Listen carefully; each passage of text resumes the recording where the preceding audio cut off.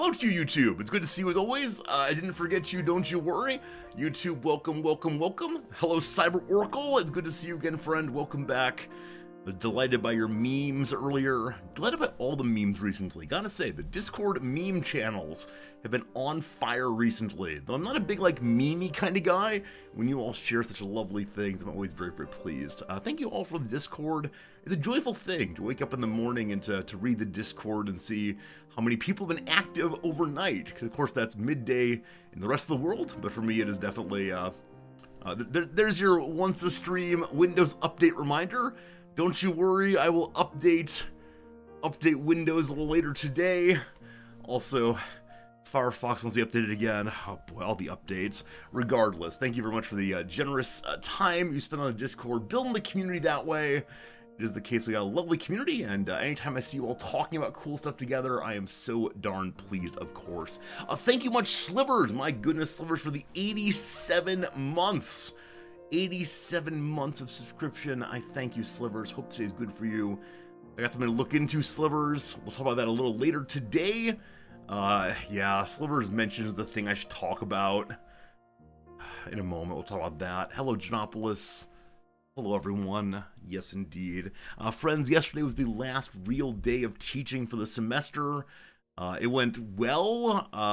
It's a day when I presented an entire book in just 1 hour, and I have a good time doing it, and the students tend to be, interested throughout, but I had one of my stronger students, about 3/4 of the way through, just put her head down on the table, and after a while, I called on her saying, hey, you good? What do you think?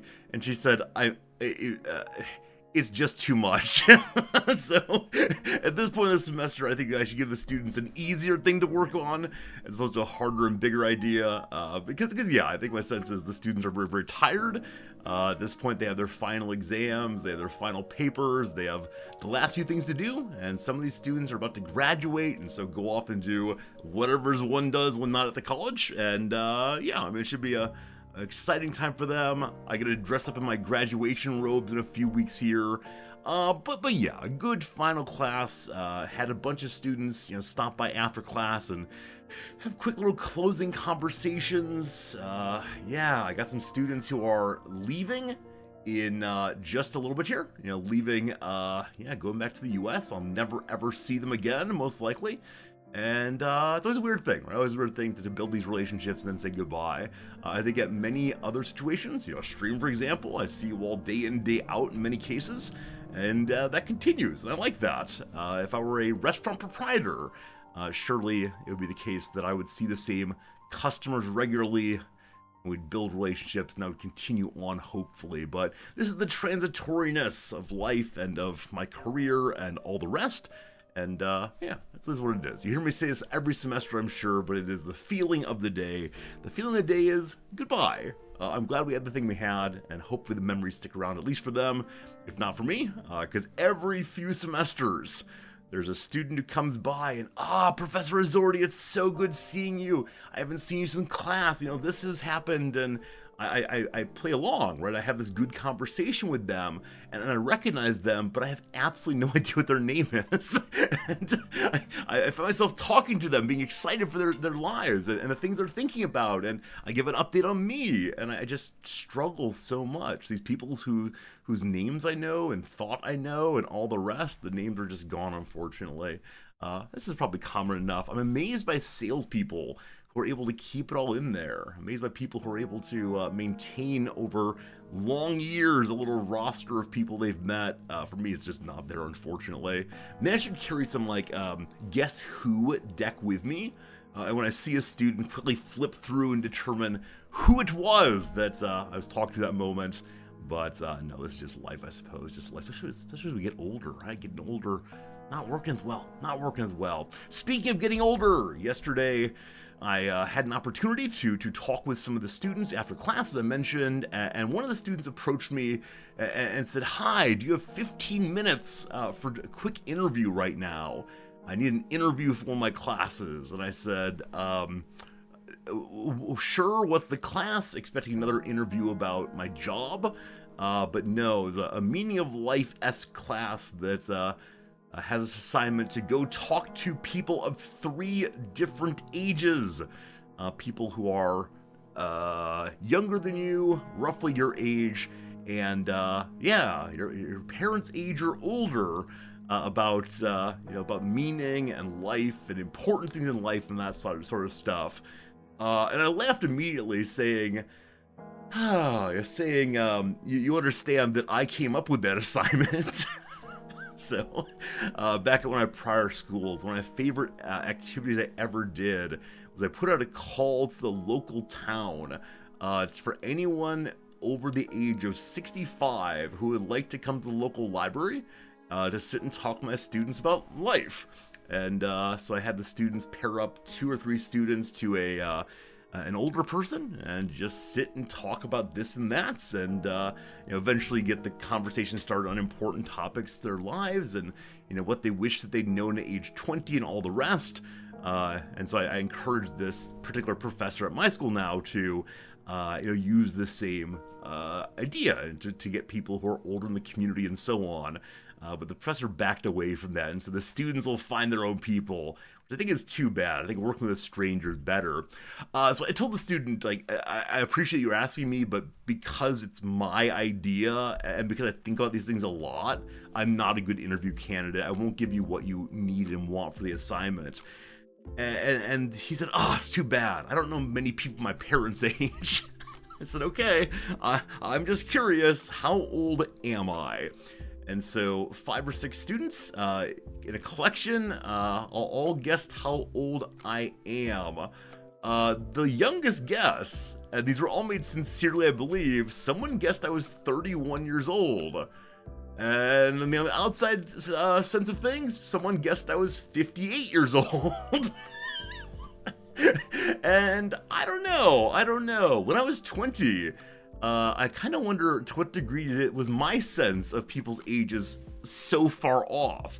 Because that's a pretty substantial range. You're heading into, 18, 20 years of ranges.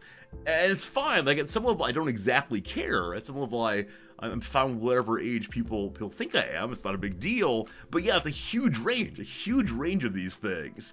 And so, yeah, I told them that I'm 41. The person who's closest, someone who guessed 47. And again, I don't really care, but I do wonder what it is to present as a particular age. When they were thinking of a person who was, X years old, 40, for example, what does that person look like in their mind? And how on earth is someone thinking I'm down in my 30s or up in my 50s? I don't know. But I think that's something I wish I understood better is the way in which people imagine ages. Now, as I said before, the more distance I have from my youth, the harder it is for me to tell the age of students. High school students into mid-20s kind of blend in for me, post-puberty certainly.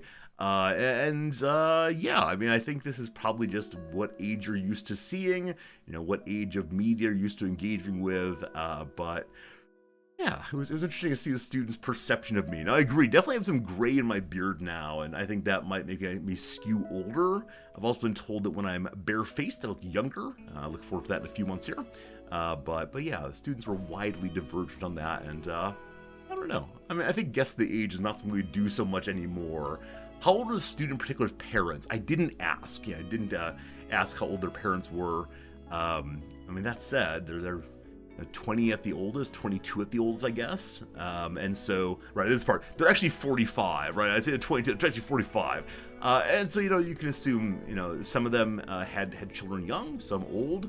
And so the range there is obviously substantial. I think Robert De Niro had a child at 80 recently, so it's possible. But I hope the student finds what he's looking for, because I asked him, if you were to interview me, right now is not good. I have other things to do. Is it possible you could do it tomorrow? And he said, the assignment was due this morning. So glad to see that the students are on top of their work and getting things done right on time. Yeah, students. Anyway, a good semester through and through. We do have the final exam on Friday, and then one more assignment, and yeah, it'll all be good. But The summer is here. The summer is here. And the first thing to do this summer is to get myself an intern. I believe I identified the student who will be the intern. He's actually makes some YouTube videos himself. He is better at YouTube than I am, and better at the production of long-form videos than I am. He's able to like put interesting graphics up in ways that are not just here's a black screen, here's some white words on the black screen. So I look forward to learning from him various tricks that I can then use. So interns will probably start in the fall, but I'll use the summer to put in all the requisite paperwork and to, get an intern from the school for our business here. Ain't that weird? That's weird. Hello, Contraption, good seeing you. Hello, Black Points. Hello, Lethal. Hello, Grulion. Hello. Steve says, the students did a 90s dress day at school today. Steve, isn't it strange that none of your students were alive in the 90s? That's weird. And I wonder, like, how are they getting the image of what to do for a 90s dress-up day? Is it by looking at old photos of their family members?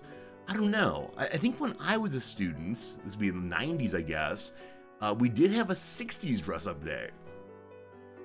And I guess that was 30 years prior, and the 1990s are now 30 years prior. I don't know. It's strange.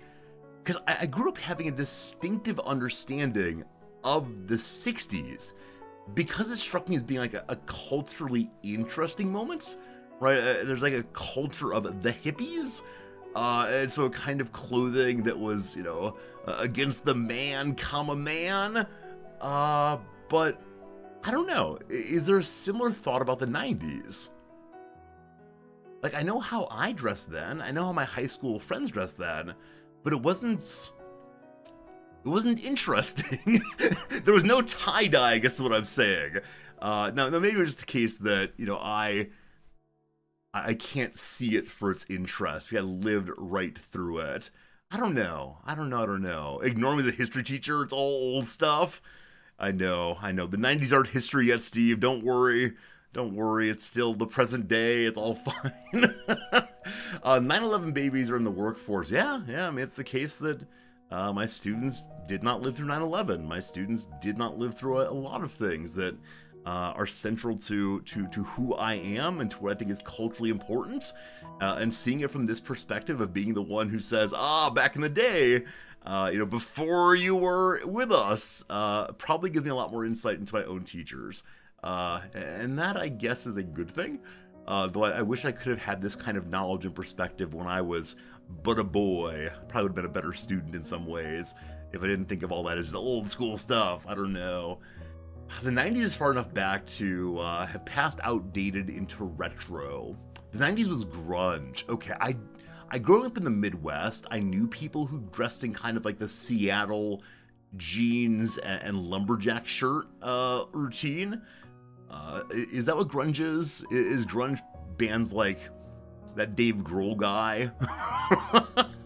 Good old that Dave Grohl guy. Yeah, like Kurt Cobain is a grunge name, possibly. I wasn't into this, and the majority of my close friends weren't either. And I don't know. I mean, I apologize. This was not on the docket for today, but I'm now curious. It's Sirius Radio Channel 34. What on earth is this advertising in my chat? Sirius Radio Channel 34. All right. 90s fashion, sure.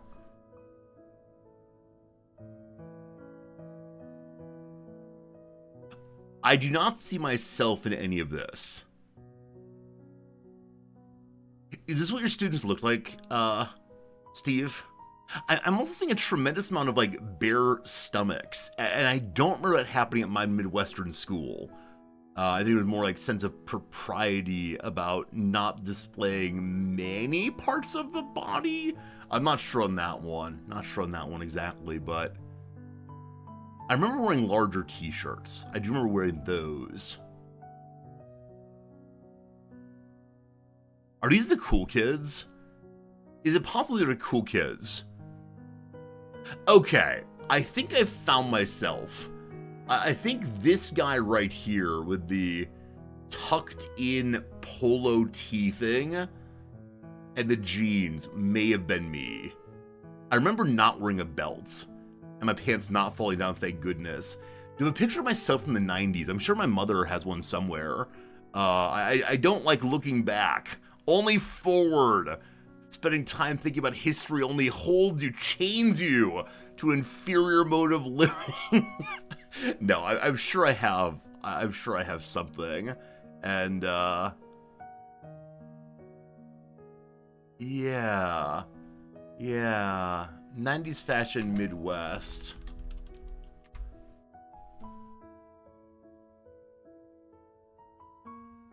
Oh no. These are my people. And this is on Reddit, of course, so of course it is. And not that one. Well, okay. I don't want to say that this person is me, but given the hunch, given the hairstyle, given the looking kinda awkward at a party, this right here could in fact be me. Oh, man. Yeah, I mean, I could imagine this right here as my AP math class. Good old Mr. Towery in the middle. Yeah, okay, so this is truly Midwestern style. I remember my math teacher dressed exactly that way through and through.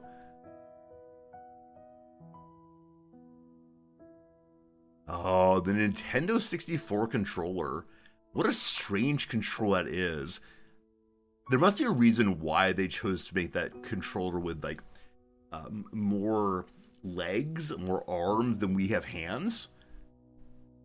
I'm sorry, I didn't expect to go down nostalgia alleyway today. But this group right here, I remember these people. Do I have yearbooks? So I was a person who did not go to school in my high school years, and so I most certainly missed picture day. And so my name is on all my yearbooks, right? I exist as a, registered resorty, band, registered resorty. What else did I do? Not much. But there are no pictures of me in any of my yearbooks. What does that mean? I didn't go to school? There's a legal maximum number of days that one can miss in the state of Illinois before the truant officer comes and gets you. Before you're in big trouble with the city and the district and they fail you. I may have been buttoned up against that maximum number. No, I was a very, very, very bad student in high school. Not because I was like a bad boy out graffitiing. Not because I was a bad boy out, I don't know, eating at the McDonald's. It was mostly being on the bed or on the couch with a blanket on me, watching The Price is Right. Oh boy, oh boy, oh boy. I guess it's red tie day. I don't know. Long story there. One for a different stream perhaps, but yes, I was not exactly the ideal student. And yet here we are anyway. Yeah, that kind of a vest right there. I remember if I just had a vest, I felt like I'd be the coolest guy around. And not cool, but the kind of aesthetic that I wanted. Right? The kind of a vibe I wanted to be in the world. Now, I must have worn it with a polo shirt underneath. Like nowadays I see it and say, oh, I could definitely wear that with a button-up shirt. And I like that. In fact, I have tried to wear vests of that kind in the, I don't know, past, probably like 15 years ago now. And I still want them to work for me. In part because I think the bagginess around the stomach area is very useful. But yeah. I don't remember wearing American Eagle rugby-style shirts. I remember those, but I myself did not shop at American Eagle. That's where cool kids went. And what was that awful mall store that had, like we're in the Amazon now, Mall store Mist clothing. I never went into it, but is it like Hollister or Abercrombie? Is that a thing? Abercrombie Mall. Oh gosh. I'm terribly sorry. This is not today's topic of the day. 1990s. No. Oh yeah, for a while there was a lot of like semi-naked people in the advertisements aimed at high schoolers. People didn't like that at all. Hollister was very dark. I might be thinking of Hollister then. Maybe Hollister here. Yeah, it's exactly this thing. So they looked like, I don't know, pagodas or something, and they stank terribly of cologne outside. And I never went in. They were so intimidating. Yes, it's exactly what I was thinking of. The Hot Topic? I was intimidated by the Hot Topic.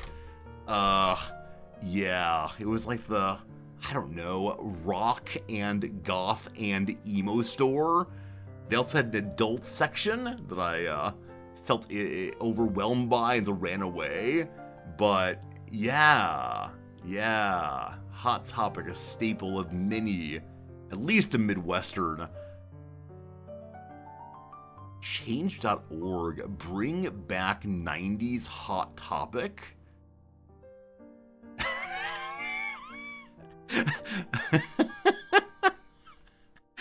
Oh man, Steve Varansis, I'm impressed with your desires, but perhaps not the most ideal way of changing the world. Spencer's, yeah, Spencer's. They call it Spencer's Gifts, possibly. Is that the thing?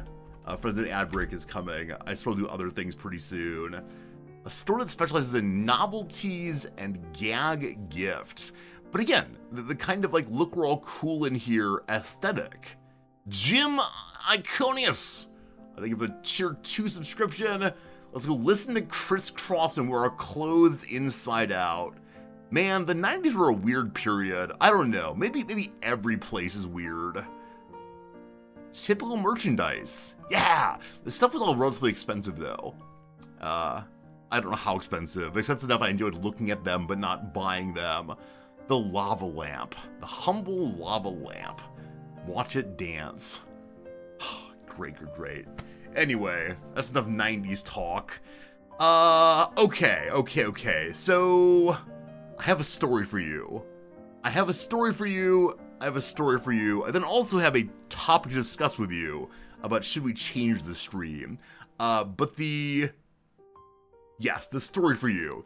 As many of you know, over the past week or so, a week and a half or so, I've been busily organizing Magic the Gathering cards. We had an April Fool's Day stream in which I opened various packs of cards. Great fun. But I don't play Magic the Gathering, and I don't want to do the work of like selling all of them. Especially ones like $1 each, too much work. And so I organized all of them for the students. I was so like excited for Wednesday. We're gonna give the cards to the students, and I knew on Wednesday there was a table or two of students who play Magic the Gathering every single time at the local like coffee event. And I always go to the coffee event and get a mug of coffee or a cup of coffee and say hi to students and try to be a human person with them. Yesterday I brought to school my big bag of of Magic the Gathering cards, and had them in the bag all day ready to go. And so I went to the coffee club and I walked on in and I ordered my coffee. And while the coffee was being made, I went to the Magic the Gathering table. And they're all actively doing their thing, playing their cards and having a good time. And I interrupted them. So I'm so sorry to interrupt you, but do you have a moment? What's up? And so I said, like, here, I have a bag for you of Bloomborough Magic the Gathering cards. There's nothing in there over $5, so don't imagine me a millionaire. But I want to give these all to you. And they took them, and they immediately started like separating out, I want this one, I want that one, I want that one. And for the rest of the day, they did not acknowledge my existence. You will notice that something is missing in this story, because someone, namely me, had hyped this thing up in his mind as possibly a human interaction in which someone might say thank you. It was one of the more dispiriting and disappointing moments of recent life. And it got me thinking, did I do this to have someone say thank you to me? The answer is no. No, I did not. Did I do this to make students happy? I did. Did the students seem happy as they picked through and chose their favorites? They did. They did. But it was a very, very strange moment. And so I went and I had my cup of coffee and I talked to students and other students about other things. And then after a while, I said, okay, gotta get going now. And so I stood up my bag and I did my normal thing of turning the room and saying, hey, everybody have a really good end of semester. I hope your finals go well. I'll see you again after a while. And the students who I was talking to, hey, bye, Resorty, bye. And the Magic the Gathering students said nothing. They were back to their games and looking through cards, and yeah, that was weird. So I don't know. I think it was still the right decision to give it to them. But I had a moment of I should have just thrown them in a trash can. It feels equally the same right now. Hey, bluffing through, you didn't need to do that. Thank you for the 500 bits saying, in the name of bluffing 30 years ago, let me say thank you. That's very kind of you. Yeah, again, I was not looking for a thank you. It just felt strange not to have one. And I want to be generous and say maybe they were so excited by the gift that they forgot. Maybe it's the case that they don't exactly have the same social skills that other people have. That's fine too, but it just felt weird. It was a moment of, okay. Anyway, thank you, Bluffing, for the generosity and the thank you. I just want to tell you all a story. Do I still have unopened packs? Not of that set. I don't have any packs left of that set. Next week, friend of the channel, my former student Jonah is coming by. He's bringing along a box of Pokemon cards for us to open up. And I told him in the spirit of reciprocity, I will go ahead and get a box of Magic cards to open up. And so he and I will each open a box, and that will be fun, fun, fun. Oh, you thought I didn't open all of them. Well, things change, Now I'm trying a conversation. I think it's appropriate to buy a box for opening with friend Jonah. He's been saving his Pokemon box for quite a while to open, and that'd be fun. But at the same time, I promise this will not be a regular event.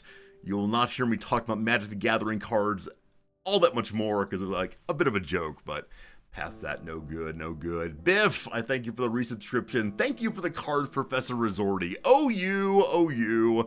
Thank you for the generosity, Biff, in that resubscription. Bluffing your say, 30 years ago, you were in a similar moment and feeling too awkward focusing on the card to acknowledge a similar situation. Bluffing, I get it.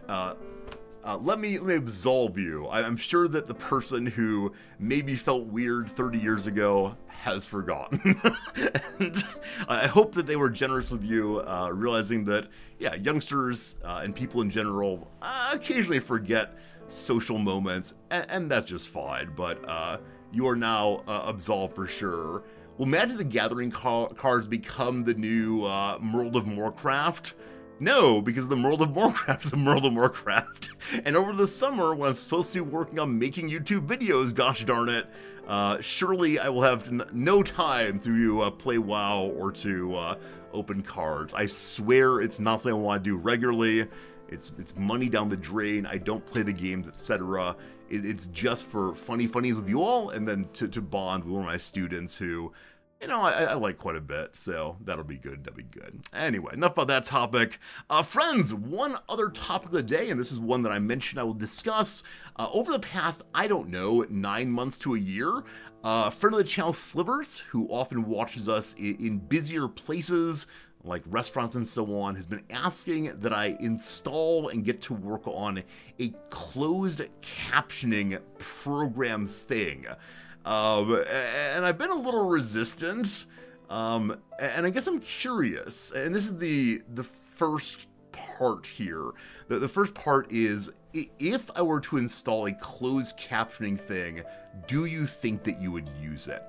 I'm going to go ahead and run a poll on that question. I want to have some anonymity here. So if there were CC, would you use?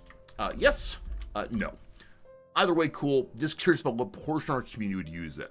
Now, on the one hand, if you don't know what closed captioning is, just to be sure, it's when things come out of my mouth, they're turned into text on the screen. Now, I would not do any kind of baking in of this. It would be an add-on that people can use if they want to, turning on, turning off, as opposed to everyone gets to see it all the time. I want to be very clear about that. Now, on the one hand, I believe that accessibility is good. Okay, is like automatic CC a lot of streamers have. Possibly so. Possibly so. I've been sent some information about it, but I don't know much about it. Yeah, I think it's the case that I believe in accessibility. I think when it's possible to make things easier for people, it's good for everyone, and it's on the way to justice possibly. And I think that's something that I think it's the case that I would like to do that. All right, so the majority of you who are here right now say you would not. That's fair. 80 of you say you probably would do so. I get it. If people can turn it off, what's the downside of making it available? One, it's one more thing to go onto the computer that I will need to learn how to use, and that's fine. It's good to learn to use more things, but it's one more thing that could possibly go bad. That I can work through. Like that's fine, whatever. The second portion is anytime that anything is free, I worry about why is it free? I wonder, like, is it a goodness of our heart the world is nice? Or is it training something off of my words on stream? Maybe that's okay. It's just something I want to think about a little bit. About what exactly is happening here. And I understand, like, we're already deeply enmeshed in corporate systems, and Amazon's already doing whatever they're doing with me, fine. But yeah, I don't know enough about the technology. I should probably learn more. And also, the translation won't be great. Right? The translation won't always be great, in part because I mumble sometimes. And so probably closed captioning would help the mumble be understood. But I don't know, it feels strange. Like, generally speaking, I know the words coming out of my mouth, and I can largely control them. But it'd be something I cannot control. And I think people who use closed captioning know that, right? Know that it's not going to be perfect. But I don't know. Yeah, it's probably just different, and thus weird for me, as opposed to it is bad 100%. It's more just, I don't know, different, I guess. Definitely agree with you, George, saying the people who probably want it most are probably not in my stream at all. Totally true that I do not have that kind of inclusion, and so might be worth doing. Just one more thing to figure out how it works, and that's okay. Yeah. If it does it on the fly, the results can be hilarious. Yeah, I mean, I want hilarity in the stream because I try my best to be funny, not because an error that comes not from my hands is funny, but I don't know. If I mumbled the closed captioning wouldn't help, who knows? If only it were plugged directly into my brain. This is what I need. It's my Elon Musk plugin system that when I think thoughts, they will be presented in text correctly.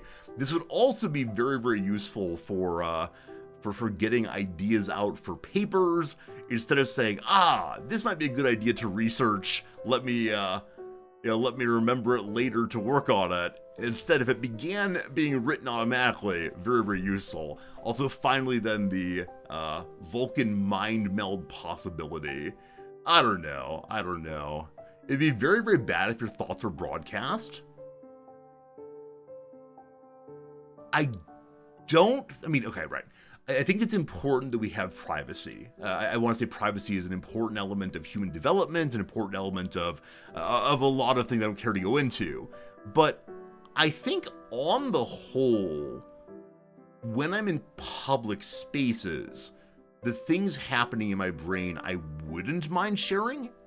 Now, when I was younger, that was probably less true. But I think part of my maturing process has been, having an internal life that I want to have. I mean, I'm very mean to myself, of course, right? But no one cares. We want to know what people think about us. I don't know. I think I wouldn't necessarily mind the ability to share the inside stuff out. Is that right? I don't know. I didn't think about it more. But I love the idea of the Vulcan mind meld. Right? I love the idea of being able to really understand someone more deeply. This is sci-fi, this is nonsense, etc. But there have been times when, especially with close friends or romantic partners, when I've been unable to express the thing that I want to express well. It is difficult for me to get the feeling across, especially. But man, if I could just like plug in and then feel the feeling, and the other person is able to just feel it for a moment, say, oh, that's it. And like, how useful would that be for, empathy, right? Instead of imagining the person as a real person too, you can plug in experience. I don't know. What happens if a pretty girl walks by? I don't know. I tend not to be nearly as grossly sexist as I used to be. I think part of getting older has been like trying to see people as people, blah, blah, blah. No, okay, like, I do not mean to say that the police should be able to plug into your brain and maybe be used for that purpose. I'm trying very, very hard to consider, like, would there be a I'm trying to dream that I could read people's minds who want me to read their minds. I'm trying to dream of, wouldn't it be interesting and valuable and good if I could express my feelings words in better ways? Because I don't have good ways of explaining my feelings words. And maybe I just need a machine that turns my feelings into feelings words. I'm dreaming about language. What I mean to say is I don't know how to make it language. I know a lot of language things, and so, like, see, that noise right there is my inability to express the thing. Now, I don't know enough about how brain stuff works to say, like, would it be possible in principle for any kind of internal to internal communication? Maybe not. So I need a therapist. Oh gosh, fine. Never mind. I take it all back. Let me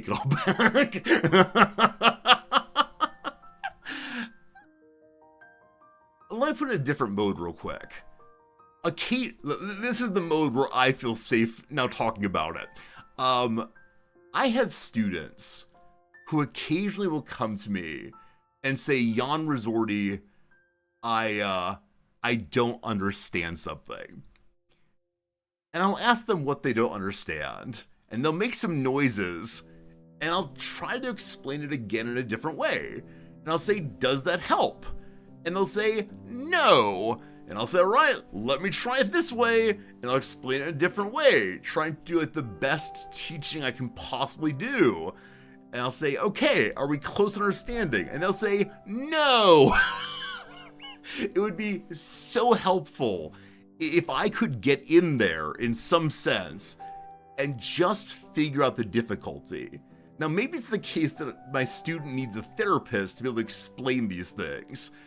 But as a teacher, like, in that role, if the student could, like, flip a switch and broadcast whatever is happening, that would be great. That's all I'm saying. It'd be very useful in some cases to have more direction, more yeah, more direct ways of engaging here. Nobody calls me young resorty. Oh, I think I'm saying Yon, Y-O-N resorty, like the resorty over there. I don't think I ever call myself young resorty, except for referring to what I used to be, little kid guy. I don't know. Emotional intelligence or insight into your learning style. Exactly, Jim. Right. So there's students who have not done the reflection on here how the ways in which I'm best a student, right? Here is how I learn the best. And I can ask them things like, hey, when you learn something, is it from reading books? Is it from listening to people? And they'll say, I have no idea. It'd be very useful to plug in and to be able to look through the memories. Again, I'm not saying that I want to be the police, right? In the same way that the police can dig through your cell phone and find out naughty things you say, I don't want to then say that text messaging is just bad toot sweet, right? That's not what I'm claiming here. R squared, you've come in a good moment because I find myself annoyed with myself. R squared, thank you so much for the generous free subscription. Hope things are good for you, my friend. Thank you for the 28 months. 28 months, so what's going on? That's pretty cool, you for sure. I don't know. Anyway, that's enough of that topic. Let's do the word of the day. That sounds fun. Is anyone in my corner on this one? Like, would anyone be interested in the possibility of connecting? Oh, never mind. Sci-fi is magic, but not always, right? Not always. There are definitely things that sci-fi has imagined for us and then we've made. Right, H.G. Wells writes about like ridiculous submarines and unmanned submersibles. Oh, that's not possible. And then we do it, right? One never knows the limitations of technology, morally or, okay, look, okay, here we go. Sorry. De-extinction. This is impossible. Once things extinct, that's the end of that. Allegedly, the dire wolf has returned from the grave. There were no dire wolves and now there are. Those are not dire wolves. Are the scientists lying? Or is it the media that's lying? Who is lying to me?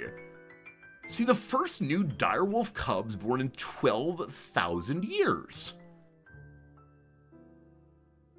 Like, I'm okay saying I have not read this yet, but what is it? This is not a blog.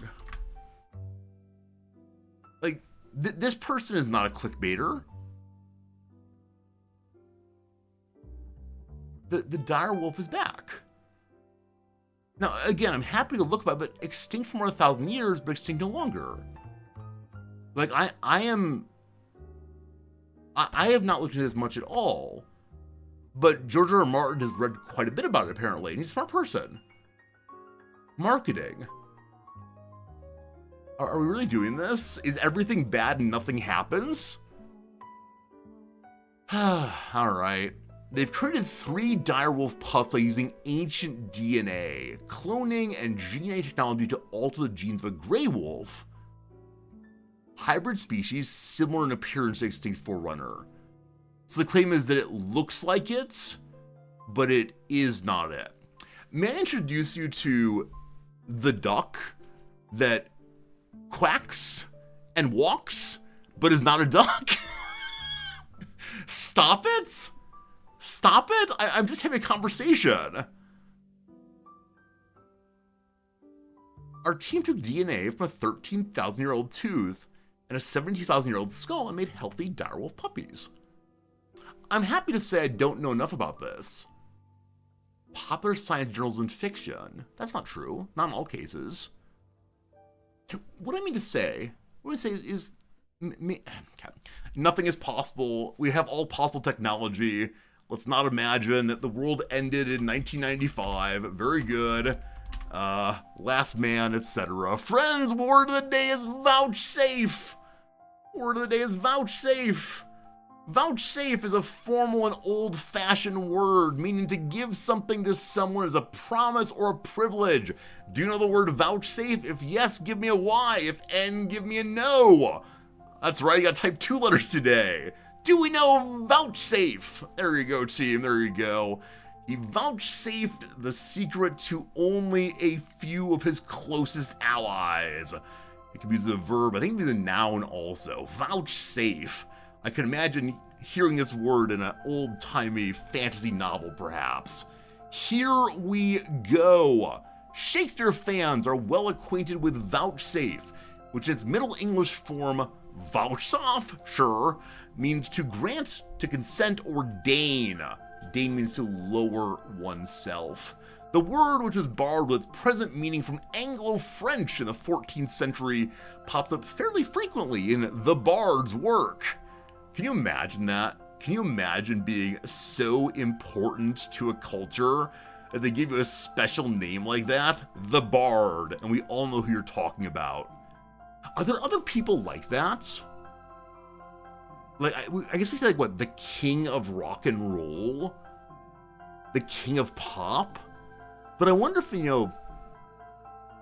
600 years, if we'll say the king of rock and roll or the king of pop, and it'll be widely known among English speakers. The Bard. Anyway, he used the word 60 times to be exact. Vouchsafe me yet your picture for my love, beseeches Proteus of Sylvia in The Two Gentlemen of Verona. Vouchsafe me raiment, bed and food, King Lear begs his daughter Regan. But you needn't turn to Shakespeare to find vouchsafe. Today's writers still find it to be a perfectly cromulent word. I wish I'd given a contemporary example. So all we know is, or all they're telling us, is that vouchsafe means to consent something. Interesting that they don't show the relationship between this and the word directly. Because you can grant consent or deign in many ways, but how did it become particularly to give over for protection? I need to know this, unfortunately. Does the etymology offer me anything more? From Middle English, safe, to vouchsafe. Alright. We got anything more here? Etymology Online, you got anything for me? Okay, maybe we do not know how it got there. Let's see. No, apparently it's just some obsolete senses of declare and sure, so the sure declare, that's super interesting, but not what I'm looking for. Friends, what is the secondary word of the day today? Rearrange the letters to form a verb meaning to grant or give especially as appropriate. Due or earned. To grant or give especially as appropriate. Due or earned. What is the secondary word of the day? Got it? You got it? I thought I had it for a moment and then I forgot what I was going to say. Oh, it's a chord. There you go, I found it again. A chord. When I glanced away to read it a second time, I got stuck on, is it rod? Is it rodic? A chord is the secondary word of the day. There it is, ooey. An accord, of course, can also be a treaty, an agreement, that kind of thing. Once upon a time, used to give consent. I accord to, as opposed to I accord to you. Fascinating. I'm curious. I don't know why I want to do this. Possibly to, like, reassert goodness in my life. Is there, like, an online spelling bee? That'd be really fun. Not this dumb thing. Like, where someone says words and I get to type them. There's a test, maybe. Hello, Claire Wygard. I'm coming for you. All right. Turn the volume up here. How does this thing work? Click join the game. I am Jan Resorti. I wish to go and play this game. 15 seconds. Volume at max. Here we go. She. A she. An. An, I believe. Ow. Ow, I believe. Of. Of. Ox. Ox. It. It. High. High or high, not sure which one. On. Was it I'm, possibly? We. We. In. N. In. The letter N is spelled E-N. In. In, probably. I achieved level 0. I don't know what that last word was. I want to get better. How do I move higher level? Here we go. One more time. Can I get past level 0? Come on, we can do this. Ox. Ox. Ma. Ma. Ha. Ha. High. High. Ab. I've made 5 mistakes. Ab. Ab. He. Go. Of. It. If. Oh, the uppercase letter is the problem. If. At. At. Is. Ow. Bat. Bat. Hem. Aim. Tip. Guy. Curb. Curb, possibly. Yeah, the caps letter is the issue. I had trouble with curve versus curb. I want to be good at this game. Pardon me, we're going to do it one more time. I want to get some hard words. But I'm being defeated over the words that 5-year-old knows. One more time. All right. Lowercase letters. Start the game. Is. No. X. X. Ew. An.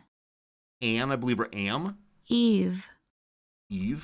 Arc. 6. His. Ill. Day. Talk. Link. Lean.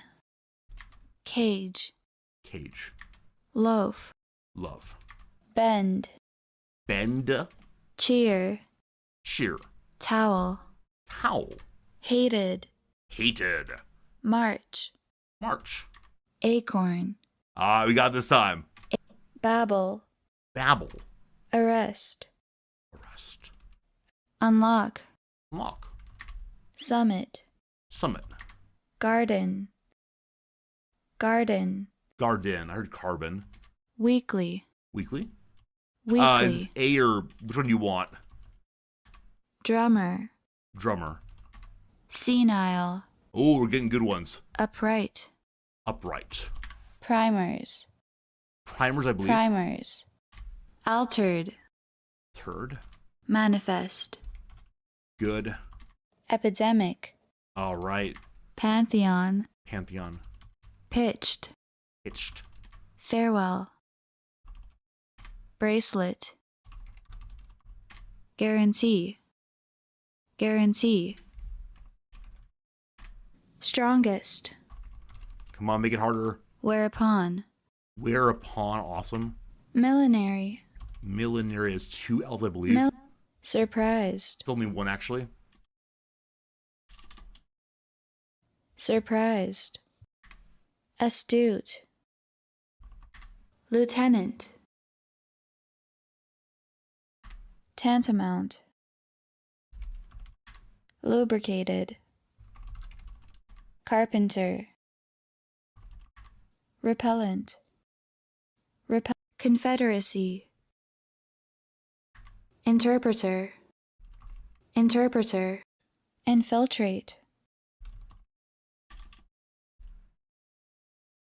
Collections. Treacherous. Deciduous. Articulation. Abrogate.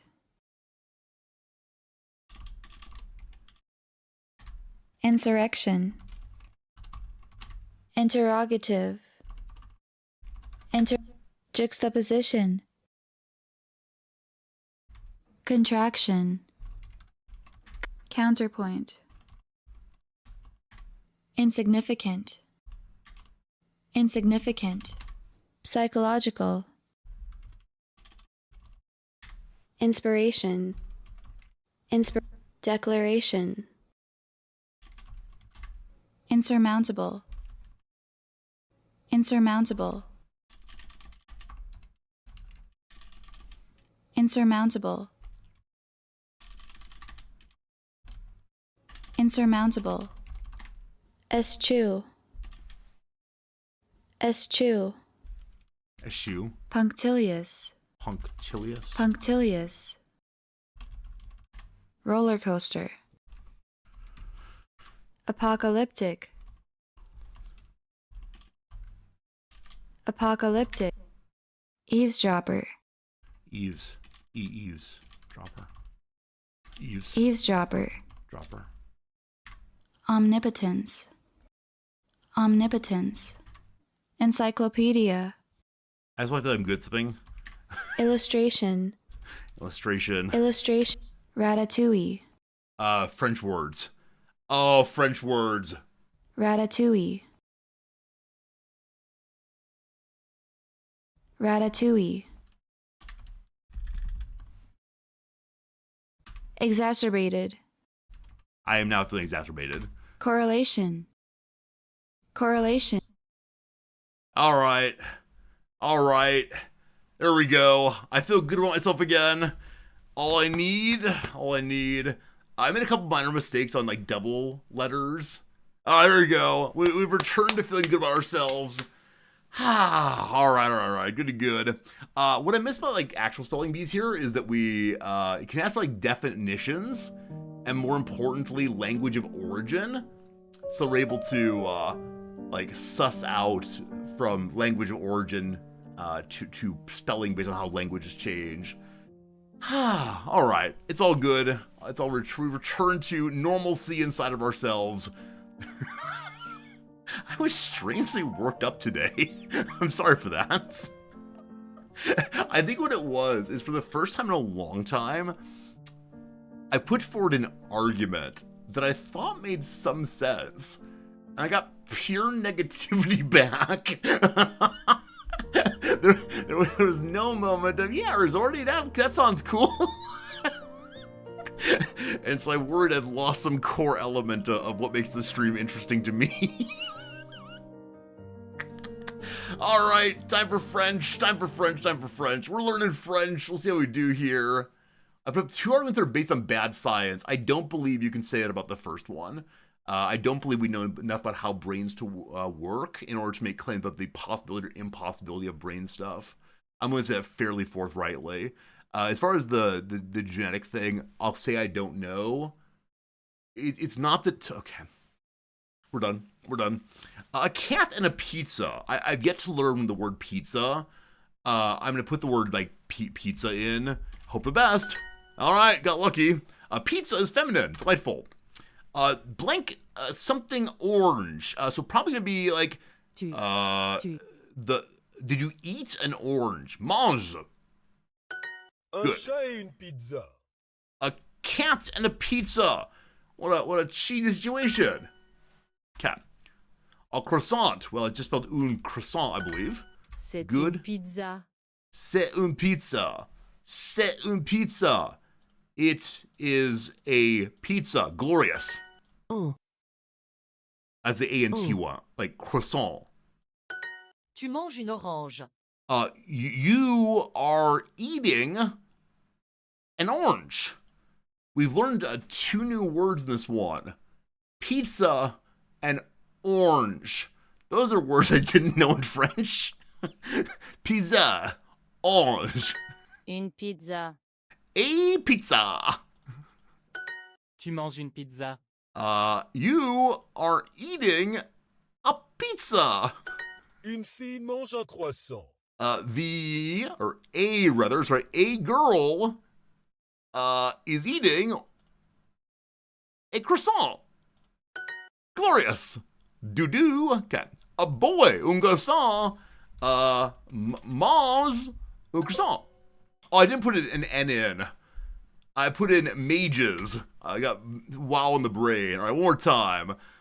Un garçon, Garçon. es mange Une. orange. Orange. What? I think wrong. I'm not sure what it was. All right, you're manging. Good. A man is eating. Ooh, I did wrong that last one. I clicked through too fast. Mange. Mange. Sure. Okay. Go slower. So un orange. Orange. Orange. Orange. Orange. Et une. Croissant. No, the orange is feminine, I believe. Une. Orange. Et I've forgotten this. croissant. Ah, good, good. I know. Fix one that I made a mistake on. So this one is manges. Just don't type wrong. Or is it, no. Is it? Do we need the S here? We do not. There we go. What did I do wrong here? So, a boy. Garçon. Mange. Mange. I probably put S in. I think I added a weird like verb for the is. That doesn't make any sense. Orange. Hey, there we go. Mission accomplished. Mission accomplished. We learned French today. Made some mistakes. Made one mistake based on gender and one mistake based on including an S for no reason. I think I'd wanted like is and then a separate eating word. Welcome to the Streak Society. Has your screen ever been so orange-yellow before? Have you all ever been overwhelmed by the power and fury of the bird? That's pretty good. 7 days done. Which y'all prefer, when I open up websites in white mode or light mode, or when you get the screen being all orange? I think all orange is better. New goal. We'll go for 14 days, I thank you. Got to keep it going bit by bit by bits. I moved up in the Ruby League. Wow. We got promoted, team. Good job, good job. Also, everyone else has some delightful little image of who they are. I am the unknown R. Okay, I have to take Super Duolingo now. I can't say no, I don't want it. But there we go. All right, very good. We've learned some French today. I'm ranked 12th. 4 positions away from being demoted. Bad, bad, bad. Bad, bad, bad.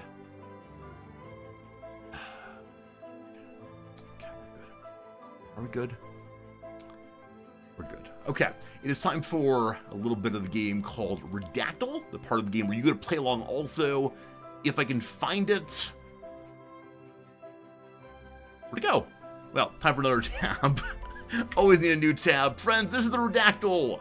What are the words that are hidden here? What kind of thing are you interested in typing in chat? I'll type it into the game then, and we'll see what this Wikipedia page is. Won't that be great? The word day is first. 1. The word day is ancient. 3. The word day is orange. 0. Mongol. 0 of those, unfortunately. System. 0 of those. Genus. 7 of those. He. 0. Pizza. 0. Type. 0. Word. 1. There's the word blank right there if you want it. We'll see, we'll see. Noun, 1 of those.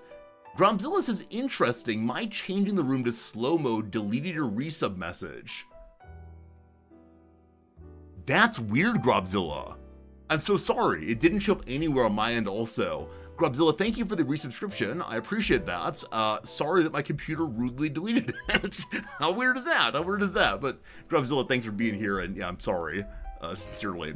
Type, none of those. Hope. 0 hopes. We have no hope here. The word empire. None of those. Wolf. None of those. Bird.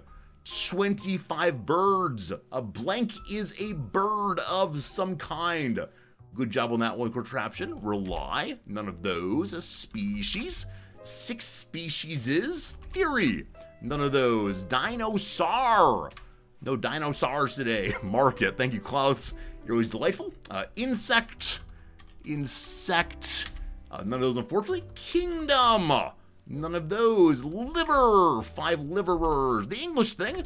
There are some English words here. 4 of those. Good job. Declension. Love it. Rog, your words would make me very happy. Declension indeed. Goose. Gurlion. Well done, Gurlion. Is that the first bird guessed? That's amazing. That's amazing.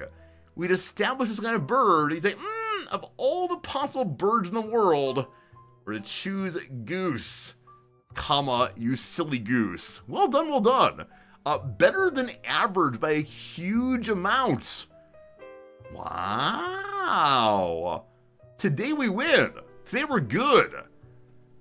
Now, it is a goose is any bird of blank. I was almost certain this would be a bird of prey. A goose is a bird of any of several waterfowl species in the family Anatidae. This group comprised the genera Anser, not sure, the gray geese and white geese, and Bronta, the black geese. Some of their birds, mostly related to the shelducks. I'm sorry, what? What is a shelduck? This is a Big Bang Theory thing. Never seen it. Have goose as part of their names. More distantly related members of the family Anatidae are swans, most of which are larger than true geese, and ducks, which are smaller. The term goose may refer to a bird of either sex, but when paired with gander, refers specifically to a female one, the latter referring to a male. Young birds before fledgling are called goslings. The most attractive which is Ryan. The collective noun for a group of geese on the ground is a gaggle. When in flight, they are called a skein. A team or a wedge. When flying close together, they're called a plump. A plump of geese. I've never heard that before. Also, what on earth are shelducks? And how do they distinguish from other ducks? They're called Tidorna. Tidorna. The subfamily of the duck folks. They're the most duck-like of waterfowl. I love this. Oh, no, I misread, sorry. It says, and most other duck-like waterfowl. I thought I was going to say that this is the most duck-like of a waterfowl, and I was delighted by the idea of it being more like a duck than a true duck. But all right, there you go. Yeah, at first sight, I would say this is a duck, as opposed to being... wait, did I misread? Never mind, I'm done with words today. Cyborg, I see it, it's a long sub-message. I was finishing my current duties, and then I'll read the long sub-message. It's just long, here I go. Grubzilla, thank you for the resubscription for 47 months. Take 2. I was trying to think of something clever and funny to put here, but my mind is a blank, I get that. You'll have to settle for a sincere thank you for many, many hours of entertainment and joy I've gotten spending my evenings here. Grubzilla, I thank you for your, really generous message. It's very kind of you. And, I think part of what makes it fun for me to put my hours and hours of time here is the knowing that at least some people find it funny and fun and relaxing and so on. So thank you, Grubzilla, for your honest statement of enjoying the old show. That's what we got here. Real big show. That's very kind of you, sincerely. But no, longer messages. I need to be ready to read them all the way through. Done with ducks, done with geese. How we do. Friends, the Redactyl was too fast today. You all are too smart for Redactyl, and so we're going to do an older one just to get a little bit more excitement in the channel before we turn over to, more Age of Wonders 4. Also, something very sweet happened today. We're not starting this one yet. Something very sweet happened. As many of you know, the Hollywood Animal sponsored streams are coming in just a day or two. So excited for those. It's been a lot of fun. I've been looking forward to playing Hollywood Animal since its demo. I love the demo. It's going to be a really, really fun series of streams. I've been going back and forth with a publisher person, back and forth with a person who selected me for sponsorship. Very cool. And we finished our conversations this morning with one last thing that they wanted me to keep in mind. Totally cool. I wrote back saying, thanks, I'm looking forward to these streams. And she wrote back, I've been looking forward to your stream of this since you played the demo in the summer. That was so unbelievably sweet. I think it's the first time that I've recognized that some publisher people make selections based on something other than beep boop, what are your numbers? That was really, really nice. That was really, really nice as just like a human moment as opposed to the business moment there. Because obviously they didn't need to say it. Obviously it's the case that they have their secret ways of deciding things, but it's cool for me that I'm excited about the game and our streams of it. I know many of you are looking forward to it also, and knowing that they are looking forward to it in some sense other than beep boop sell video games makes me very, very happy. So we'll see. We'll let you know who it was so you can shower them with support. I think I have a general rule against revealing emails and names of the in-between people because I think we've decided that when they send me an email, they're not expecting to show up as themselves on stream. Because I've wanted to have a section where I respond to the various messages I get in email on stream. And so like someone says, hey, Resorty, try this game. And we can look at the game together and then write a response that says like, hi person, let's look at this game. But no, this game is not for me. Thank you for looking at it, etc. For example, just this morning I got a game that I know nothing about at all. I want to mention another game in a moment here, because this one, this email made me laugh aloud. Not this one. So a game we learned about, that's the wrong link. A game we learned about is called Starvaders. See, this is the kind of thing where I very much want to write a reply with your help. And like, okay, is this game good for us? Should we play this game on stream?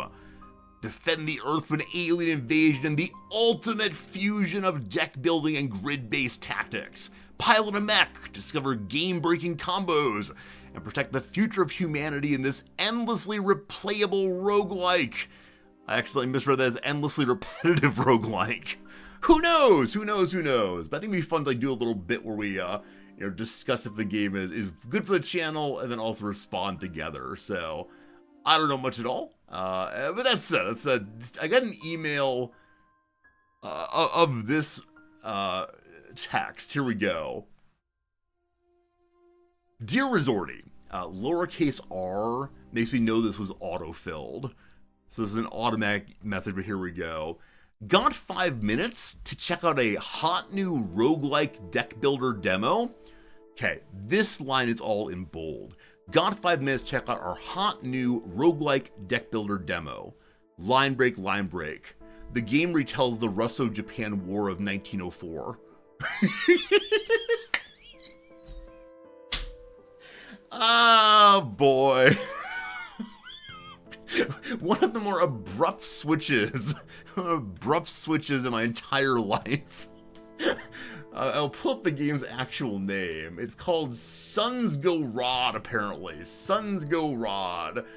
But, yeah, that's the claim. Is it on Steam? It is. Suns Go Rod, the Archipelago. Apparently there's a demo out now. Journey into history and face down a mighty empire. Sunsgarad blends the grid-based tactics of Into the Breach with the sigil-stamped deck building of Inscription in a roguelike where position is key. Enemies can be turned against each other, and your skill matters as much as the cards in your hand. There's no mention here of the war. But I swear to God, the email, I would even show you possibly, it says, the game retells the Russo-Japan War of 1904. Oh, fantastic. Fantastic team. Thank you for talking with me. Let's do one more quick redactyl and then on to today's actual factual game. Good fun, good fun, good fun. Friends, what is this redactyl? Help me figure it out. It's 2 words. We got a was, meaning possibly past tense. What could it possibly be? You gotta alt-tab back over to the stream now. He, there's 633 he's. Should I disallow he? One never knows. French, we have 2 French. Artiste, that's a wrist, sorry. Artiste, there are no artiste. Mount, none of those. Foul, a foul guess. Ancient, none of those. First, 51st. He is to be the first, did it? Albert, one of those. Friar, Friar, is it a John? Is 6 Johns, but this is not a John apparently. Albert, only 1 Albert today. Science, 4 sciences. Politician, none of those unfortunately. Death, death, there are 18 deaths here. A leader, there are none of those. Medicine, medicine, none of those. Doctor, none of those. King, 3 of those. Battle, 1 of those. Author we did before, is it a George? There are 3 George. Civil, 0 of those. English, 12 of those. I love that we know it's a person as we're just guessing random men's names. War, 3. American, 4. Help, 10 helps. Is it a sport? There's 0 sports. Is it part of the Renaissance? None of those. Is it a Russian person? It is not. Is it a Quaker? If only, but no. Right, there are 13 rights. You're right. Is it a journalist among us? No pop science journalist ruining my stream. Is it Charles? There's 1 Charles. It is German. There's 14 Germans. Is it a British person? None of those. We did author before. Is it a chemist? There's none of those. It's science that before. There, liver gives lives or lives. Well done. Is it an Africa thing? And none of those. Nuclear, none of those. General, 3 of those. Is it a philosopher? Is it a philosopher? It is a philosopher. Okay, so now I'm trying to figure it out. Before I was like pure, I'm typing and thinking. Now it's like, okay, what philosopher is it? I'll get back to typing in a moment. I'm looking at word length.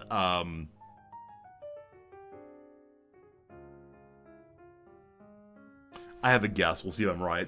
Queen, none of those. Award, 1 of those. Klaus, is it Klaus? None of those. Abolitionist, none of those. Saving, none of those. Species, 1 of those.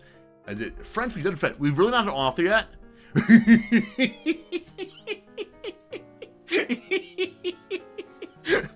I'm sorry.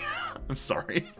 Was it the last one we did author? Occasionally we do 2 of them. I can't remember which one's which. Sorry. My apologies. If you say insistently we have not done, I will do it. Good. Okay, we did award. I got awards there. Medicine we definitely did. Ivan! There's no Ivans. Is it Kant? There's 2 Kants somewhere. Existential, there's 4. Natural, no. Emmanuel's with an E. 2 of those. German. We did that earlier. No. Is it a Greek person? It is not a Greek person. Is it Freud? 1 of those. Is it our friend Schopenhauer? Is our friend Schopenhauer? It is not. Is our friend View? There's 26 views. Word natural, did before. Are you sure we didn't do French? I did French, definitely. Is it possibly ethics? There's 8 ethics somewhere. Is it a Renee? There's 1 Renee somewhere. Is it Rorty? Man, if only. But no. Is it a scholar? There's 6 of those. Is it an age? There's 15 of those. We have Kierkegaard. 357 of those. Good job. Is it British?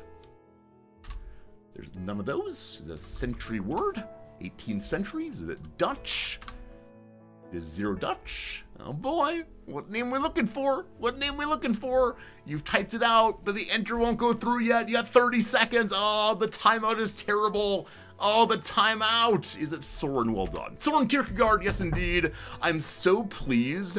Also above average. Second time today, you all are above average. You absolute heroes. Because on this day, not too many people cheated. Now, I am so pleased. I am so pleased that they allowed the the English O as opposed to this thing. Friends, how do I say this thing? Kierkegaard is an amazing name. Amazing name. Yeah. I'm glad they allowed ordinary English Soren. So the moment I knew this one was when we had scholars in quotation marks. And then when I knew exactly what was going on, so it's Kierkegaard. Until then I was not sure though. Soren, I don't know how to say that word, Kierkegaard, was a Danish theologian, philosopher, poet, social critic, and religious author who's widely considered to be the first existentialist philosopher. I believe someone said existentialism earlier. He wrote critical texts on organized religion, Christianity, morality, ethics, psychology, and the philosophy of religion, displaying a fondness for metaphor, irony, and parables. Much of his philosophical work deals with the issues of how one lives as a single individual, giving priority to concrete human reality over abstract thinking, and highlighting the importance of personal choice and commitment. He was against literary critics who defined idealist intellectuals and philosophers of his time, and thought that Swedenborg, if you've never read Swedenborg, it is one heck of a trip. Swedenborgianism argues that you got a little angel in your ear. You gotta listen to the angel in your ear.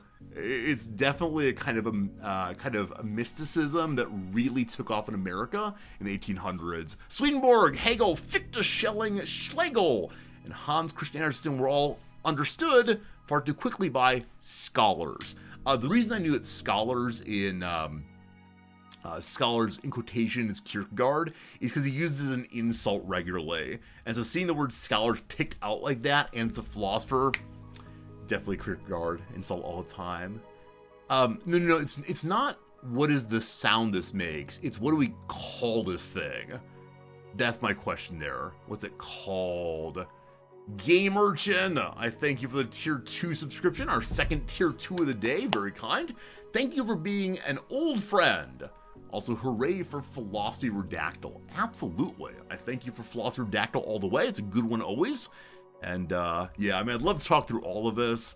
The most interesting part, probably for us today, is that he takes the idea of Christianity and says being a Christian is much, much harder than most people believe, because it requires a kind of radical faith with no evidence and a kind of radical willingness to do what must be done, and like really be devoted in all cases, even against social pressures, that kind of thing.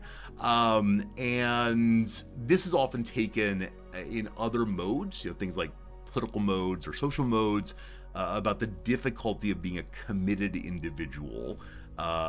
Yeah, and so a lot of people in middle age who are feeling like they've lost their vim they had in younger days will go to Kierkegaard's way of reminding themselves of what it is to stand for something.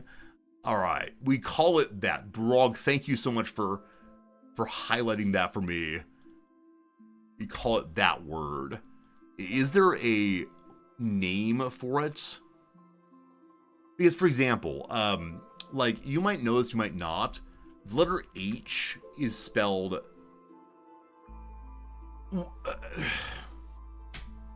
Who does Google think I am? Someone has taken my favorite word in the entire world and turned into a rapper. Biff, I'm not arguing this. I'm simply saying it's Kierkegaard's claim. Have a good time reading Kierkegaard if you want to. Okay. This is not right. The entire front page has been consumed by a rapper guy. Oh, man. Yeah, that's how you spell the letter H. I think that's pretty cool. And so like, every letter has an actual spelling that is not just its normal representations. Like N, right? That one. an S, right? They all have spellings. You should know this if you want to play Scrabble. It's very useful to know all of these things. All good, Biff, all good. And his Wikipedia page, demand the word back.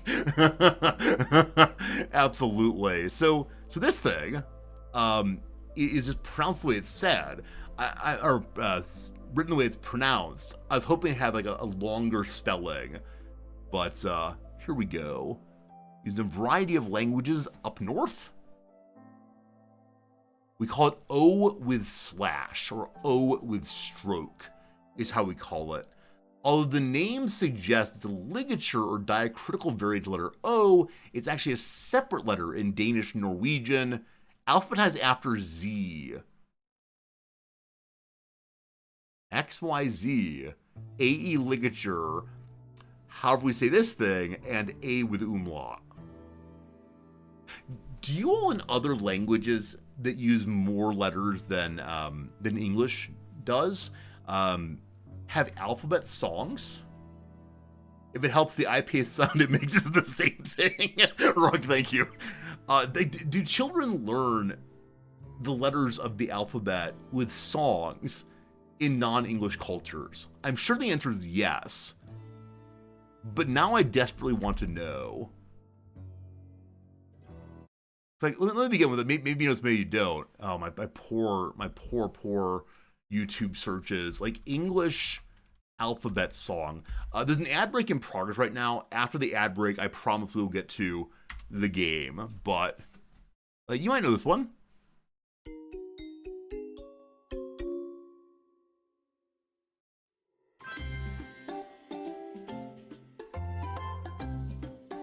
This is not the song, is it? Okay, Sparky. Let's try this. D, E, F. No. Oh, maybe. That may have ultimately been it correct. Okay, one second. Like, the old standard. There we go. Classic. We'll go on. Okay. So I don't know if you know this song if you're not a native speaker. A, B, C, D, E, F, G, H, I, J, K, L, M, N, O, P, All one letter. Q, R, S, T, U, V, W, X, Y, and Z. Now I know my ABCs. Next time, won't you sing with me? Very good, very good. So that's the song that I think many native speakers, certainly I, know this song. Is how I learned my alphabet. And yes, LMNOP is one word. Also, Jonah, a box of magic arrived this morning for us to open next week. Very excited to open things with you all. It's gonna be good. Yeah, LMNOP, all one letter, thank you. And per se and. Yeah, the ampersand gets piled at the end for some people. But what I know is, do you in other languages have a song? Like, I know Japanese has a chart. And so when my wife wants to list all of the all the characters of Japanese, she will go through the chart without singing. Let's see. Let's say like Finnish alphabet song.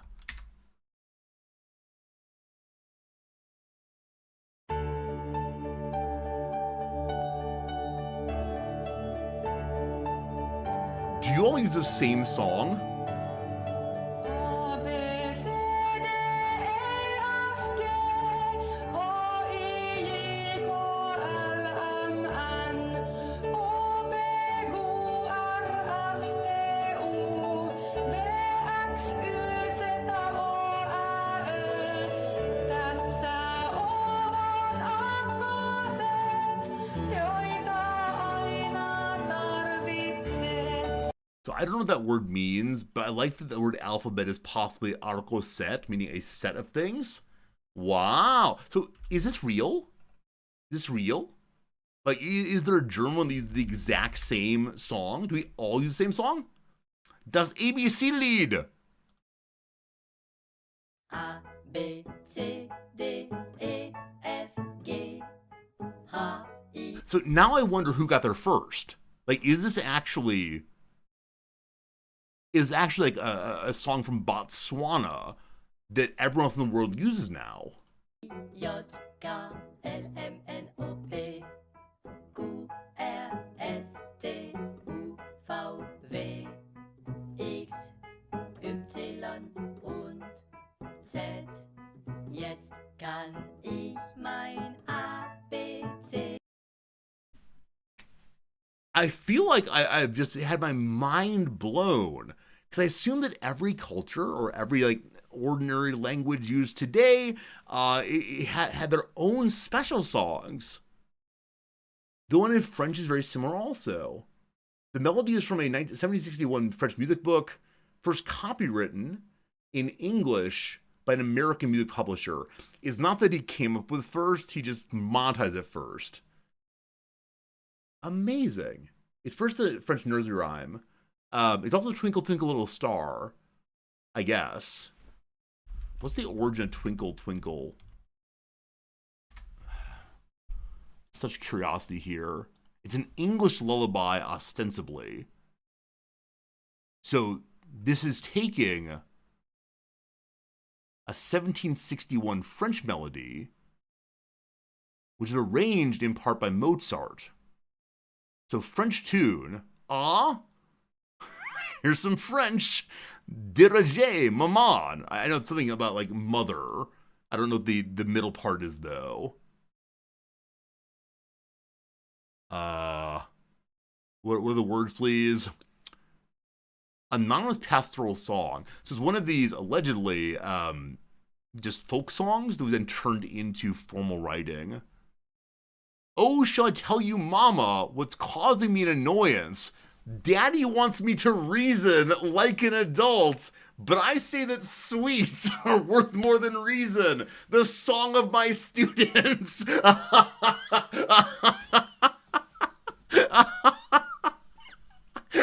This is my new favorite song. Oh my goodness. Oh, Daddy does want you to reason. Please do. Shall I tell you, mama, what caused my torments?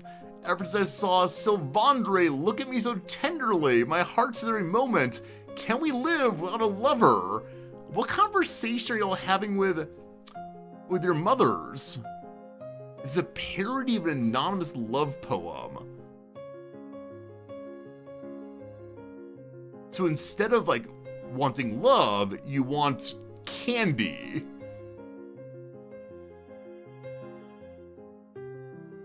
Amazing.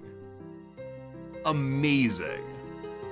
So Mozart was inspired by the tune. And so I think we probably the ABC song came from someone knowing the Mozart version as opposed to just the French folk joke song.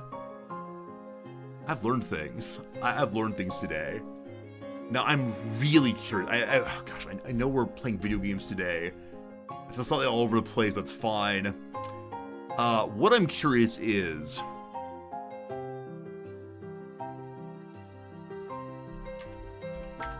that's the wrong word.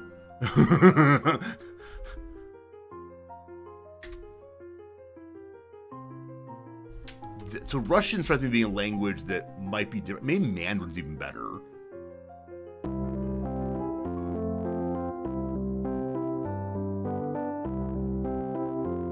This sounds different.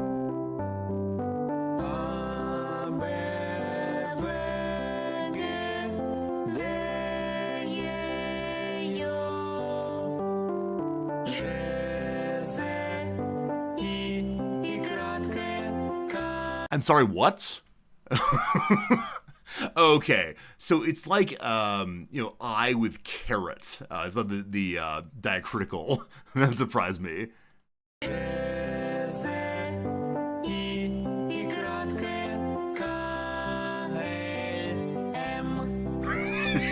Suddenly M.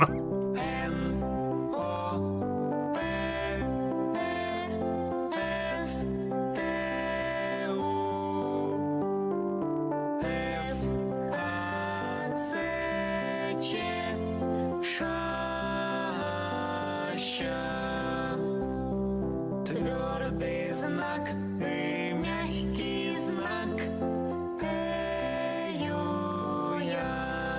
I love learning about other cultures. I gotta say, this was not on the docket for today, but wow, it's so striking to me to look at some of these characters. You know, that say, like, for example, it was the R one. Yeah. So this is their P sound, and this is their R sound, and that is striking to me. Absolutely striking how different this one is. Wow. Wow, wow. You wish we were on front page today? See, this is the thing. I'm allowed to request to be on the front page of Twitch basically anytime I want to, but I only want to go there for something that is worth the front page, right? Not my normal daily nonsense, but something like it's a special stream. Maybe this was a special stream I should have gone for. Alphabets of the World. All right, last one I want to do is Japanese, because they do have a song also, but there's so many other ones. So many other ones.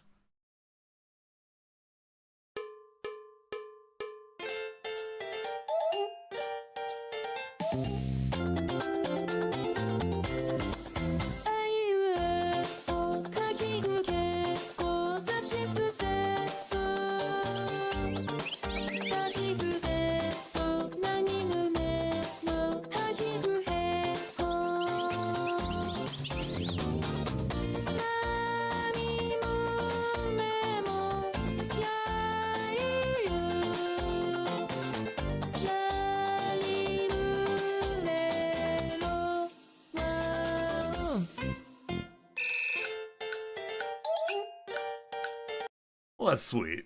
Well, that's sweet, isn't it? That's very, very sweet indeed. I enjoyed that very, very much.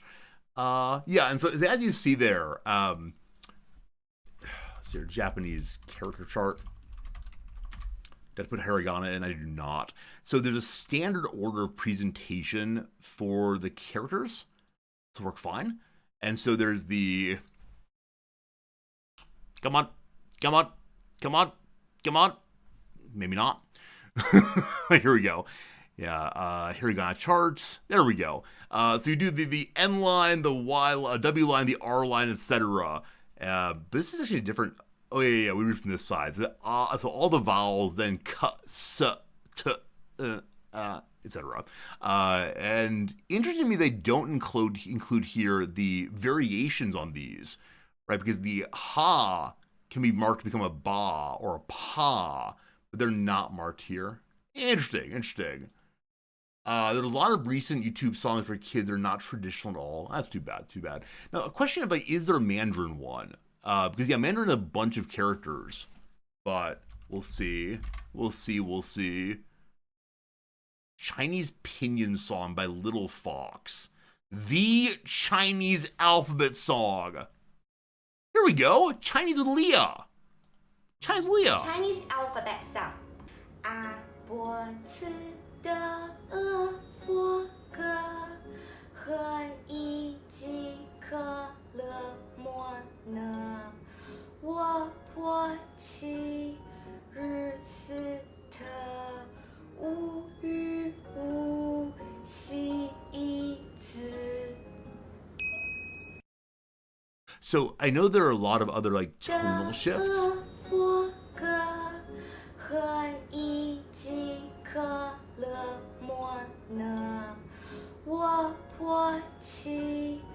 Maybe this is what could bind us together. We so often say all we look at is difference around the world. People want different things, constant conflict. But the one thing we have in common is knowing the alphabet song. Oh, there's a paper. There's no paper here. There's nothing. This is great, though. I think like the average person probably would not assume that every culture uses the same goofy song. If they do, right? I need to like email some Japanese professors and email French and so on to learn. But you're going to have a song for Chinese script. There'll be no such thing. There are too many characters, I'm sure.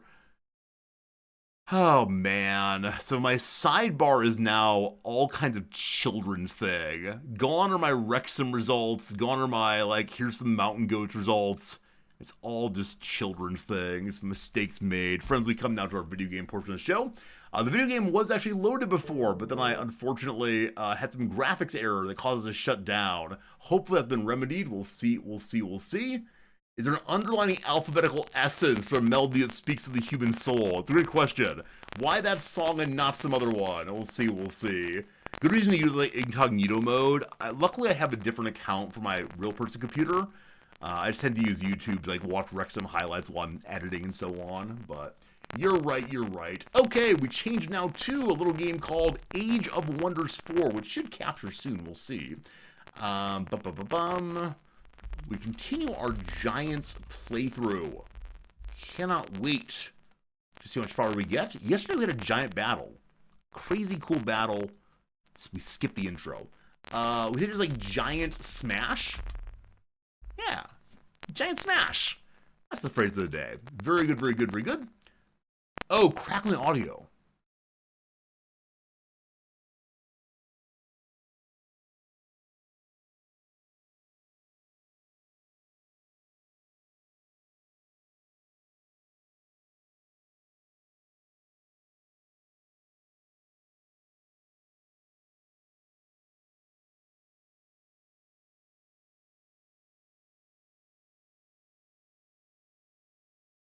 We all good?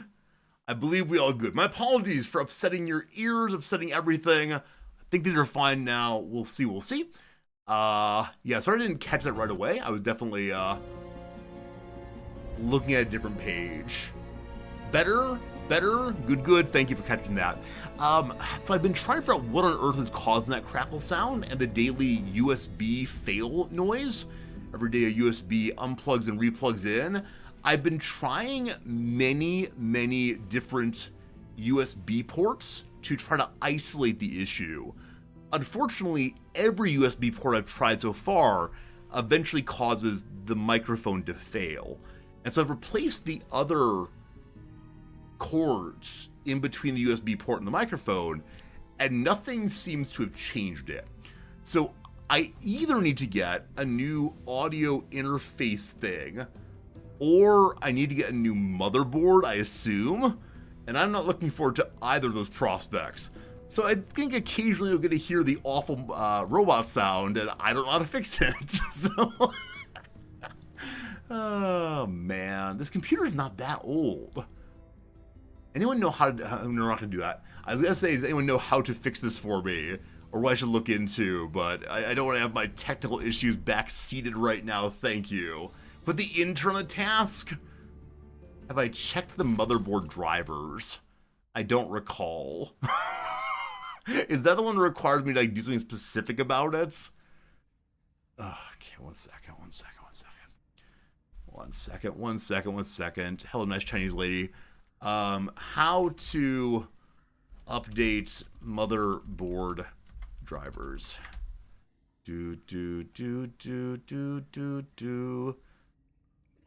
Okay, I have to go to the manufacturer's page. Windows Device Manager. Dismount okay, never mind. No, we're good. Friends, yesterday we fought a big fight in this area down here, finishing the main quest for the giant character. You ended the curse of the Downlane Treasure Trover. So if I want to, I'm able to now build a city inside of the mine which controls two paths to the surface. We're absolutely doing that immediately.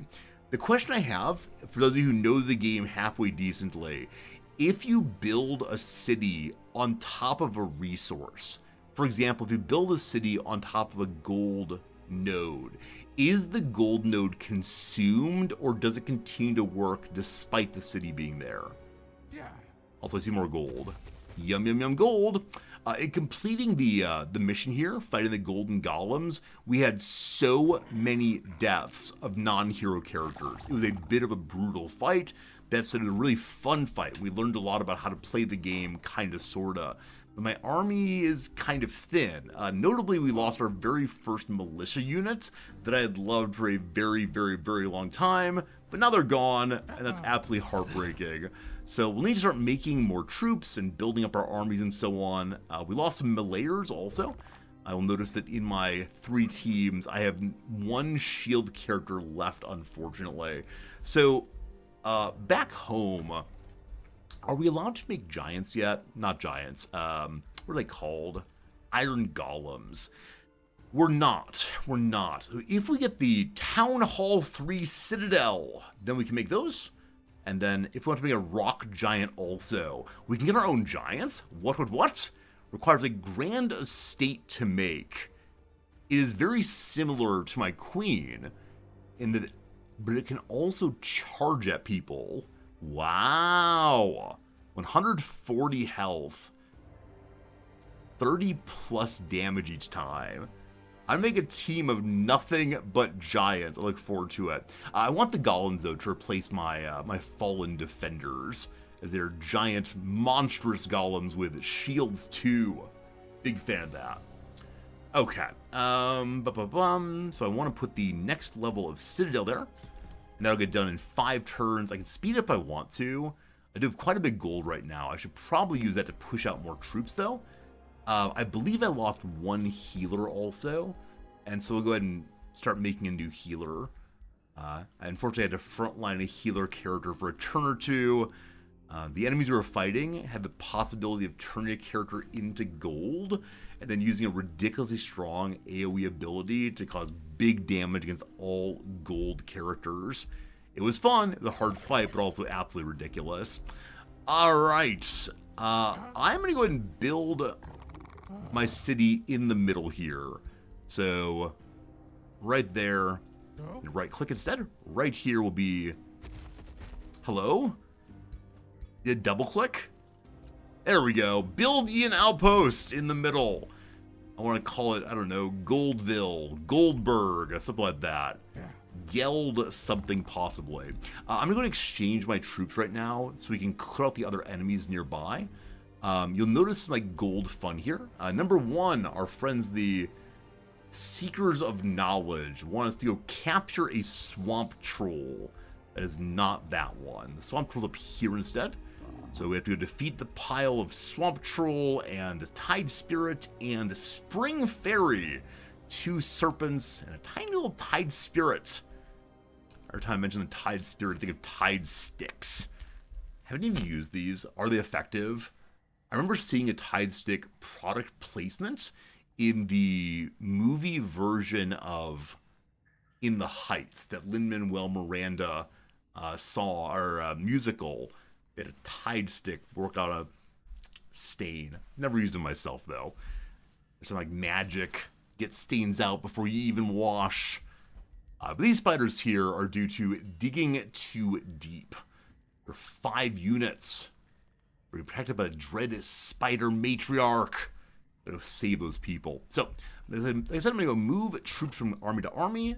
Main army has a healer and an archer. I'm going to go ahead and borrow, I guess, a frontliner. Though the giant can frontline pretty well if need be. We'll borrow higher level archers also.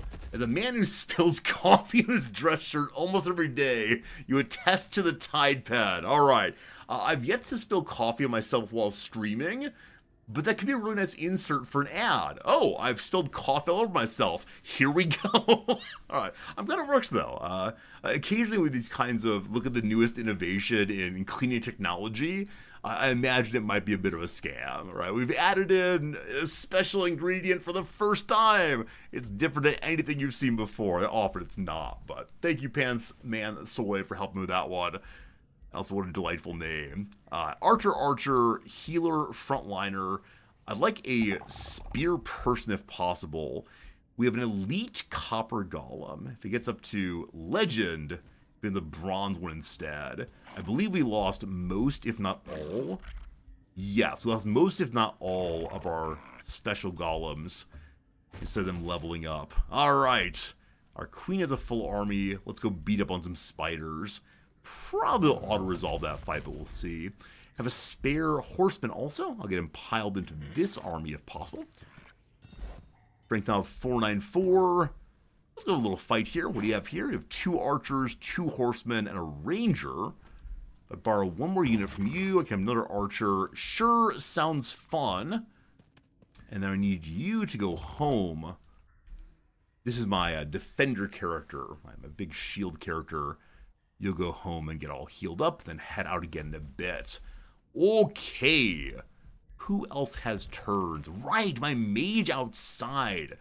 My mage is clearing a path around our new city, Ridgekeep, to eventually go fight this Will Taker's Needle, a special building with, I don't know what, possibly a bone dragon for us to fight in there, but I need a very strong army before we even try it. That said, she is not that strong army, but she's getting experience points by cleaning stuff out. Also scouts. Our scout has found the last people here. A fellow named Silder Iceberg Porter. It's a member of the Rat Darkling group, a Frost Giant King. So this person's only a little evil, negative 15 evil points, compared to our being largely a good person. We are, I believe, good or even very good now. We're merely good. We're very good someday. Our current morality is plus 30. We need plus 40 to become a real good guy. Silder's here overall the second largest of the powers. I believe I'm third. Iger is third, actually. I apologize. I'm 4th. Rizza's 5, and then Riz Orky's number 1. So I am indeed the 4th largest, but they're all evil except for Rizza, the tiniest. Well, Silver, we've just met you. How fare your grand plans? Giantly indeed. May we work on having some friendship here? Wizard's Bond. Both rulers agreed to a Wizard's Bond to improve empire relations and access new treaties in diplomatic states. Both throne cities are revealed, can lead to a defensive pact and so on, or we go for treaties of those open borders, teleporters, or province-claiming pact. We can also give some information of where the humanoid ancients are. You can only do that, though, if you've missed a lower number, or met a lower number of people. We can't do that right now. Okay. I can give them my artifact. We got this artifact that allows you to potentially turn enemies into gold, but unfortunately it can backfire and you turn to gold instead. We're making a lot of money potentially, though. Do you want a Wizard's Bond? They say, it's a deal. I don't know how that works exactly, but look at that. Maybe this is the ambassador. Like, we send Merlin over to make a friendship time. Okay. So we're now at negative 25. Off of that... So open borders requires plus 50. We can't do that quite yet. They have mana. We have mana. That's not a trade we need.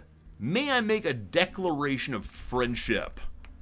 I declare that we are friends, or hopefully become friends. This will push us closer and closer in the direction of true friendship, and maybe an alliance will be good. So you seek friendship with the Dark Ratlings? Sorry, the Rat Darklings? We shall see. Perhaps you'll prove worthy. Cool. I'm hoping I can make him less evil. I don't know how I do that, if I can do that. It would be useful to have a friend in the south who I believe is on the same continent as Riz Orky, who's going to kill us all. Alright, scout down here. There's not much to see. An area of lava and terror. I guess we can go ahead and disembark and go look at this tower here to see territory nearby. Cool. Is there an order for my retreating character? I believe you're inside of friendly territory. You'll heal very quickly. And a hero leveled up. Who dat? This is my ranger character. The way we use the ranger character is building up as much crit as possible. As mentioned, when the hero does a critical hit, next critical hit does more damage. So anything to get more crit is what we're looking for. This right here, when a hero does a crit, it gains strengthen and heals some HP also. I don't know if there's anything I can find that just gives straight crit, unfortunately. Base attacks have a chance of removing a positive effect, or if you don't move, you gain defense. The kind of character this is, surely want to have just more attacking possibilities. Cool. We have a bunch of holes. Need to make more items. If we go over to our armory, we have material to make items right now, or not so much. Oh, we're making a big old tier 3 mace for my giant. It adds a bleed and better retaliation. Can't wait to see how that one works. Find more things in the future. Alright, we're casting a spell. Lets us terraform the outer world into more and more mountains. Can't wait to see that. Okay. So we are allowed to have up to 3 cities. We will have 3 cities soon. There's an unlock I can actually choose right now to get a 4th city if I want to, but I think 3 will be okay. As they build up, will be really, really great. We have 1 open slot here. We can take the Soul Curse of Greed. What's this do? You can target an enemy on the world map for 16 damage. And then whenever the unit takes damage for 1 turn, it might become gold. And gold characters are frozen for a turn. Interesting. If I eventually find a big army to fight, that could be very, very useful. I think I just want to bring in additional golems I can maybe get turned into gold and eventually. We also have our Summon Rock Rune Stella ready. So my intention is to take this horribly empty, very sad, inhospitable world and make it all mountains. Right click there. There's our Rock Stella. Every turn, a province nearby turns into a mountain. Hooray. So lots of possibility of mining up here. Ideally I want to find ways to make gold mines, but I don't know how to do that yet, and there might not be a way to do so. We'll see. If we expand this direction, we get a plus, what is on this one? Yeah, plus 7 gold, plus 7 mana. That'd be awesome. But also down this way, there are other mana locations. I'm pulling in 80 money a turn right now, just by spending 10 of it on friendship points. And quite a bit of mana also, even with my enchantments on. We're pulling still 55. I think our empire's in a pretty good shape, except for the part where we're like in 4th place overall. All right, you need to make more friends. You're gonna go home all the way and hopefully pick up friends. Stay there, good. Next up, the Army of the Ranger. I think I decided I wanted the Ranger to head out this direction. There's a special item here I probably want. It'll take him 5 turns to get there. We'll see what happens. And then I believe this is the territory of Berber Rizza coming to take my nice things. I don't intend to ally with Berber Rizza, but we'll see what happens. And then the Giant. Alright, time for the Giant to go do a quest battle. Kind of at lower health than I'd like to be, but the place that's full of spiders. Now the hunter spiders are able to jump into our back lines, and there are 3 of those. A vampire spider hatchling. What's that have? As you might expect with a vampire, it bleeds and life steals. And the matriarch herself, itself, has a 16 damage melee strike that poisons. A web, which slows characters nearby, of course. And spawn hatchling. Can make 1 extra baby. So if I auto combat, someone will surely die. I feel strange doing it with lower level characters, but you know, let's do it. It's time for strategery on your stream. Oh, we didn't wait another turn to get the to get the Queen's new hammer. I probably should wait for the new hammer on this one. Alright, what are we seeing? We're seeing a choke point right here, but it's very close to a flanking location. Hard choke point over here. I don't see us getting around in time, though, so I think we take what we see. Number 1, we want to move forward definitely. As usual, we're going to start the fight the exact same way, which is take the boulder, throw the boulder, one of the more ridiculous openings possible. There we go. Keep the copper golems alive. Gosh, I'd like to. they died in glorious combat against the golden enemies. And just getting through that fight was such a fun time, such a good time, that I'm very, very glad we did so. Alright, healer friend. Yeah, the copper golems here need healing most of all. So I'm going to move them to here. Healers forward once more. This is the heal thing. Lovely. Y'all are facing the wrong direction slightly. Please move this way, and then shields up also. Archers, archers. High ground. I don't know if they can see things from here. I'm always confused, but check and see what happens next turn. Further archers, I'm going to have them hide in the bushes. If they get flanked, we can run away. No problems. And that is turn number 1. A big hope. I forgot. Very good on the ability to hit there. No one was immobilized. Great. So, I was going to say the big hope is that the enemies line up in front of the giants. We get a big swing in. I forgot, though, that the hunter spiders can jump. I believe I said that and then did nothing with it. And so our back line is a little bit overwhelmed right now. My poor archers. The matriarch cannot jump. I think I see her flanking this way, though. So that is something. I have pikemen here who can turn and do quite a bit of damage. My healers could then finish them off. Given how things are moving, number 1, I'm going to invite my defenders to move here to try to front line against the matriarch who's moving potentially. Number 2... Okay. I would like to kill this one. Actually, no, they're both in melee. I said I'd like to kill one of them to get the archers out.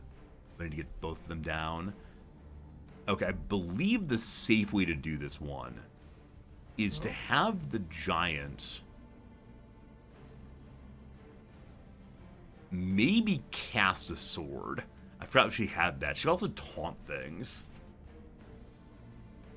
So if you taunt an enemy, we'll always attack the unit that taunted it. So I believe if I taunt this one, or it's only in melee range, within 2 actually. The one I want to taunt, I can't taunt. Okay. I believe the correct thing to do is to have the giant walk forward in hopes of drawing the matriarch's attention. If we walk in and Hulk smash, it's not a kill. We can instead throw the sword forward. So what I'm going to do actually factually, it took a while, sorry. I'm going to step into here. So if this thing moves, we get an attack opportunity against it. And then when I cast the sword against the matriarch, she'll take 10 damage for it showing up. That's not a huge thing, but it's still good enough. Alright, so giant can't do anything, but that's okay. I'm then going to turn attack here because the spiders do not have retaliation. Cool. We're then going to use these archers to move in and finish this off.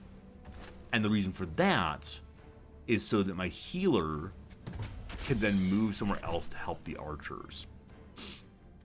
What that means, I've not decided yet. So, yeah, no possibility of a kill here. It might be worth just throwing defense up. Now, if the ward is on, it gives defense to these folks. Wait, they do have zone control. I thought maybe they didn't. They don't! They don't! We just walked out. That's amazing! Whammo! I missed that part. Ah, well whammoed indeed. And that, unfortunately, is that, except for the sword. The sword can just shield. If we're interested in buying time, we're fine without, though.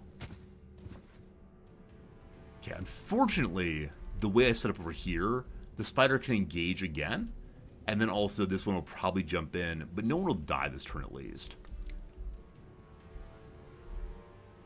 However, I forgot. We can send a rock from the heavens and finish this one off. Nice. Thank you, Heaven Rock. So can you jump while stuck in melee? You can't use it for 3 turns, is the thing to say about that. Okay, I think we're in pretty good shape. I'm curious about 2 things. One, will the spider walk through and take the damage to attack my coppers in the back? Take that, coppers. Yeah, see? And then will the matriarch try to flank still, or will she stay with the sword? Let's see what happens. Stay with the sword, awesome. Ah, are you slippery? The spiders may have slippery such that they're able to move through zone of control. Okay, cool. That went pretty well on the whole.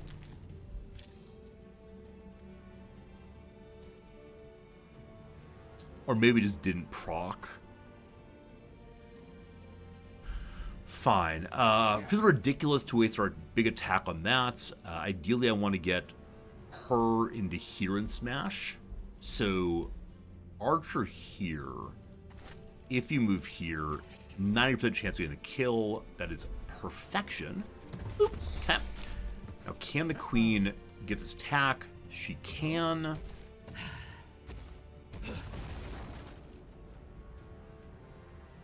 A Hulk Smash here hits all 3. Or both, sorry, all 2. Does it not?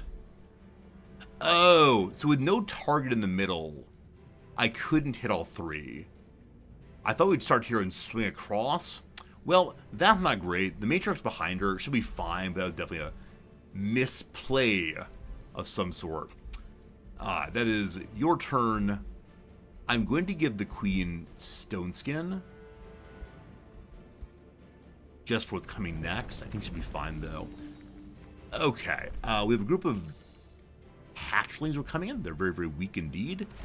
I think it makes sense just to have the copper dudes step forward 1.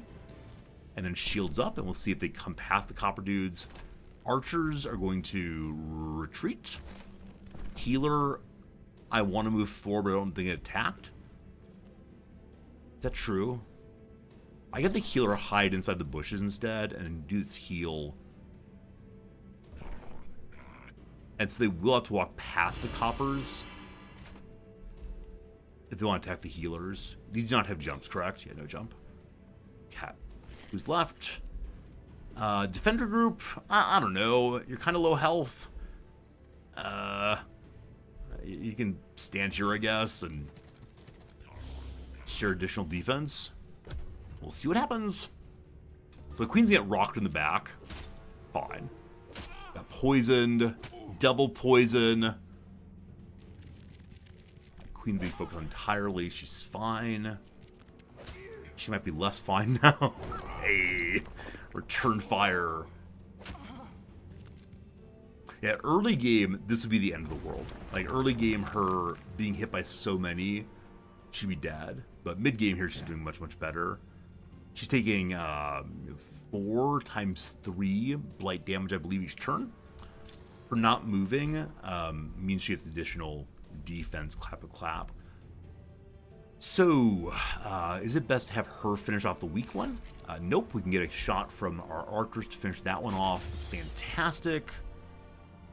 I believe it's the case I want to turn and have her Hulk smash the boss. Now, this red thing... Doesn't the red arc indicate... That's when she can attack. Can't aim in the middle position to hit both of them, can I? Hold Alt to target. Wait, does this work?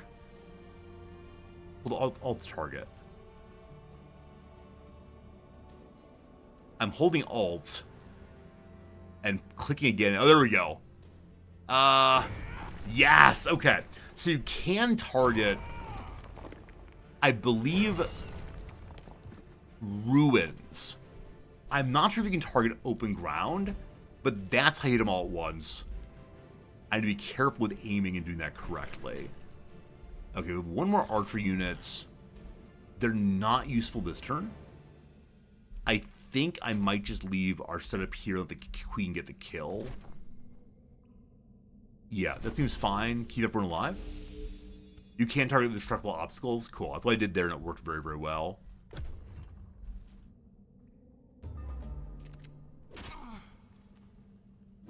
You made a mistake in who you attacked this day. Yeah, it's nice when the hero character feels like an actual hero, isn't it? Lovely. I think in every game like this, if I can find a giant of some sort, I just love playing as them. You recall that my favorite playthrough of Total War Warhammer 3 is when we played that giant tree. Why do I love giants so much? Let me count the ways. Now that the monsters of the Gold Vein have been slain, the surviving miners come out of hiding. "We owe you your lives to you, foreigner," their master Prosper begins to say. "Take a look at our treasury. Name any item and it shall be yours. We will leave this perilous place and return to our homes." The master Prosper wants to thank you with a gift from their guild chest. Number 1, all our cities gain big stability for driving out the spiders. Number 2, 5 Materium points. Awesome. We can get higher affinity for a while, I believe. We can take a 211 coin. We can take a jeweled accessory. The Enchanted Seer, tier 2 item. Will army leader all of your units gain 2 resistance, and you can see camouflage units. Or have them give a bonus to make a granary immediately. I'll take the item. We're greedy for items, but more and more of those. Next turn, the Bloody Basher finishes.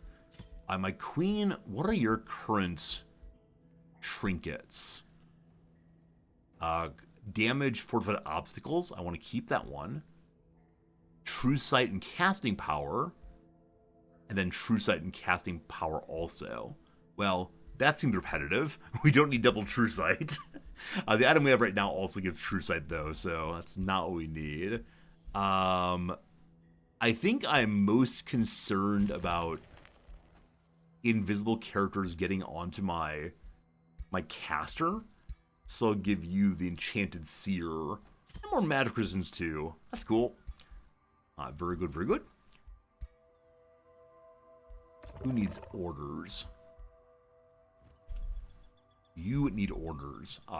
One very low health character. We're going to try to fight this out. We'd also heal for a while, possibly. But let's see. I give you... I'm actually amazed that the enemy's not surrendering us one. But 2 ogres and a snow spirit. If I auto, a golem dies, correct? Yep. Ooh, actually ran away. So ones that run away will return to our city after a while, I believe. I'm okay with that. And we got Warding Leggings. Tier 1 legs, 2 stat resistance. I'm going to smash that one immediately. Absolutely. And then... Oh, the one running away is actually right here, right now. They just stepped back 1. I thought occasionally they ran back to cities instead. Cool. Cool, and no problems at all. Okay, so this island is entirely cleared of enemies now. I mean, maybe to the north we'll check real quick, but probably just fine. So this hero could become like defender of this territory and just make sure it stays big and happy. We have 1 basic defender there right now, but probably not good enough.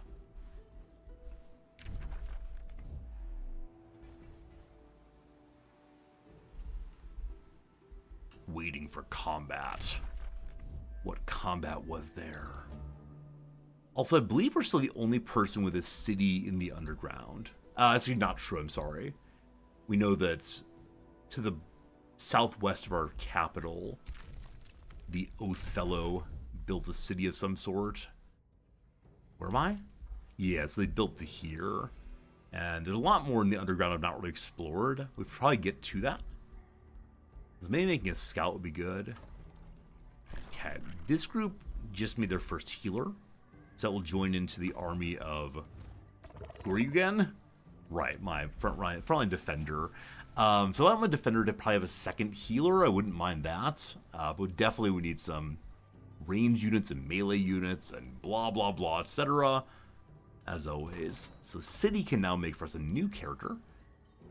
And of them, Archer feels so silly. It's not the kind of unit I really need. We get longbows at some point. Don't we? I think the thing we're making right now might actually give longbows. Maybe not. Well, I guess longbows. I'm 95% sure it's the building we're building right now. Well, hopefully that's true. We'll see. We'll see what happens here. Fingers crossed on that one. I'm going to cast now. New Golem, good. Give you one of those as well. Awesome. I'll immediately cast another Golem, please. Awesome. Okay, people want to go places. Right. My Ranger army. Take this fight real quick. Everyone's in full health. Should be good. It was. The character level up again to elite level.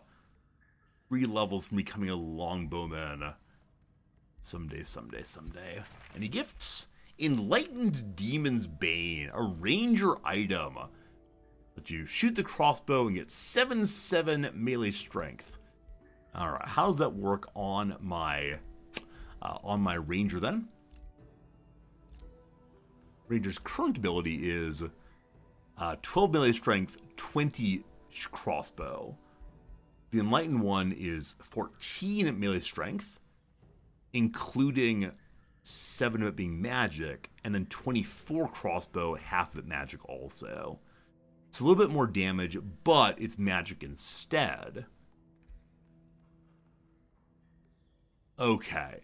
The issue with changing to the Demon's Bane here is my sword and crossbow has that when you kill another, gain more crits, and also has higher critical chance already. Crits matter more than damage on this character. So that's not needed here. And I have no other character who could use it, so I think we're going to destroy it straight away. Cool. With some old boots I can give away. I forgot to have those. Awesome. And then you may have seen... Boots, please. You may have seen that the big bopping weapon is ready. Okay. We're going from 22 damage to 25 damage instead. Yeah. Also bonus bleed and bonus retaliation. Looks the same. I swear it's better though. Yes. Okay. The old weapon, the Inspiring Iron, only giants can use. I don't think I get a second giant. Love to do so, but we'll just destroy that to get some points back. Awesome. Also, level up on the Queen. Alright, my Queen. I've been recently leveling up the line here of more and more sword skills. Instead of getting upgraded sword, we could get a shield instead. I don't see what the shield's actual stats are, can I? So 70 health, 32 damage, as opposed to 60 health, 13 damage. So the shield's better in both respects. On this side, though, I can get a hammer instead.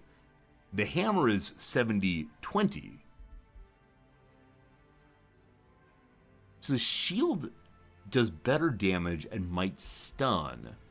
With a hammer, does worse damage, but it moves itself while doing damage and gets bonus damage that way. Also canceling defense and so on. So the question is, how am I going to use this thing? The hammer's obviously like the front line breaking weapon. You can cast from behind and then charge in, breaking retaliation. Where the shield here is clearly like hold the enemies in place while you do other things. I've used the sword primarily for that latter purpose, but it might be cool to go in the other direction. I'll decide that later. I think this time what I would actually like to do is to start being able to disenchant a little bit better, which will allow us to get better higher tier items, because her having higher tier items gives her additional health. And she's, I believe, 1 health per item, yeah. And that goes directly to her tankiness, so multiple bonuses all at once. Now, I should have not disenchanted until after that disenchant upgrade, but I wasn't really thinking, unfortunately, at the time. Or didn't even realize a possibility. Alright, what new item could I make for someone/anyone? I want to keep piling on the queen, of course, but I believe that one of our other characters has a desire for fancy items also. Yes, Cedric the Entertainer wants fancier items. As of right now, tier 2 on 1 item slots, head and robe.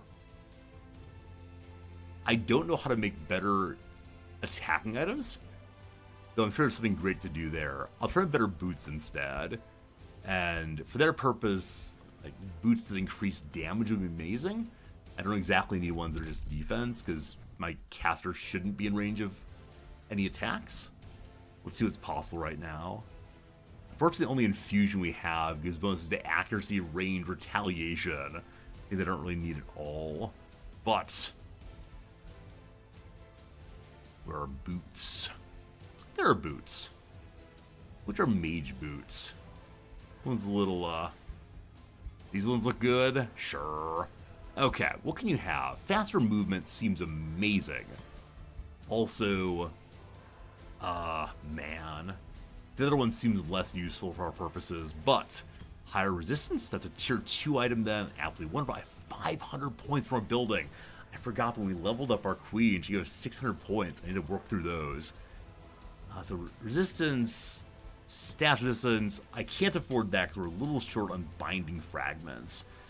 Gotta find higher level items to break down to get. Yeah, disenchanting tier 3 or 4 items. So we can't do that one. Is there any other one that takes less of an upgrade? Nah, unfortunately we have to have only the 3. There's only 2 bonuses. It's tier 2 good enough.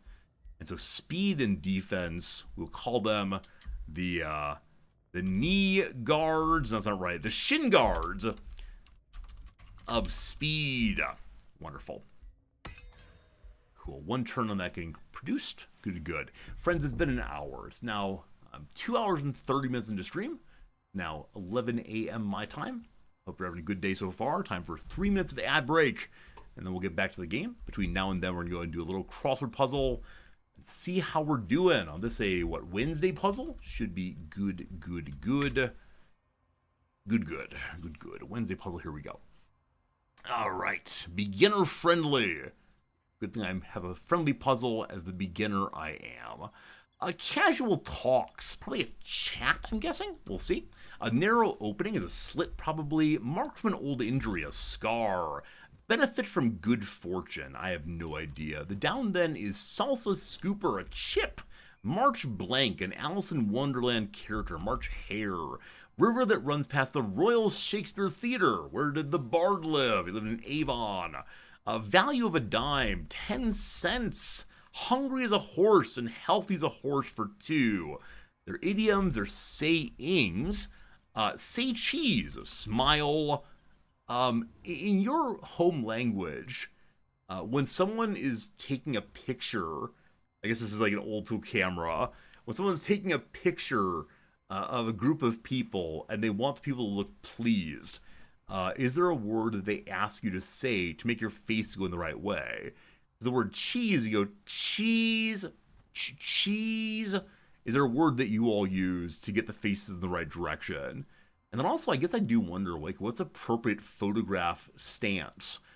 Because definitely I've seen some cultural pictures look absolutely dour, or just people standing in a photo. And then, of course, today, many of my young people aren't interested in doing just like a smiling photo, but they instead want to look just right. And so they hold their arms in particular ways and like move their head. And many people always did this, but I didn't notice as a youngster at least. Cheese. Bring on board as cargo is either laid or load. We'll see. Possible solution. Possible solution. Possible solution. With an I. Ooh, no idea. Is another word for narrow opening than slits? Not sure. Does some mixing at a party. I mean, like talks with strangers. Okay. Benefit from good fortune is have a. I have no idea. It's okay. Gift wrapping aid. The tape. I know other Americans don't have people say cheese, but instead have people say, I don't know, like some ridiculous phrase. They smile at a surprise instead. Say banana sandwich. Banana sandwich. English heavy metal band named for a spike-filled torture device. It's the Iron Maiden, so saying is actually incorrect here. Oh, there's similes instead. Yeah, similes. Similes? So Iron Maiden. Okay. So benefit from good fortune. Have it made, I think. So laid instead of load. Possible solution's an idea. Very good. Does some mixing at a party. Tens bars. Tend bar. Tens bar. Tens bra. Very good. Benumbed state is a stupor. Piece of traveling gear for a shutterbug. A camera case. A post-hayride beverage that might be served with a cinnamon stick. I miss apple cider very much. I've had it at Starbucks in the fall, but it's not the same thing by any mean. Doesn't worry. Maybe like rests easy. Sure, why not? 12-ounce Starbucks cup. I mentioned Starbucks twice in a row. Oh, goodness. It is the, is it just like tall, I guess? Sure. Cross again. Gooey campfire treats, the s'mores. Big name in boxers and briefs. It's Hanes. One more and then we're done. One name pianist dubbed Mr. Showmanship. It's Liberace. Is Liberace still alive? Maybe. I think he may have died a little bit back. Pianist with a lot of flair, some very bright colored clothing, and all the rest. Ad break completed. We move back to our game, back to our strategy. Hope you're all doing okay today, team. It's always nice spending time with you and playing our video juegos. I need to learn how to say video games in other languages.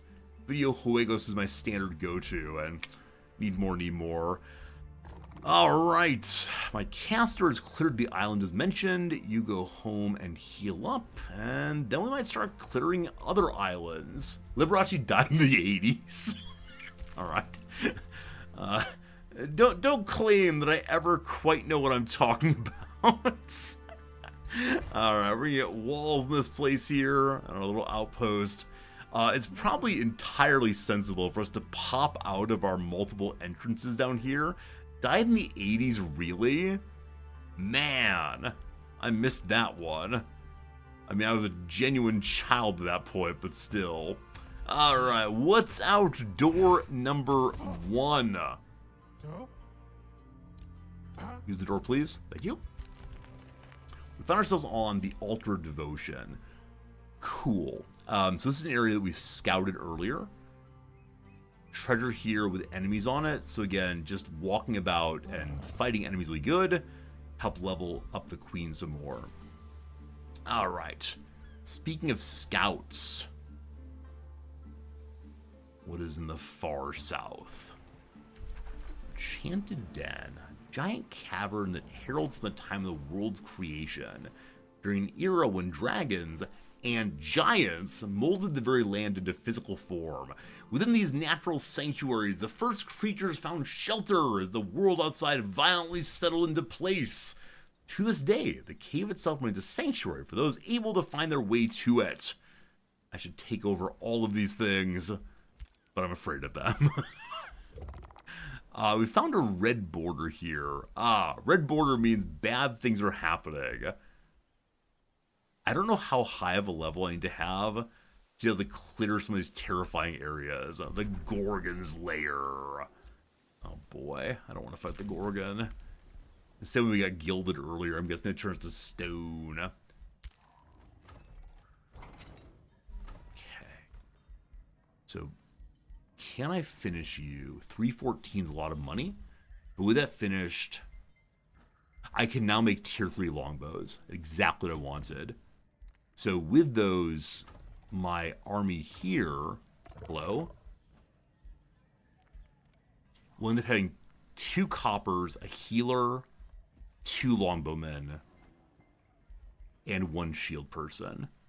Is that enough? I don't know. We'll find out. But longbow people finally, fantastic, fantastic.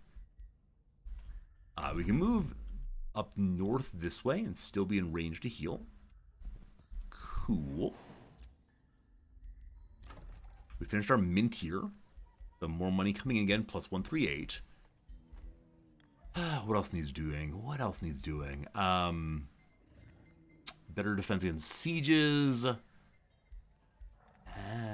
Retainer's estate is more food, more gold, more income. Any city that shares a border with the throne city gets a bunch of bonuses. So this will eventually abut the... Yeah, will eventually abut the second city.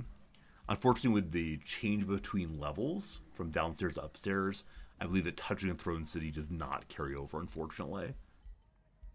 Or we can use special upgrades. So the Golem Mine gives more production based on quarries nearby. It also spawns an Iron Golem for the owner's side for combat in this domain. So if combat happens in this area, we get a bonus troop. I had no idea. I'm all about that. Wants to be next to production buildings. There's 3 here. Oh, you actually replace an entire province with it. So we already put the Rune Carver's camp here in roughly the same position. So I don't think that's actually useful right now, unfortunately. The other ones, though. The farmstead gives bonuses for farms being nearby. Well, seems nice. Yeah, bigger farmstead, all very good. Oh, border touching does count through an underground passage? I had no idea, Steel. Thank you for teaching me something I was absolutely unaware of. The Bloody Basher's finished. I think I already assigned this to her, didn't I? Yeah. Weird that it showed only late there. Also, level of renown upgrade on Little Lucas. Little Lucas at level 2 gets what? More unit morale. He's a governor, more city stability on gold. He's going to be the governor of this city down here because he's in a mission to get as much gold as possible, and this is Goldville in a big, big way. Can't wait. Made a new healer, city hall done, and we expand again. So earlier we were panic expanding down this direction to get as much mana as we could. At this point, though, I want to leave this area alone for our gold city. So instead, move up this direction, and I think just grab a gold mine, or try to get additional farms to bonus the farm here. Unfortunately, our neighbors have already sneaky snaked their way across. I may have to force them into my territory to get all the nice bonuses they've created. Well, up this way, let's have a farm. Actually, at this point, is a farm even useful? Because we want to keep expanding, but actually bring out space to expand in. Huh. Maybe these cities are too close to each other. Real possibility there. Maybe I should just keep expanding down this way with Duberg. Oh, what's done is done. Someone posted a bounty. 2 bounties.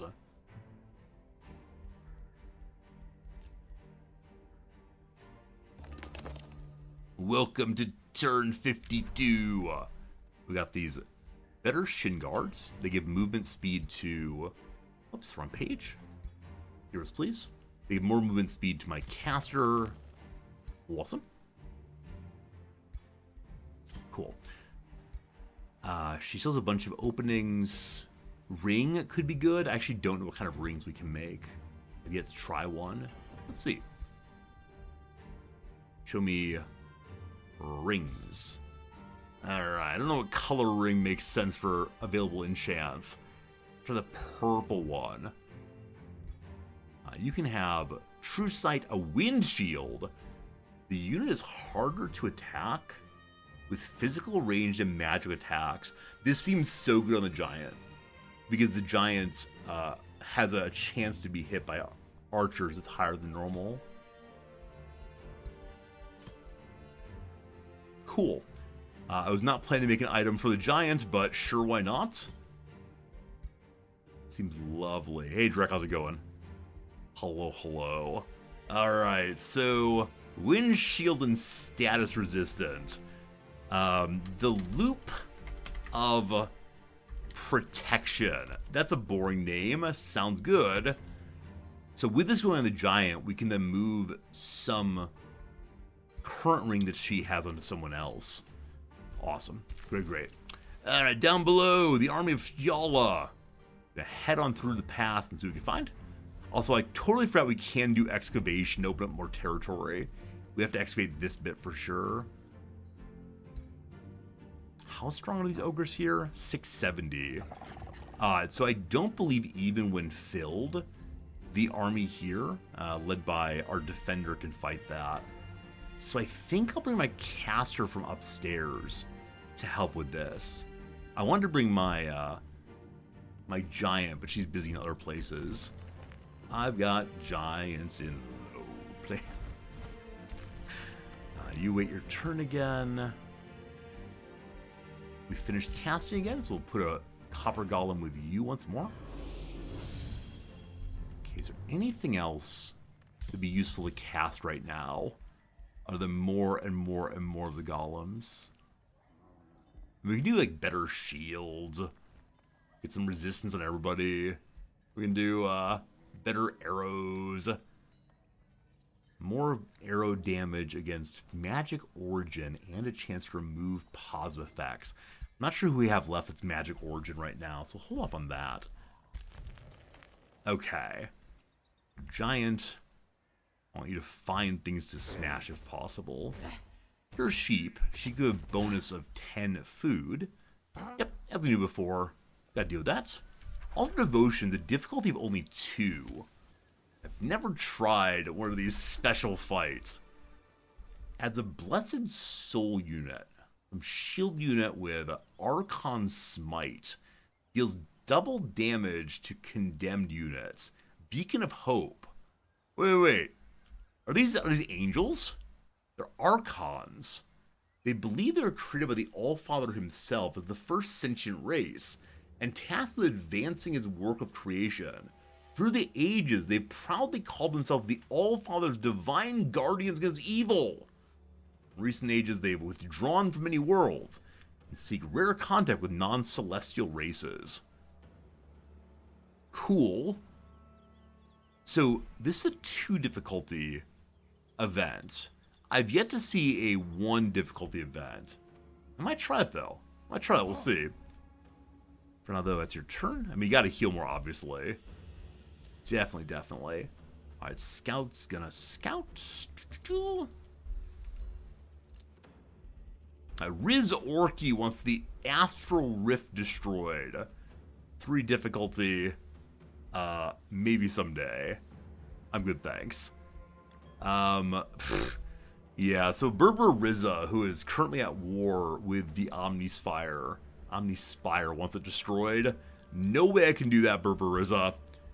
We then have a request. Nope, someone is denounced.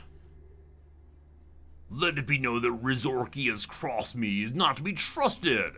Rizorki insulted my empire. That's how it goes. We didn't move up in rankings at all. Hey, we're number 2 on military, number 1 diplomacy, and questionable on everything else. Our military will make us powerful. I was not planning to be a militaristic person in this game, except insofar as I am playing as a giant, I suppose. Also, how's the outpost looking downstairs? I know we recently made an outpost over this way. 1 turn and it gets its walls. Cool. Alright, Scout, can you go here? We find No immediate treasure. What are you? Karog the Mystic Unit. Wow. Terrifying Gorging. Has a 90% chance of consuming the target tier 1, 2, or 3 enemy unit. It's successful, it heals, if resisted does 30 damage. This is like the knock whatever they were in Battle Brothers. The big ones have a chance of eating one of your units. When the unit is killed, the last unit is cut out of its stomach. Is a cooldown of 2 turns. So obviously a case where you would like to have a tier 4 unit tanking it, and then everyone else fighting at ranged. Whenever the unit takes damage, a chance of berserking for 1 turn. Uncontrollable attacks the closest enemy target. It'll attack its allies if no one else around. If a unit's racial, whatever that means, it gains various levels of gorging. Fighting a mythic unit I've never done, to my knowledge, that could be cool. Maybe someday. For now, we're good, though. Alright, Scout. Anything else to see? Not so much, not so much. So, you're going to... I mean, are you allowed to go around the world? I don't know if this is a world where the map goes from side to side, or if instead they just cut off in a big way. We'll learn soon enough. I could spend my Imperium points on a new hero for yet another army. I'm delighted this one ran out of Weird Gate and then right back in again. Delightful. Looking for spaces for new cities. Definitely the ones that are up by the different special mountains could be good. We'll see. Racial forms like Elfkin, Orckin, Molkin. God, okay. So something related to one of the sentient races, maybe? I'm not sure. We got the Loop of Protection. More protection against range, especially. Nigh essential for you. Oh, never mind. I forgot that her rig has HP on the map at the end of its turn also. Yes, I believe a flat healing always is so... Like, it's one of the best things you can get. So you're going to keep your special ring. I'm sorry for even suggesting taking it. Okay. And so, who would do better then with range protection? I guess the Ranger. That's right, Ranger. Yeah. Yes. And the ring we have right now is a +1 resistance. Probably make better than that. We don't want to do that right now, though. I want to get something nice for the mage. That's what we're working on right now. Hello, mage. I think we determined we have no good ring abilities for her right now. And so your main orb is something that I'm not sure I can make better. Let's find out if we can. So it's tier 1. That's Spirit Bolt, its main attack, for 15 spirit damage. Do we know how to do better? I think some of the better requires like these various upgrades up here, which are special items I can potentially get by finding locations of the world map to make outposts or via trade. But of the magic weapons, Firebolts. Do we not know how to make spirit? Is all we know how to make fire? We're giant people? Is that true? We know how to do lightning. That's my one possibility right now, it looks like. I'm surprised we don't know how to do other things. I'm sure we'll learn eventually.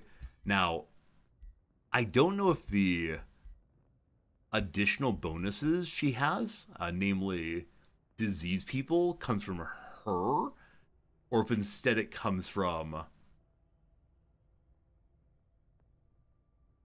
the item she's using.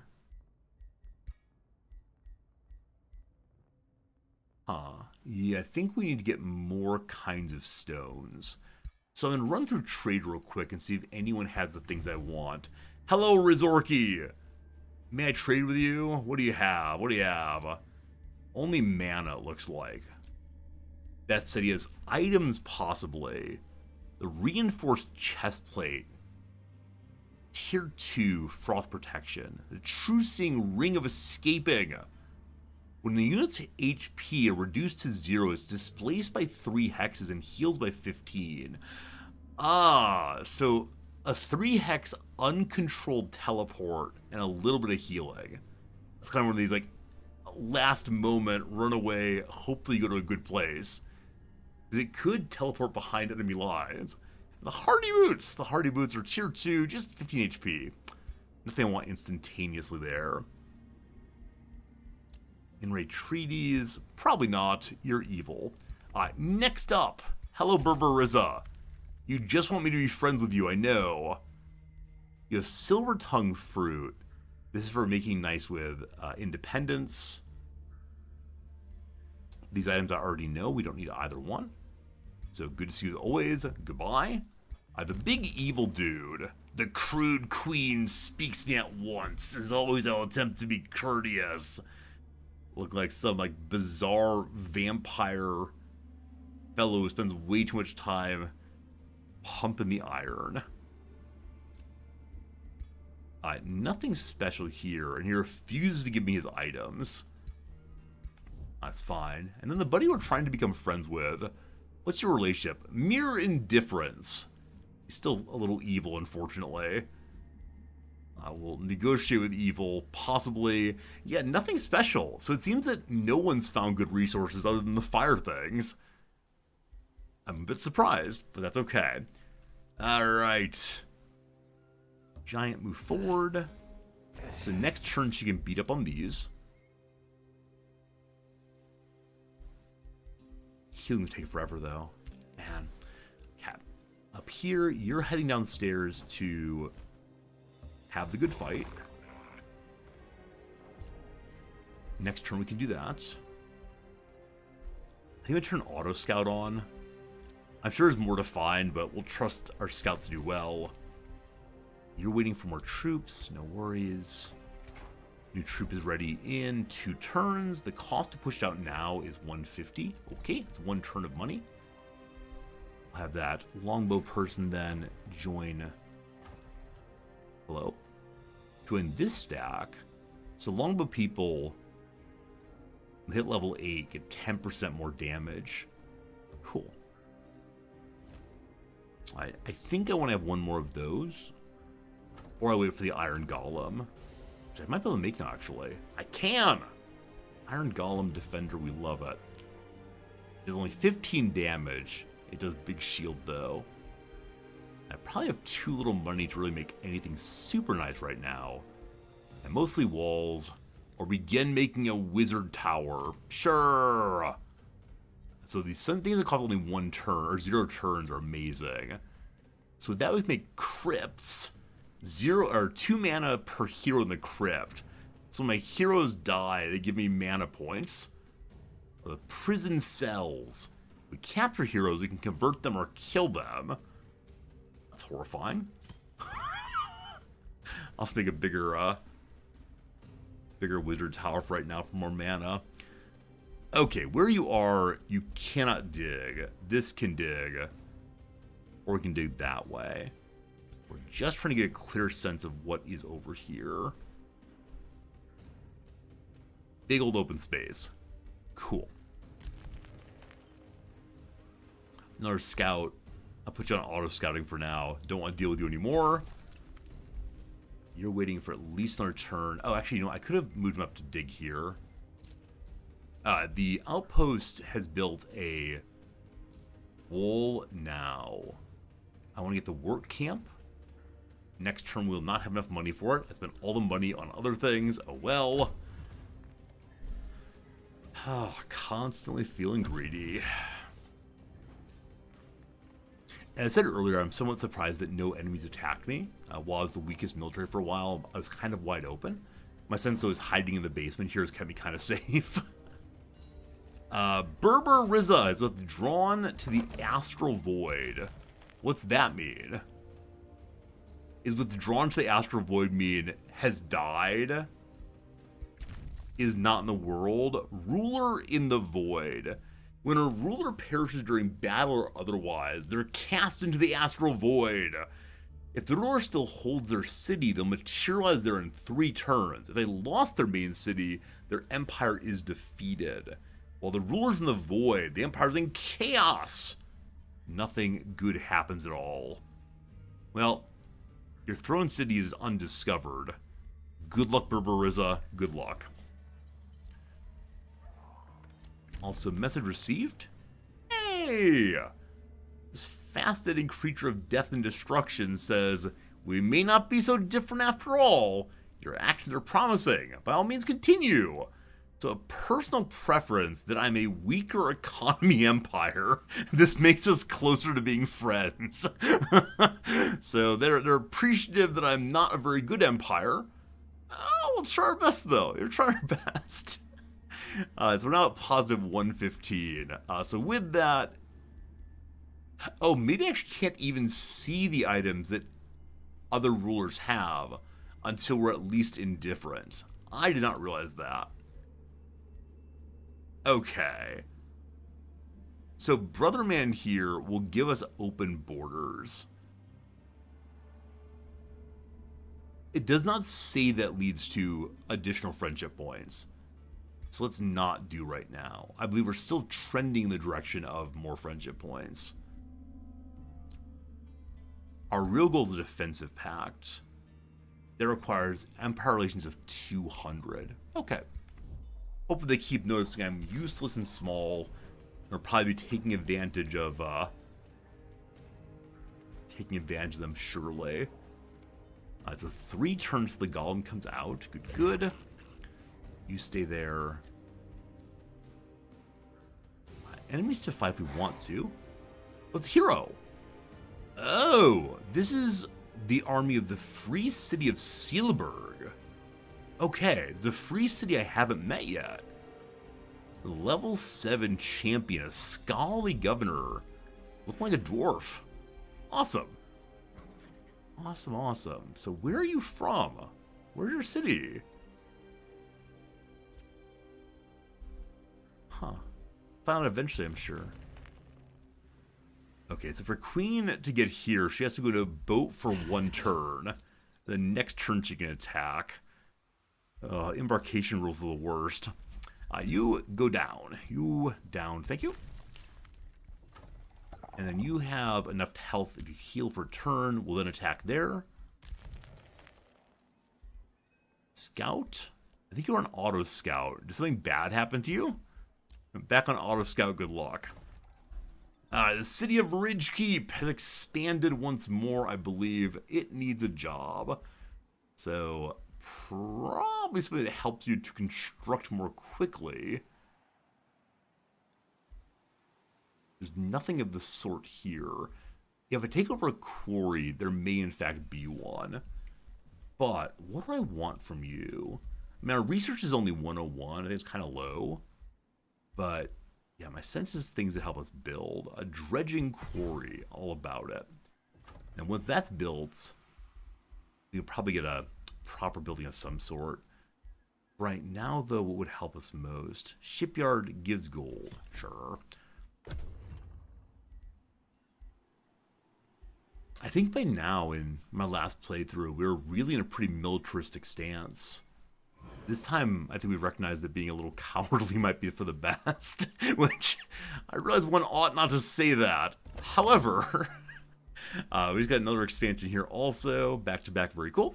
Let's go ahead and 4 turns against another one. Now, I want to expand down this way to take this area, so as far as I can go, I'm not sure. For now, more quarry again.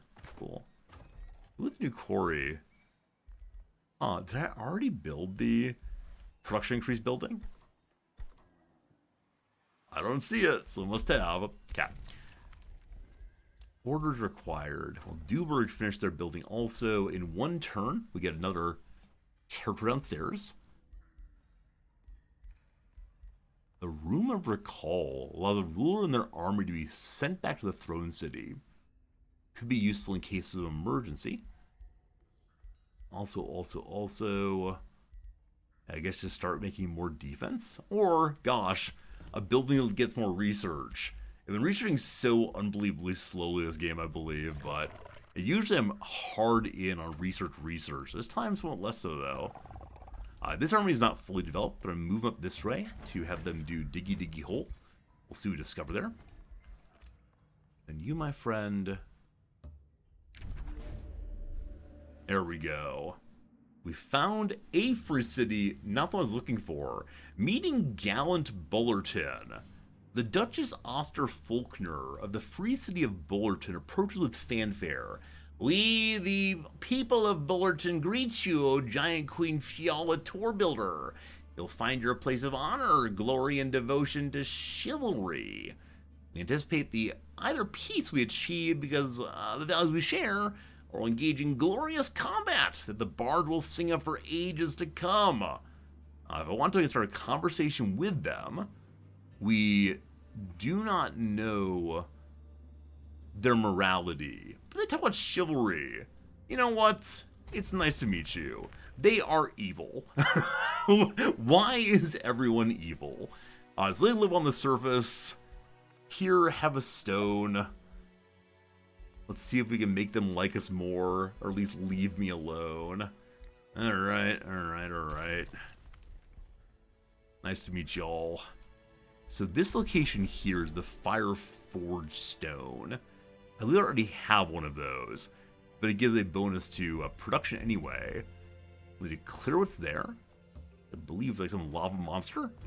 Okay, it's in fact a giant. A mythic giant. Is this army set up for giants? Gosh, it's not. It has no pokey folks who allow us to do bonus damage to giants. Probably the wrong force. So next turn we'll go and fight this buddy. Who's what? There's so many different kinds of units here. It's a hero unit. Oh, it's Bullerton. I apologize. So these are the people I just met. I don't want to fight them. Hey, Drid, how's it going? Welcome, Drid Viewer. How you doing? Viewer singular, I'm sorry. Welcome, Drid Viewers. You're not one person and a bunch of view bots, I don't think. I'm Resorty. You probably know me already. If not, hey, we're playing Age of Wonders 4. A lovely little 4X game from our friends at Paradox. You're playing Mountain Blade Warband today. Pepper, thank you for that shout out. I appreciate it. Friends, you might check out Drid. Drid's pretty cool. Plays a lot of games we play. What are you doing in Mountain Blade? What are you doing in Mountain Blade? A game I really love. Mountain Blade is going to be having a... Bannerlord. Mountain Blade Bannerlord's going to be a DLC coming out soon. And that DLC gives you boats. And if you haven't watched the DLC trailer, the entire thing is just, look, it's a boat. Look, it's people yelling on a boat. Look, it's people fighting on a boat. Boats, boats, boats. Hope you have a good time with your Mount and Blade fun, though. Hello, Infinity. Hello, Walls. Good seeing you, Caffeine Fiend. What a great name. Hello to you today, everybody. You're lancing people with a bayonet on horseback. Isn't that fun? Like, the fighting in the Mount and Blade games, even if it's been done 1,000 times before, like, even if the playthrough is resolved, and you're the big winner or a big loser, it's such a nice time to just fight in every battle. I remember I spent one entire stream while people were saying things like, Resorty, play, Resorty, advance the storyline, Resorty will make things. I just did tournament after tournament after tournament. There's something really enjoyable about fighting. Playing a Napoleonic Warfare mod, that's very cool. I've definitely seen the various mods. I've only ever played the base game, but yeah, Napoleonic Wars, where you have your cannon and you run around with your big hats and so on. What a delight all the way. Okay, so the strength of my army with my ranger is 617. The giant's only 492. Like I said, it's been a very awkward fight, as I don't actually have a tank in this group. So it'd be a matter of like getting distance from the giant and shooting over and over again. Now my hero character has True Shot, which can possibly roll crits pretty effectively. And so I think this entire fight comes down to, can I get enough critical hits on the giant while using my 2 knights? This is such an awkward army. You know, these 2 knights are able to break retaliation. We don't care about retaliation if we're using range. Huh. Well, we'll see. Drid viewers, what are you up to? Are you playing games yourself also? Are you deeply involved in your own playthroughs of Mount & Blade, or you just hanging out before bedtime? Tell me your stories if you would. I love hearing what people are doing in the world. It connects me with you, as opposed to connects me with my webcam. Alright, it is time for battle. Element of surprise. Temperatures in the immediate area rise and fall intermittently as a group of elemental beings panic at your army's approach. The Lesser Tide Spirit, seemingly the leader of the group, wavers unsteadily before you. It seems aware that engaging you would result in almost certain death, but it's unwilling to abandon its group. Will you attack them, or may they run away? Good guy playthrough means they get to go away. Aw, what a good guy we are. You're playing a little game that's probably not similar to channel preference, playing Tarkov. I need to be very quiet then, so you can hear the enemies around you. The number of times that I have played Tarkov, and people have said, Resorty, there's a guy behind you to the left. And I said, how do you hear these things? Far too high. Tarkov's an amazing game. I hope you're enjoying it as always, and I've played a little bit consistently, and I'm so bad. So bad. I'm looking at getting Age of Wonders 4. I really enjoy it. I mean, I think it's like any other Age of Wonders game. The DLC version, you know, the base game is really fun. It's got a big old world, and I didn't play any other Age of Wonders, so I can't make good comparisons. But I'm enjoying myself. All you can really say, for sure. All right, we claim a boat. On that boat was some gold, and apparently some hammers. Stop. It was hammer time. Next turn, we see if we can fight our way through additional Tide Spirits, or if they will also just run away. And then, on this island, is the army of Rizorki. Wait. Rizorki has skeleton warriors with angel wings? They also have adorable little halos. What is this? Why can you fly? How horrifying is that? It's not just skeleton pirates falling from the sky, but swooping over and over again while being blessed with a halo. Are you saints? Oh my goodness. Incidentally, we are now very good. Plus 40. And so we have positive relations with cities and rulers that have neutral or better alignment. We don't know of any of those. And random events might be more positive. That'd be nice. I'd like that. Okay, my queen is done for this turn. You are currently digging. You can't move. So this turn, my border ends where? My border ends right here. So this turn, I'm going to have my mage unit move to the border, heal up. Next turn, after the digging is done, we're going to move our defensive unit and our healer together to attack the swamp trolls. We have 12 turns to clear this and to capture a swamp troll. Look how goofy he looks. Little tongue lolling out. His tongue must be getting so dry. Occasionally I fall asleep with my mouth hanging open. Probably a terrible sight no one wants to see. But the way that my tongue dries out, I'm sure you've had this experience of waking up with a completely dry tongue and how genuinely awful it feels. Like, I'm a big fan of night water regardless. You know, waking up at 3 a.m. and having that cold glass of water heals the soul. But especially with my tongue, oh, it's horrible. Horrible feeling. On the way to dehydration, I'm sure. So my scout is appearing to be unable to scout. She's called out twice now. She has nothing to do. I don't think that's true. Oh! It might be true. This is a special area I did not notice. Daunted by the vast, desolate ruins extending toward the horizon, your troops are contacted by a shimmering spirit from afar. My troops here, one scout. Beware, brave citizens, the blessed soul shouts as it draws near, for you are entering an accursed land, in ages long past as the domain of a terrible traitor king. The traitor kings were giants, oh no, just like me, of the old Meridia, who broke allegiance to the Titans, ending the ancient agreement between the Elder Giants and the Archons. So the spirit beings and the big giants. Drunk on the glory of their kingdom, they rejected a faith centered on the All-Father, proclaiming the giant kings themselves had acted as the gods and should therefore be worshipped as such. Acting as ruthless overlords, the traitor kings engaged in dark magic, twisting stolen knowledge from the Eternal Council to achieve immortality. When war with the Archons and the Elder Dragons reached their thrones, they fell one by one, leaving only myths of their corrupt souls still haunting the ruins of Meridia. So I believe it's the case we've just recently taken over Meridia. I believe it's the case that my giant queen is trying to reestablish the giant empire or kingdoms of old. It's not clear to me if this is a good thing, but here we are. Though Samilla's Shorerunner, I'm sorry, who? A hero named Samilla's Shorerunner fell to the rightful punishment of my people.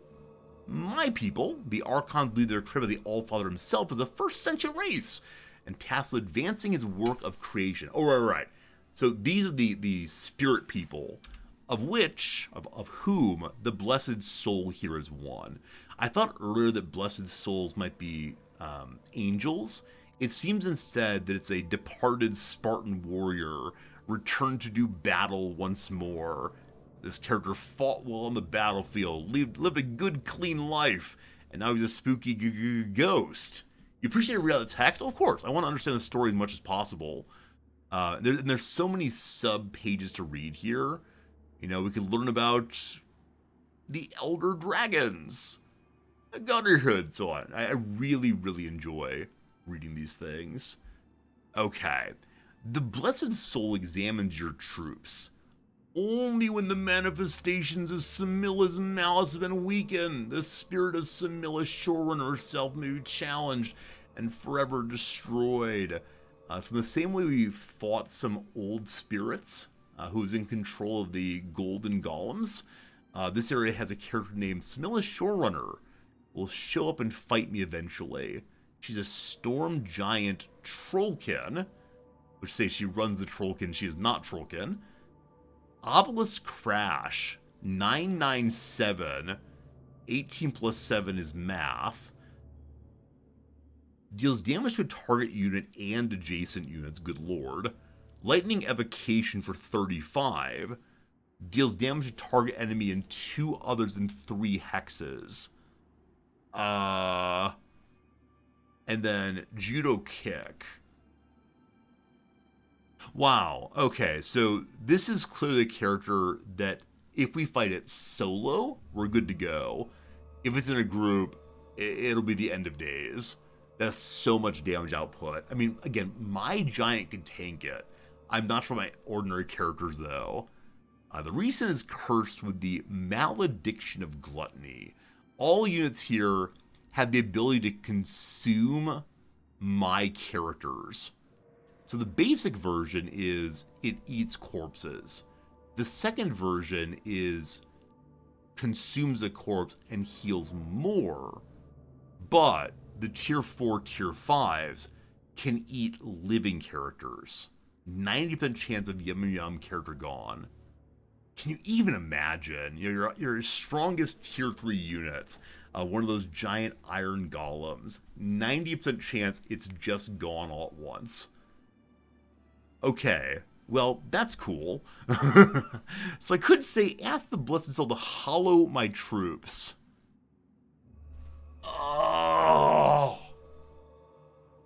It really is a bonus only on the scout. Is there any way I can say, may I come back later? I now understand why the scout didn't want to go this direction. I didn't realize this area was special. And so the special bonus one could get for 5 turns would have been so good on any real army. Brutal. Reload. You're not wrong. This is a place where I'm okay with reloading. The last save, it looks like, was... what? 26 moments ago? Not quite that long, sorry. Huh. What turn is that? It's turn 54. I'm currently on turn 55. So maybe it was the beginning of last turn?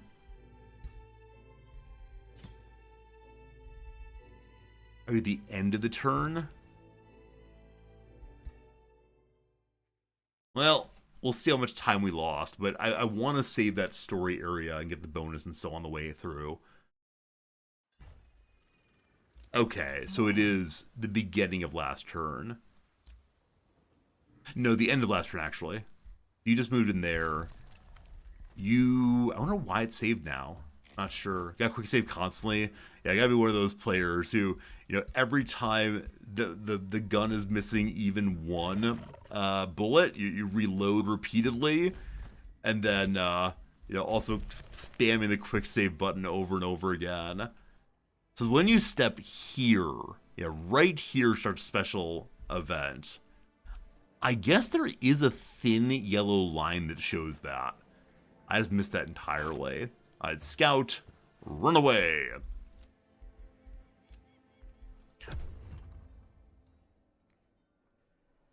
What is the quick save key?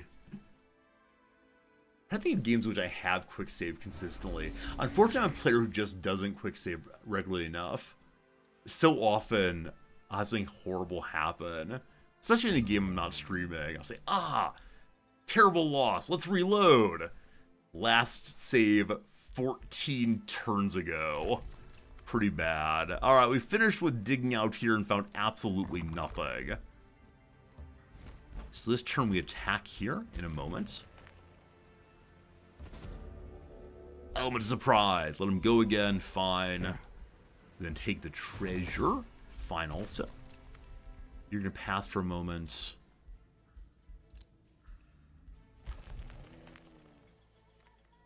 I think I'm ahead of where I was a moment ago. I don't know why that is. Huh. Sierra Games taught you to save often. Yeah. Yeah. Oops, you fell off a cliff. Good luck.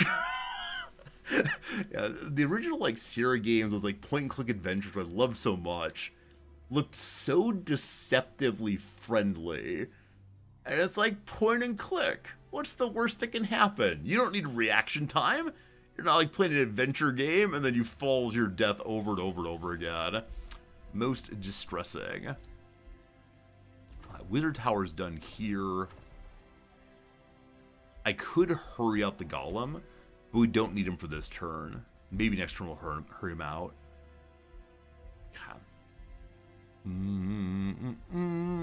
More food, more good. Alignment change. We are now very good indeed. Next level up is what? After very good comes the spirit of goodness. I have no idea what comes next. Before we fight, we could look and see what kind of bonus would be good for our armies.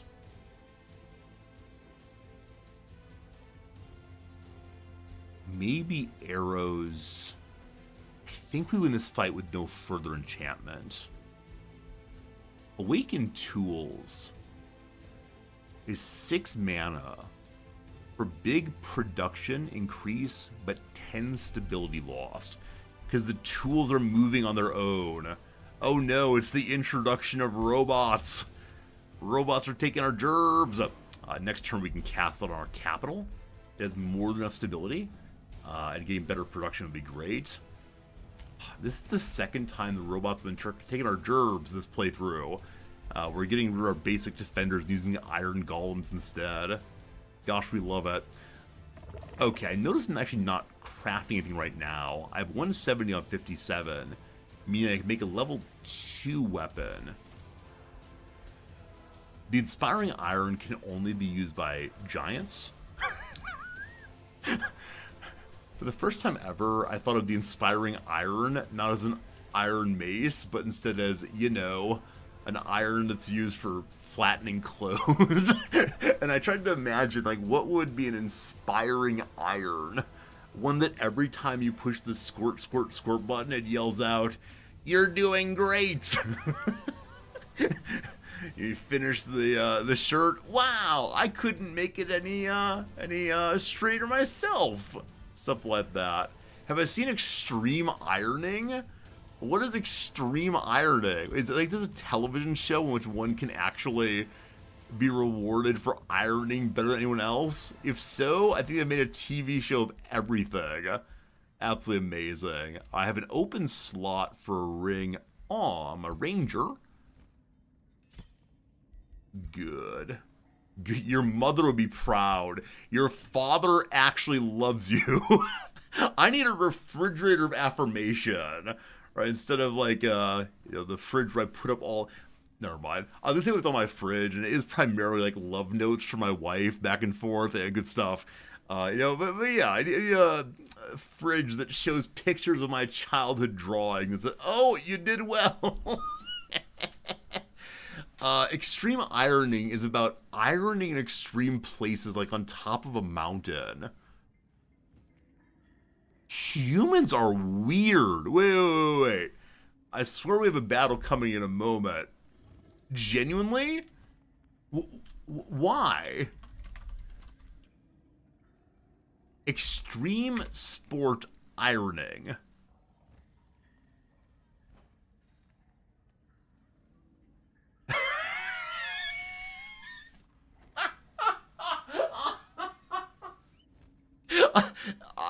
I thought you were memeing, my friend. What?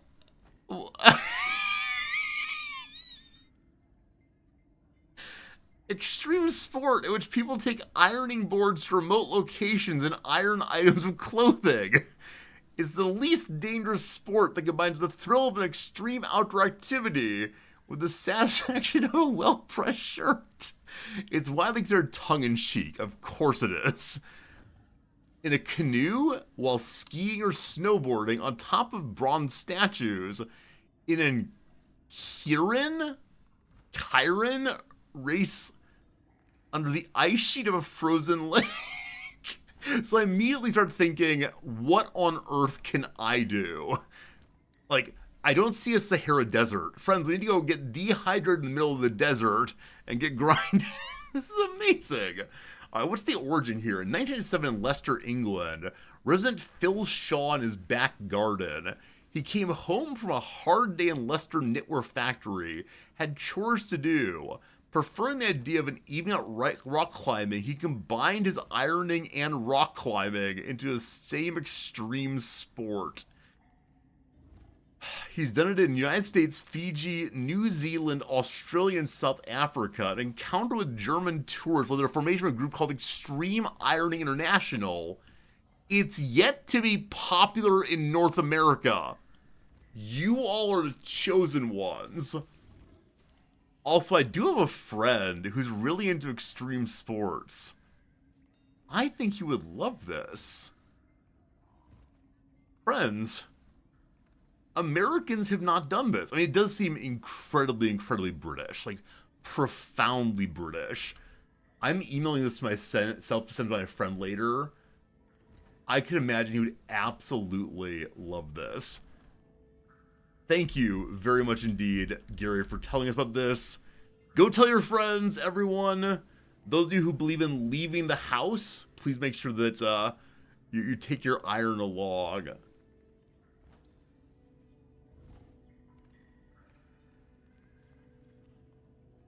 I just got an email that said I'm close to 1 million views on YouTube. I don't think I should care about that, but maybe. Selden says, can you edit the page and take out my city? Why? I mean, I don't know what your city is, frankly. I think you're Canadian, maybe? You can edit it. That's the joy of Wikipedia. Is that if you don't like it, you can edit it. And then nerds with too much time on their hand will edit it back. Oh, Lester? You don't want to be involved, Lester. I apologize. You mean, I'm sorry. I'm what? I'm an American, so I say what? Leicester? I don't know how to say it if I'm American. How many views on a Chips Challenge playthrough? Not enough to make it worth my time. Alright, friends, it is time for a battle against the good people called the Swamp Trolls. A level 4 there with big old plagues. We do have a healer, yes? We actually have 2 healers, great. We'll fight it out. Here we go. Okay.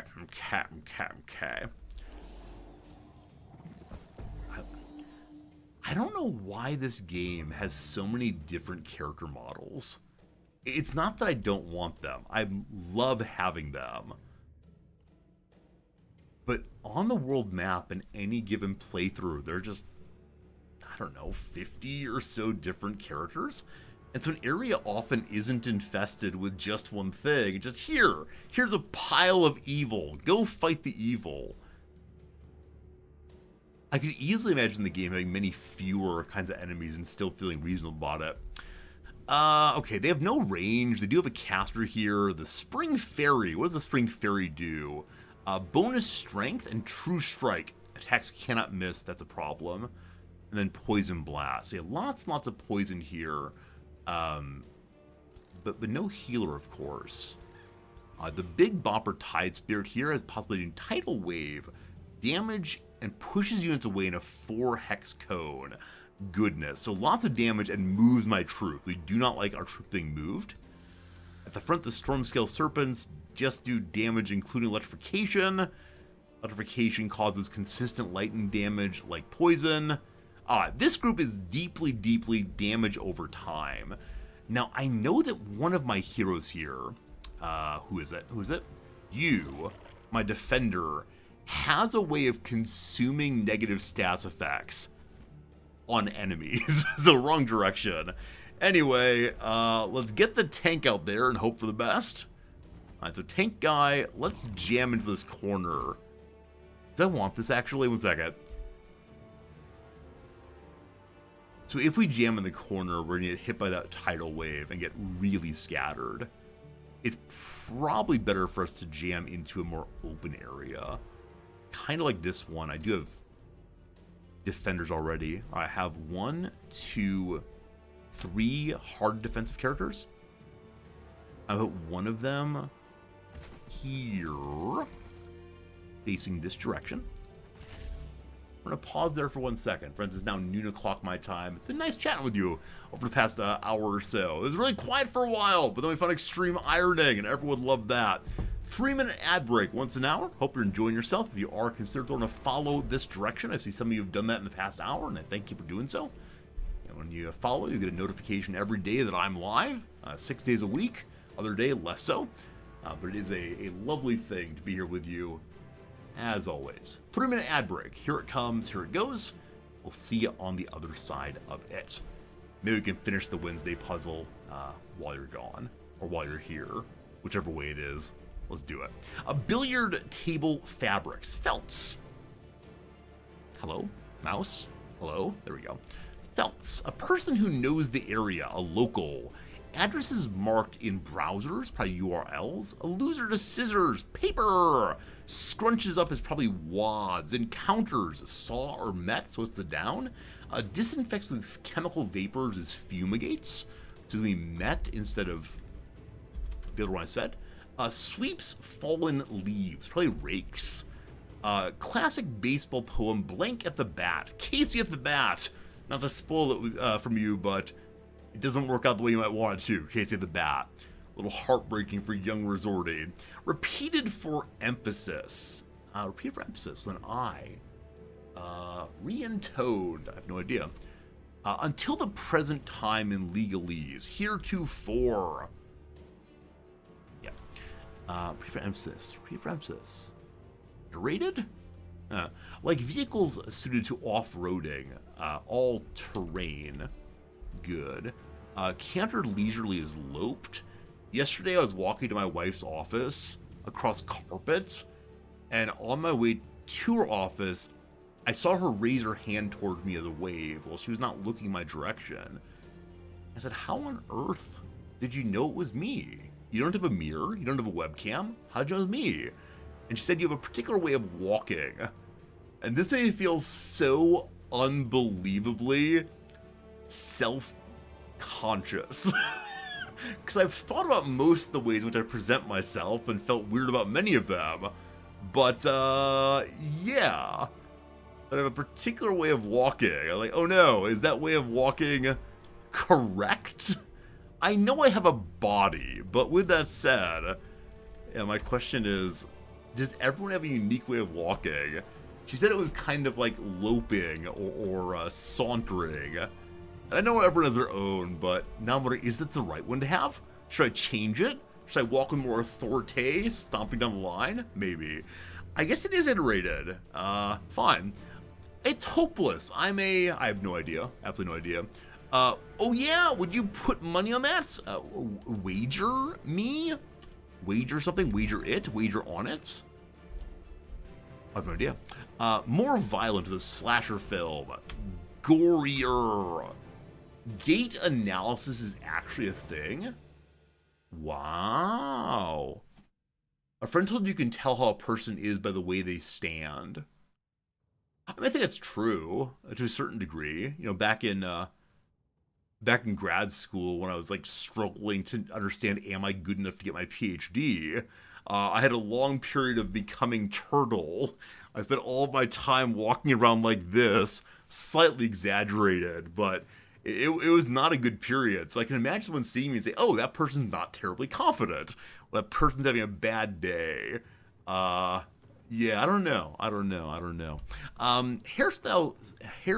for Questlove, Afro all the way.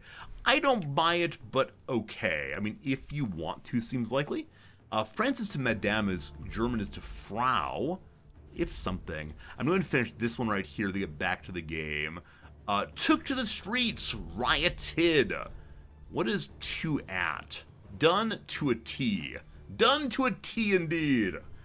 Very good. HPG, it's good seeing you. How you doing, HPG? Hope having a good day out there in Viewerland. Also, I do want to look up something else now. Gait analysis.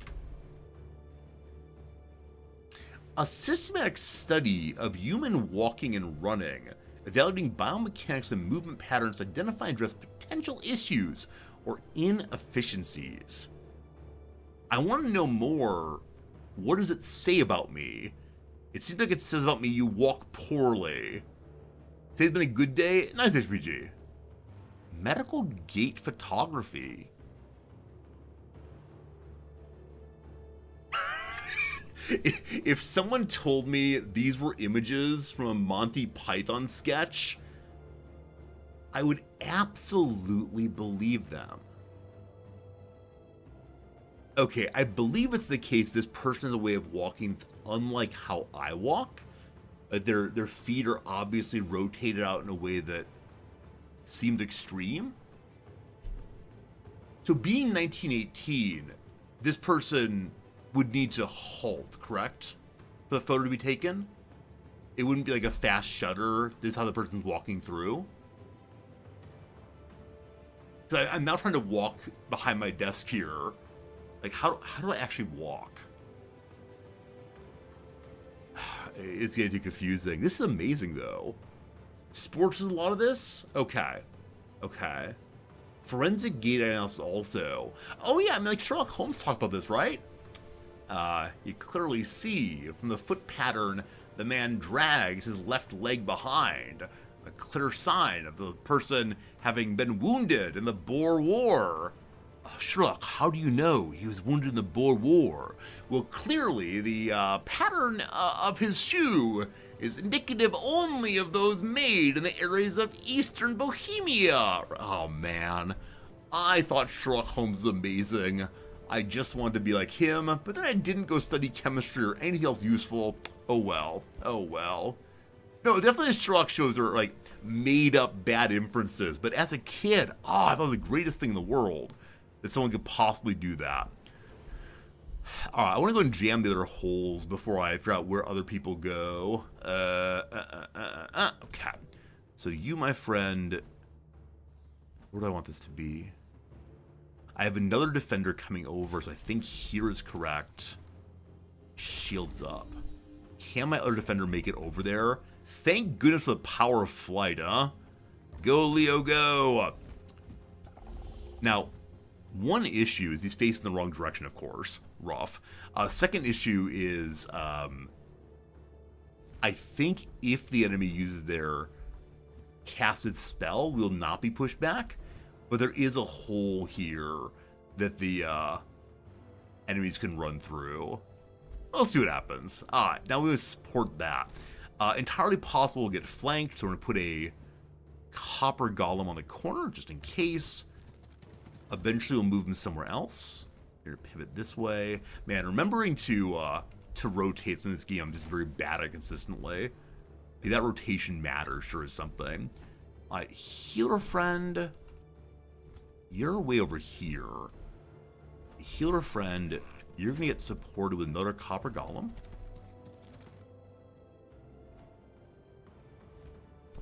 The healer will continue moving over after this next turn. Healer number 2 here. I want to tuck in here. If I do that, though, I absolutely need to give them cover with a copper golem in between. And once I've done that, see, the healers are really, really beneficial for clumped groups, and much less so, and much, much less so when it comes to more spread out groups. So, yeah, clumping in this battle is because I have the healers, but gosh, I shouldn't be doing that. Okay, with that, these golems face forward is fine, shields up. Last character, I believe. One more. Archer friend, hide in the bushes here. Nope. Okay, we have our big caster still. So as always, we want to start with the massive disease thing. Speaking of massive, it was recently modified, so it hits all enemies in a hex. Right, a hex group. So we cast on one of these, it'd be wonderful. But how far forward can you go to cast? Huh? I'm not seeing a cast radius. Luckily, we can back out afterwards. So if you're here, do you reach any of them? No. She's with a front line to cast, so I think we might just pass her for a moment. Or him, whatever. And they'll join the stack. And let's see what happens. Let's see what happens here.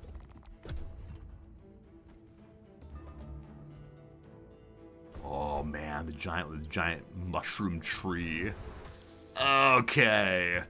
Okay, we got some disease going. Got some disease going. Oh, interesting. Cool jump there. These units are large, and so the pikemen will do bonus damage against them. Actually, my heroes turned well off here. They were able to directly engage a large enemy. Good. Okay, so really split up in a way I don't exactly like, but was likely to happen once we noticed there were flanking lines. So, gosh, I sure would like to have my copper folks go stab there, but I recognize if they do so, the serpent will come onto them. So for right now, my defenders are just going to shield up. If they die, that's unfortunate, but I gotta say that I can replace them with iron golems. That'd be very, very, very good. Okay. So, can you move? By which I mean, can you jump locations? You cannot. That's good. So because of that, and the current setup, I'm going to have my copper golems come in and stab from the back. This one does have a retaliation on. Can my archers knock that off? Or is it only chargers who do so? Oh, longbows! This is a new kind of archer. I completely forgot we got a longbow. What can you do? So a normal attack, bleeding, sunder defense, bonus range, or long shot always hits. Long shot always hits the full turn. Could cause bleeding and such. So despite the problems of line of sight here, it's a huge hit. You can only win every 3 turns. So unfortunately, it still has its full defense, and retaliation is still on. So I'm going to want to proc retaliation with my tank. Do you believe? Or you can do 12 damage by consuming the bleed. Nah. Let's go. He takes 6 damage retaliation. No problem. Fine. So with that done... Oh! He bled out? Wait, how much damage do you do, brother?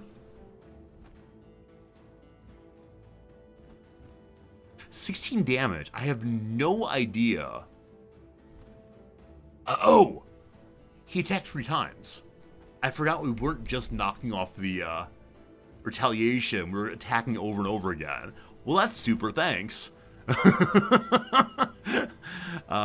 We're gonna have you shield up for now. That was a slight misplay. It would have been better to get the kill even with retaliation on the copper golems. And the reason for that is it would have been from behind flanking, and then my tank could advance and do more damage at smaller unit. But what is done is done. Because how it's setting up, I want to move this healer in support of this line. My big caster has yet to cast, actually. And so if she goes to here, she can cast against this one. What's the chance of negative effects here? Yeah, now these 2 characters, my my tank and my healer, work together so well. Not healer, sorry, caster. Because the tank can go over and consume every one of those debuffs for 12 damage each. It piles up in a really, really, really cool way. That works better on larger units, the enemy here. So I might bring them together after a moment. We'll see. We'll see. Okay. Do we hang back or do we charge in? Charging against the range unit here could be very, very strong. If I do that, though, we're in a very awkward front line because these are going to be behind it. So what I'm going to do is, yes, indeed, charge in, shield up immediately, and then you actually can't get out because the poker's there. If I have these pokers join, then probably this serpent will come back. So for the turn, I'm going to set up here and shields up. We'll see how that goes. Okay. Speaking of pokers, you all go there, giving defensive formation by standing together. This is not a flank attack, unfortunately, but it's some damage anyway. Retaliation, no good. Healer's ready here. They can't quite get in position to heal this turn. They could next turn, though. So for now, slide this way. Range attack. Possibility of hitting our friends. 70%. I'm feeling lucky. Good. Well done, very proud of you. Also reduced its damage, or reduced its armor, rather. Down to -2, actually. Alright, so I believe we should have done the Sunder defense first. I always forget turn order on casters, but it's okay. The Copper Golem here is not moved yet. Helping with these makes sense. So we could move to here and then flank next turn.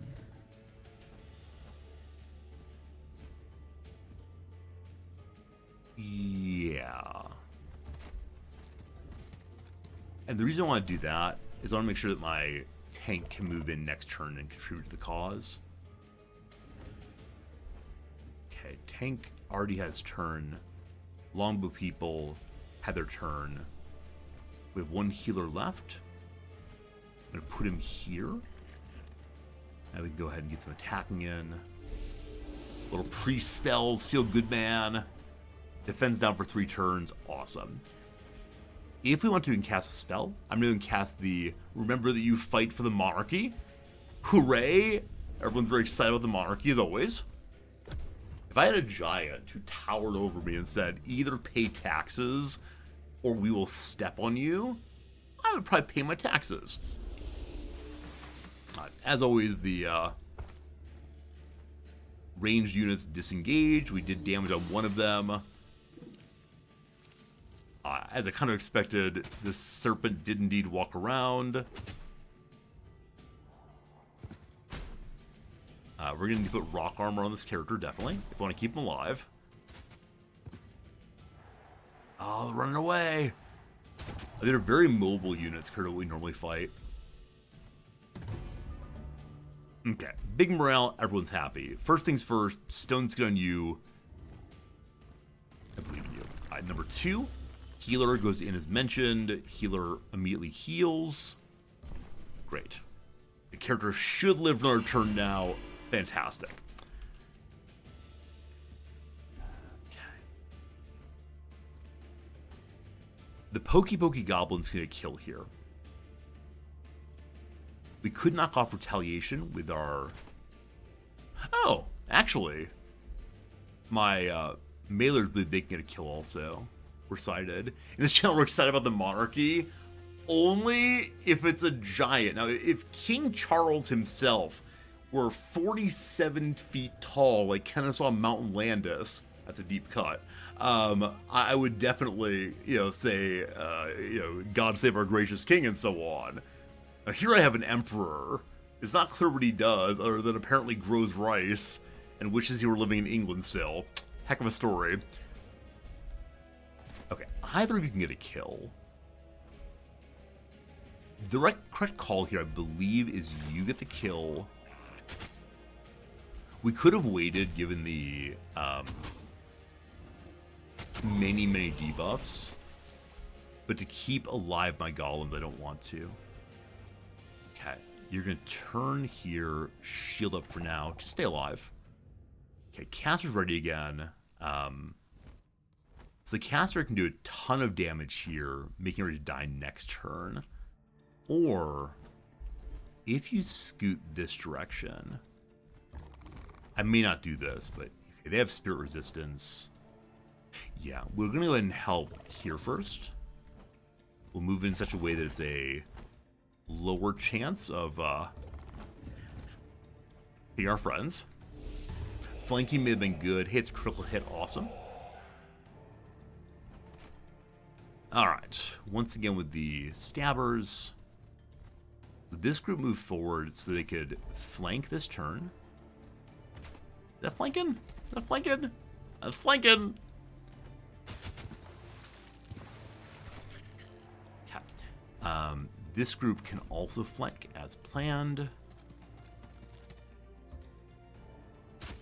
Not quite a kill. Closer and closer. Defender guy, I do want you to immediately charge from the boss. And then our goal, when in one turn, our caster can move over, poison the boss. When the boss is poisoned, I will then have my defender consume the chaos and deal so much damage. 12 for each one, gonna be amazing. Okay.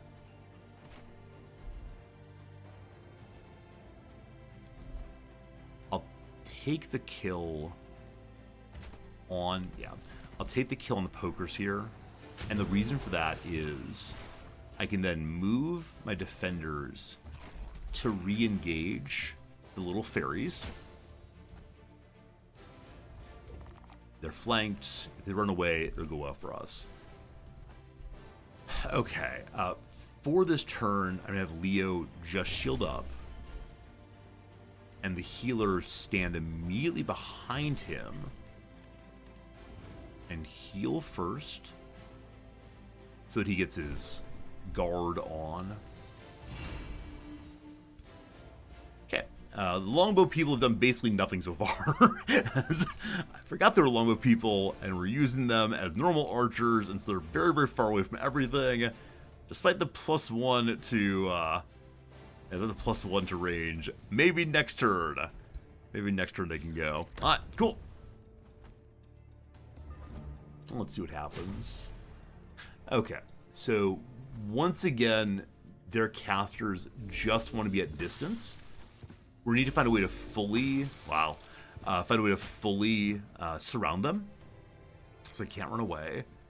My poor defenders are getting absolutely wreck it.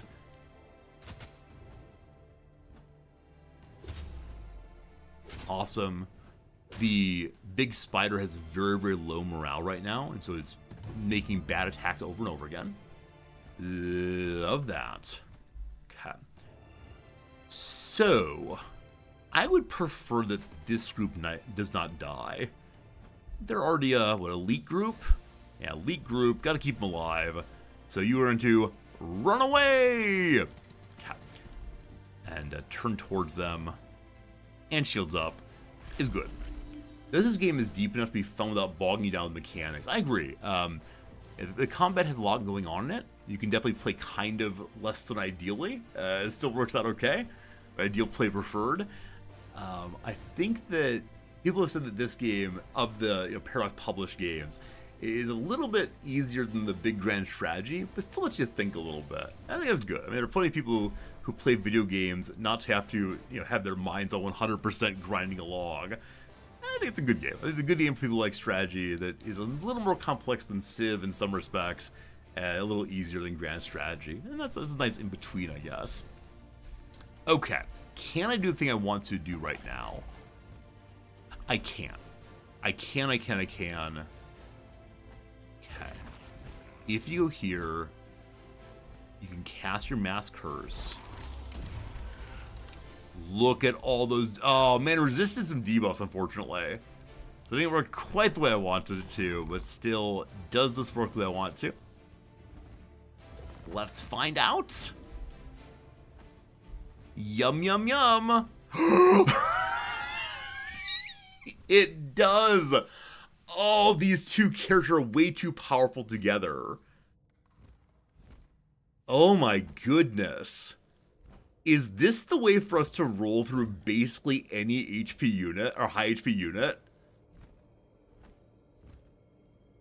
Wow.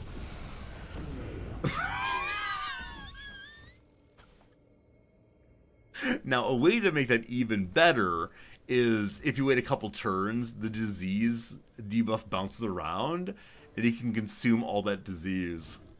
So unfortunately, we can do that only once every other turn, I believe.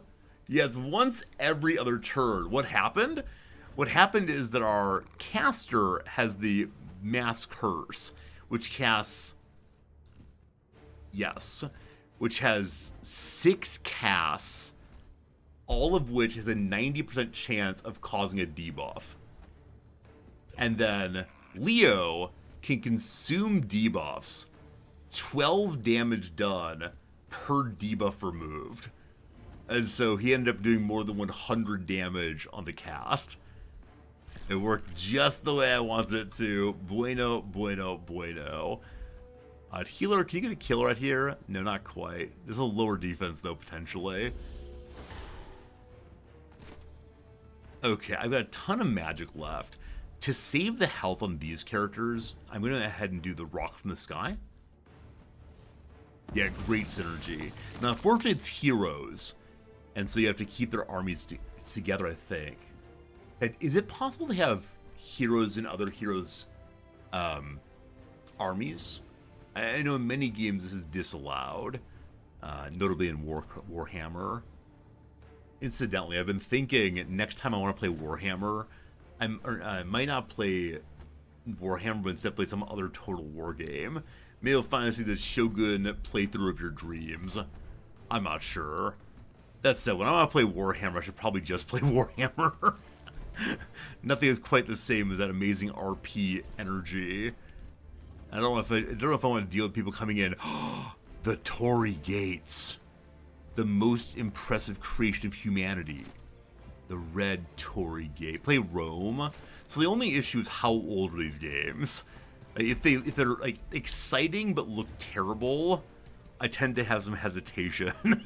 But you know, maybe. I just love the Warhammer so much. It just looks so good, and it's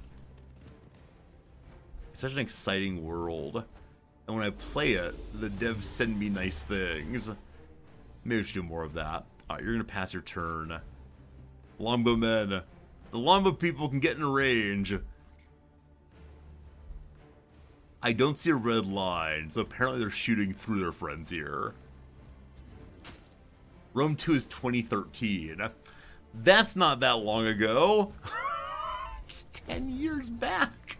That said, I do play a lot of Paradox games that are older. So probably what matters here is not is it old, but is it fun? There you go, team. Swamp Giant team defeated, rather, and our lower health characters did not die. A+, yes. You've captured the Swamp Troll in a large litherite crystal. Eternal Sages are grateful. They're offering me a striking javelin. Tier 4 item. I can only use it on my ranger right now. 30% critical hit chance. I mean, I'm going to take this regardless. I'm not going to steal the troll. That said, having a swamp troll on my team could be amazing, but no, I'll take the weapon. Now, my ranger can use it, though no one else I have right now can. What is your current weapon? Okay. Your current weapon is the plus 20, potentially plus 50 crit chance. This is flat, plus 30 instead. No, it's not. It's flat plus 30 plus 20. Wait, really? This is flat plus 20 plus 30 potentially. No, it's plus 20 plus 30 plus 30 on a kill. So 50 crit chance flat. And potentially up to 80. And when you did a crit, the next crit does 10% more damage, plus more, plus more, plus more. Is it possible this character's gonna be like flying around the battlefield, just javelining everything to death? The javelin move has the same bonuses, and he can also leap from place all nimbly pimbly like. Okay, it's not a cavalry javelin.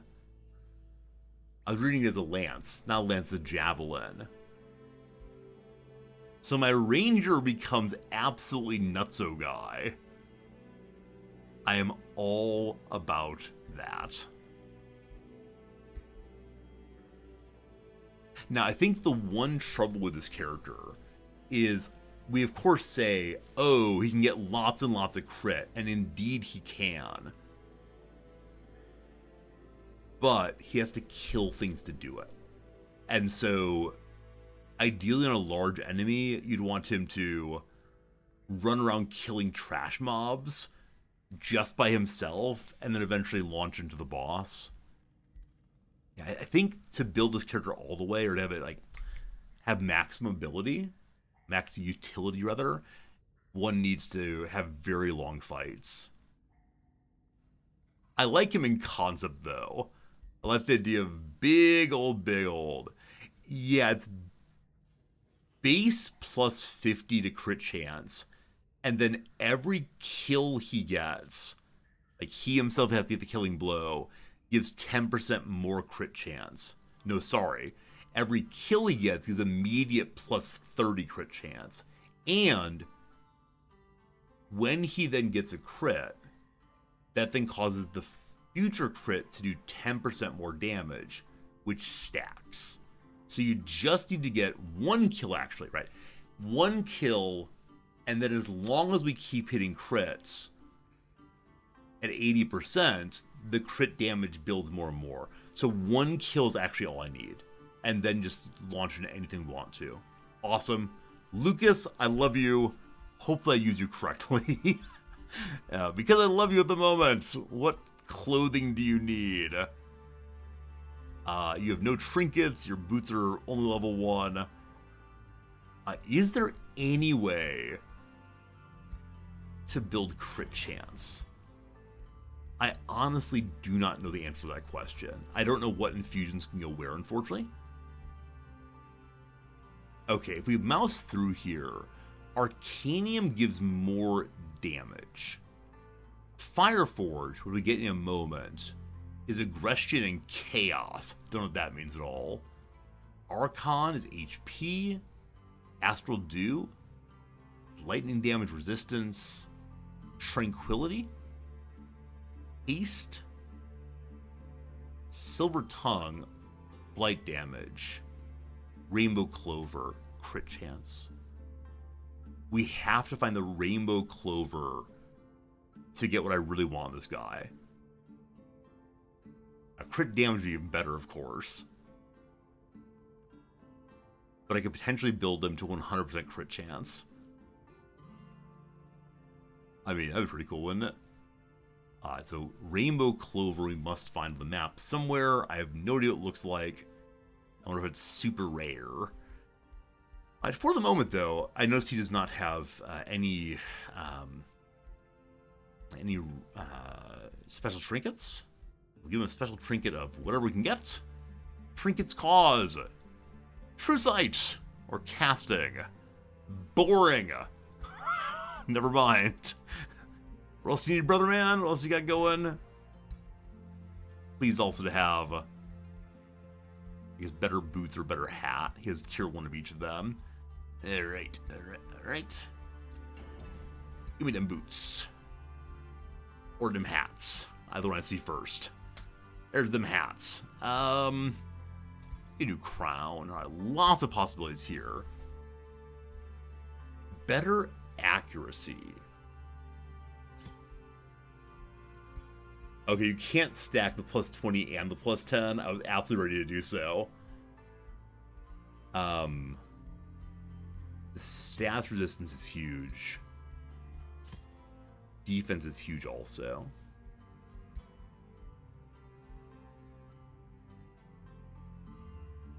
Trying to think of how I use this character, which is more important, the defense or the HP. I think I'll do that. Hey Z, it's good seeing you. How's it going? Great, thank you. Shame you missed lots of streams, the game you want to check out. Well, here we are. You're welcome to hang out with us today and to see if you like the game. People in chat can definitely give you all kinds of recommendations if you like it. Or if you would like it, rather, what kind of game it is. A big fan. Main thing is bonus to accuracy. I'm going to call you the ring. Well, rings like a finger thing. Well, it's like a head thing. Tiara, a diadem. I like the word diadem. The diadem of precision. It says accuracy. I'm doing precision to upset some of you all. That's right. I know what I'm doing. I know how to upset you. What portion of my stream is, I know this thing I want to say is going to upset my viewers. Here we go. Okay, this thing we did last time before we reloaded is making nice with people of Bullerton who live above the ground but are holding some territory down below here. It's good. So you met them. Hello. We'll be fighting this big giant in a moment. Probably next turn we'll go for that. These fine folks managed to clear the swamp giant here. Are things to dig out nearby? Do not see any diggables until over here, actually. Huh. Sure there's ways to excavate down south, but not quite sure. How's the campaign going? I mean, it's fun. We actually have not gotten involved in any major land wars so far, which is probably for the best. But past that, I can't really say, you know, how's it going? I'm enjoying my building. We did a big quest here. Our character's main quest was to clear this area of gold, which was previously held by the Giant Kings. And so we've retaken it, and that's beautiful. Time for it to become a city proper. How exciting. And then more to clear down here, absolutely. We go to you. What am I going to do with my extra armies right now? I'm so focused on we have to fight that right there. We've now fought that right here. I don't know. I guess I'll go home and heal up, and then we'll figure out after that.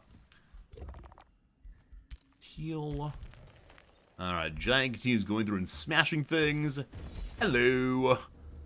Little water spirits, we should auto-combat with no problems. Indeed we do. And someone's leveled up. Our healer is now a champion. That gave him exalted resistance. When they defense, adjacent units also get one more resistance. Wow. I mean, the healer already has that. Yeah, they give +2 defense, +2 resistance, +1 resistance. Neat. At next level, you get what again, Banner Person? 10% damage. Not as important, but cool anyway. Alright. This group here belongs to Rizorki. Rizorki is an enemy. Don't want to go with him. And so I'm thinking about going to the Altar of Devoration. Oh, you know what? Earlier, I read this as the Altar of Devotion. Is there a distinction between devotion and devoration? I can't imagine it. Can't imagine any difference whatsoever. Oh, goodness. We're gonna get devoured. I thought we would be having a little pray together. Proving our worthiness. My army is trespassing. Wait, who's trespassing?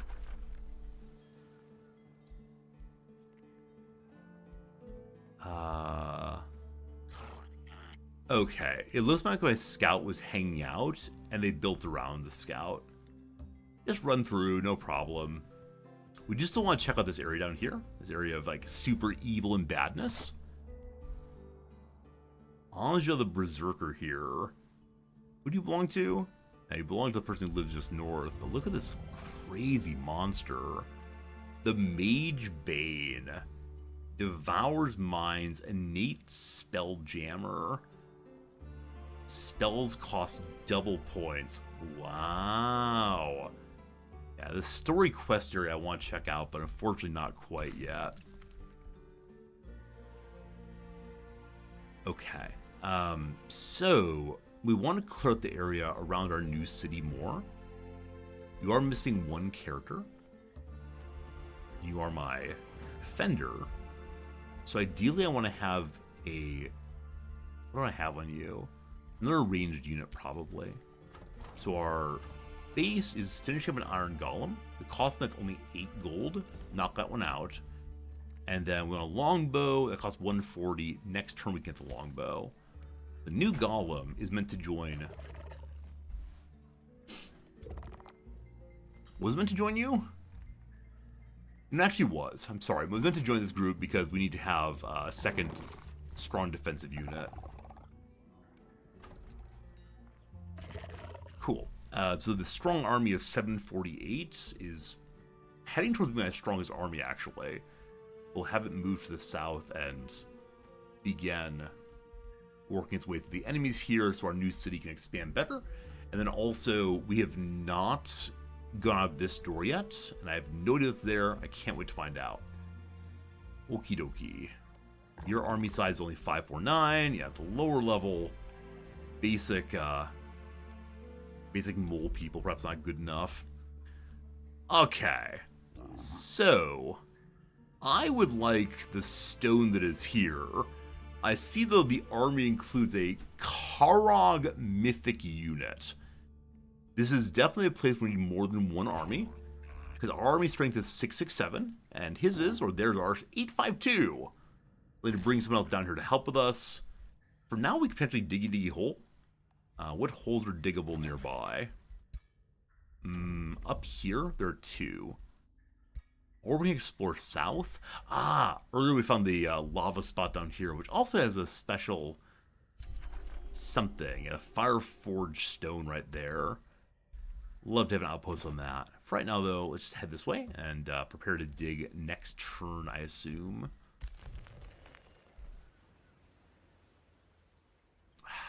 We're not at full health on this army. Don't know what 2 skulls means. What's the worst that can happen? The giant will save us all. Okay, I want to save briefly, just in case I made a poor choice.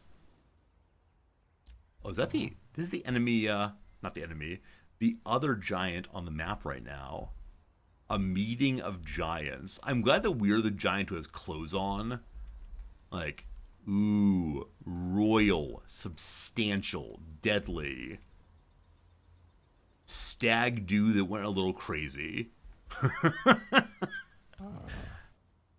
Okay. Here comes exploration. You approach the altar of Devoration, built by the Archons long ago, and are greeted by chanting in a most foul odor. Peeking inside, you witness the mass of a cult who have built half a dozen piles of bone and flesh. Their center, a butcher ogre, feeds a gluttonous Karog, rotting carcasses to empower it. The cultists chant about their coming of the world devourer, augured to consume the realm. Once the Karog is sufficiently fed, the cultists will unleash it. So again, it's the terrifying gorging where it can fully eat a unit. Cool. The Order of the Glutton will soon set the devouring Karog loose on the world. Their mad scheme should be stopped. Okay. So strength is 1038. Today the cult ends, madmen! Or magically hasten your fighters to quickly strike at flesh piles. Hasten attackers on. Hasten is just very fast movement, also better retaliation. Well, this is not a well-structured battle, but sure, let's give it a shot. I need to make sure that my giant is the one tanking against the big thing. 2 Dark Knights. This is a lot of damage. The Dark Knight will be falling. A Warlock, a Dark Warrior. I have not seen most of these units. They have an enchantment of hasten, an enchantment of gluttonous power. Well, well, well. Well, well, well. You can only bring 1 army on these, and they appear to be on special maps.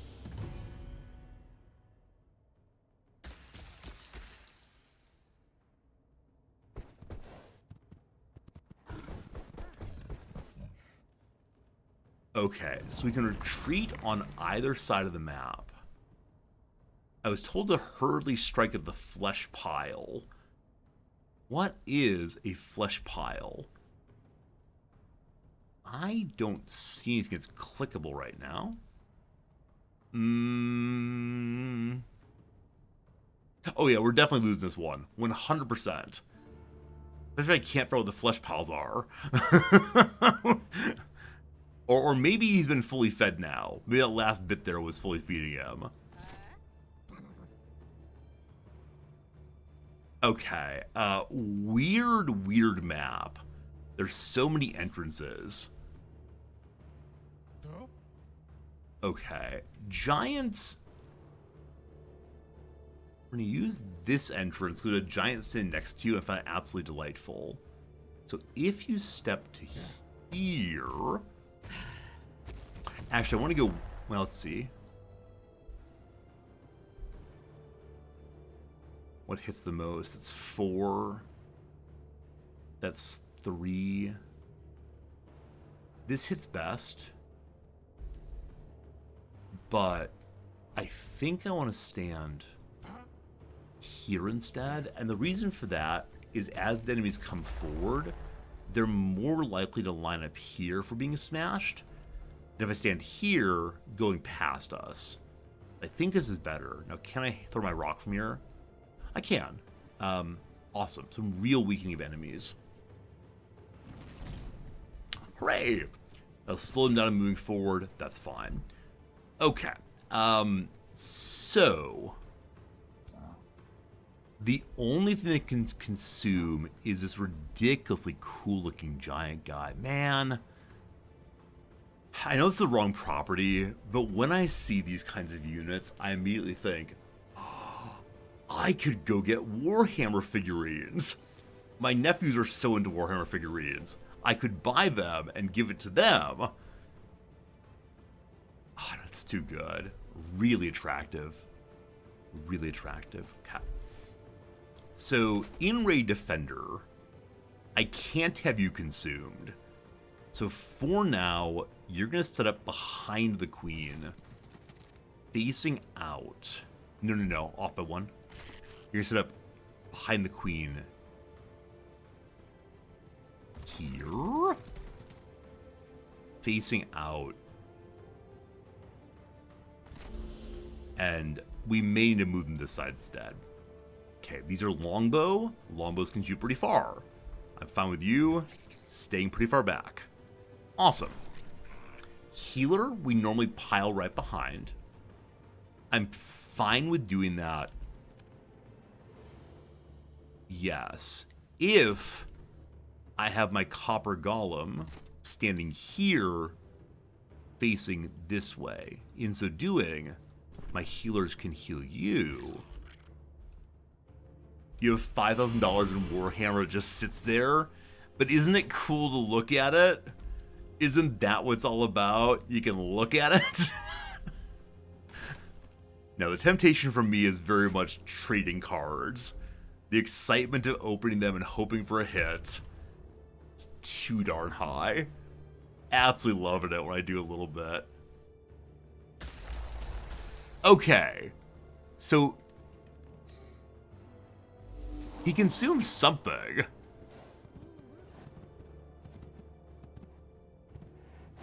Hello, friend. So our retaliation was knocked off. That's fine.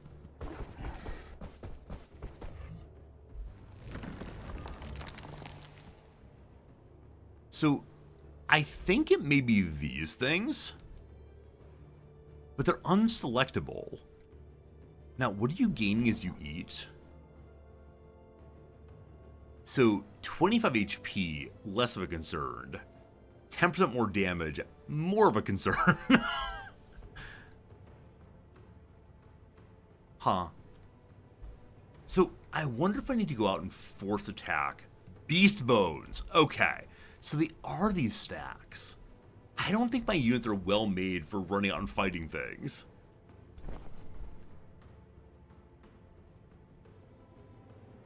I don't have cavalry, but the ones right here seem more destroyable than the others. So longbowmen, and move you to here, are still well protected. And then can you shoot these? Huh.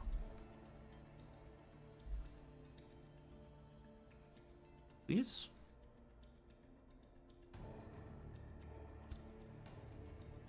Hold Alt to target. I swear I am. Okay, maybe you can only destroy them with melee.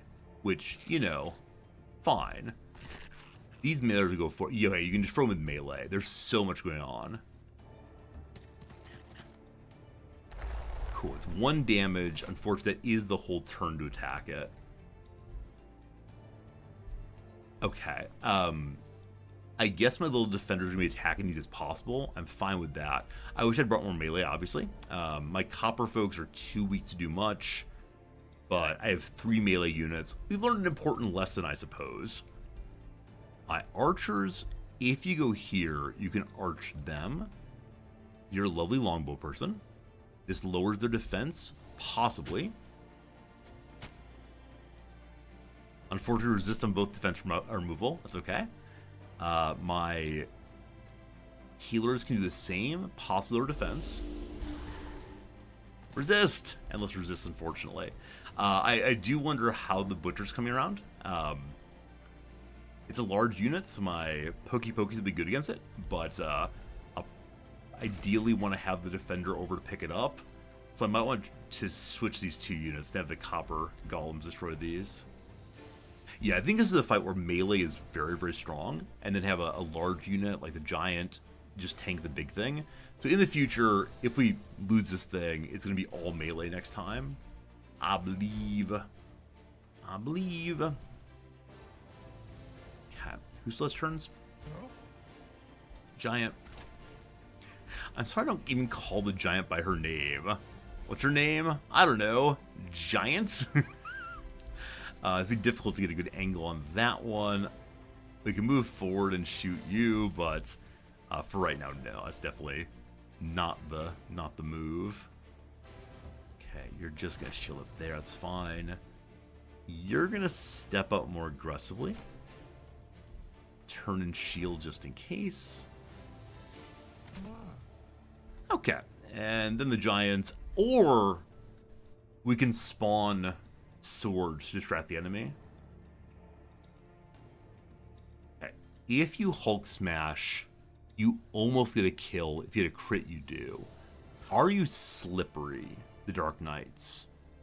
They're not. So if they move out, actually, how do I think about this thing? So I very much want to have her summon her swords, but I see that this enemy has like a burst where it causes 10% less damage output for 3 turns. So the correct move instead is Blast with Rock and then kill. Yeah, I'm wanting the AoE, but I'm happy to unload on one character. I think that's right. I do want to summon the sword next turn, and then I think I want to engage Big Boy as fast as we possibly can, just so he stops going around and eating stuff. Yeah, that's where it is. How much damage do you do? Normal attack, 40 damage a turn. Holy cow. Holy cow. Holy cow. Holy cow. Giant has 149 health. Alright. Alright.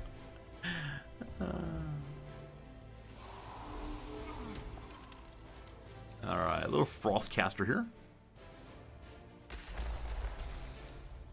So it's now at plus 20% health and then 50 bonus HP. Alright, so it is the case that the Queen was charged, no retaliation. Defense is down now. Fine. Everything's fine. Okay, so this is a great case for a smash. Healing the Queen is not necessary, but I'm gonna do it anyway. That way she has more resistance as well. I noticed that the buddy here did not come towards the golems. So ideally, if there were no other enemies, what I would do here is Hulk Smash and then have the golems come around and poke, I think, for a kill. I might do exactly that. You, I guess, go destroy something safe near you. Cool. I want to continue moving them out, but a little risky out there. Okay. I'm okay taking the retaliation on the Giant. That's fine. Can my archers weaken the big one? Or pick off a little one? I'm not sure I'll take this shot. We'll see. With a crit, yes. Okay, this is a flank move. So I'm going to have them go here. I believe the warrior can't get on this next turn. Awesome. Thunder defense, even more awesome. Great. Okay. We now want to weaken you if possible. 65? It's going to be 65 no matter where we go. So, fingers crossed. Thank you, based XCOM. Got a crit also. Nice and nice. Okay. We then Hulk smash both of you. And allegedly this will kill both. I'll be surprised the... Oh man, the crit, never mind. I was going to be surprised with the right-hand one dying, but there we go. Cool. Yeah, the removal of armor was huge there. Can I say, like, 3 cheers for the Giants? I believe it's the call here. So, I don't want my golems to be eaten. Running forward, so good. However... Okay. Rock Blast the caster.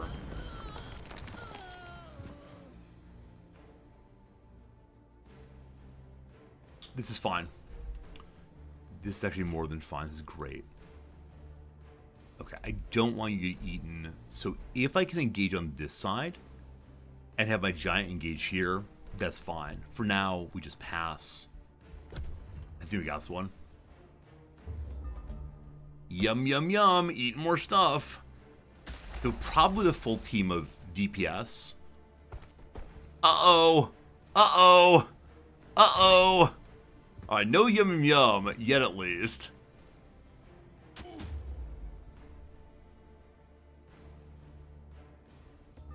Alright. I didn't really come that far after also eating. I thought, so eating is a free move, it looks like. Fine. So you do 40% bonus damage, which never stops stacking, I believe. Does it? Or is it only up to 5? Only up to 5, actually. You have 100 bonus HP. Yep. Okay. I want to get you out very, very badly. There's 1 stack retaliation there. I know what I need to do first is deal with these enemies to unpin the queen. You all can go around behind. Not a kill, unfortunately. Can I use my archers also this way? Only 65 still. Huh. The queen... actually can't walk to there right now. Might get awkward. Basic archers, please. Actually, I go one more step. Here is not flanking, unfortunately. Gonna turn towards the giant. Did some damage anyway.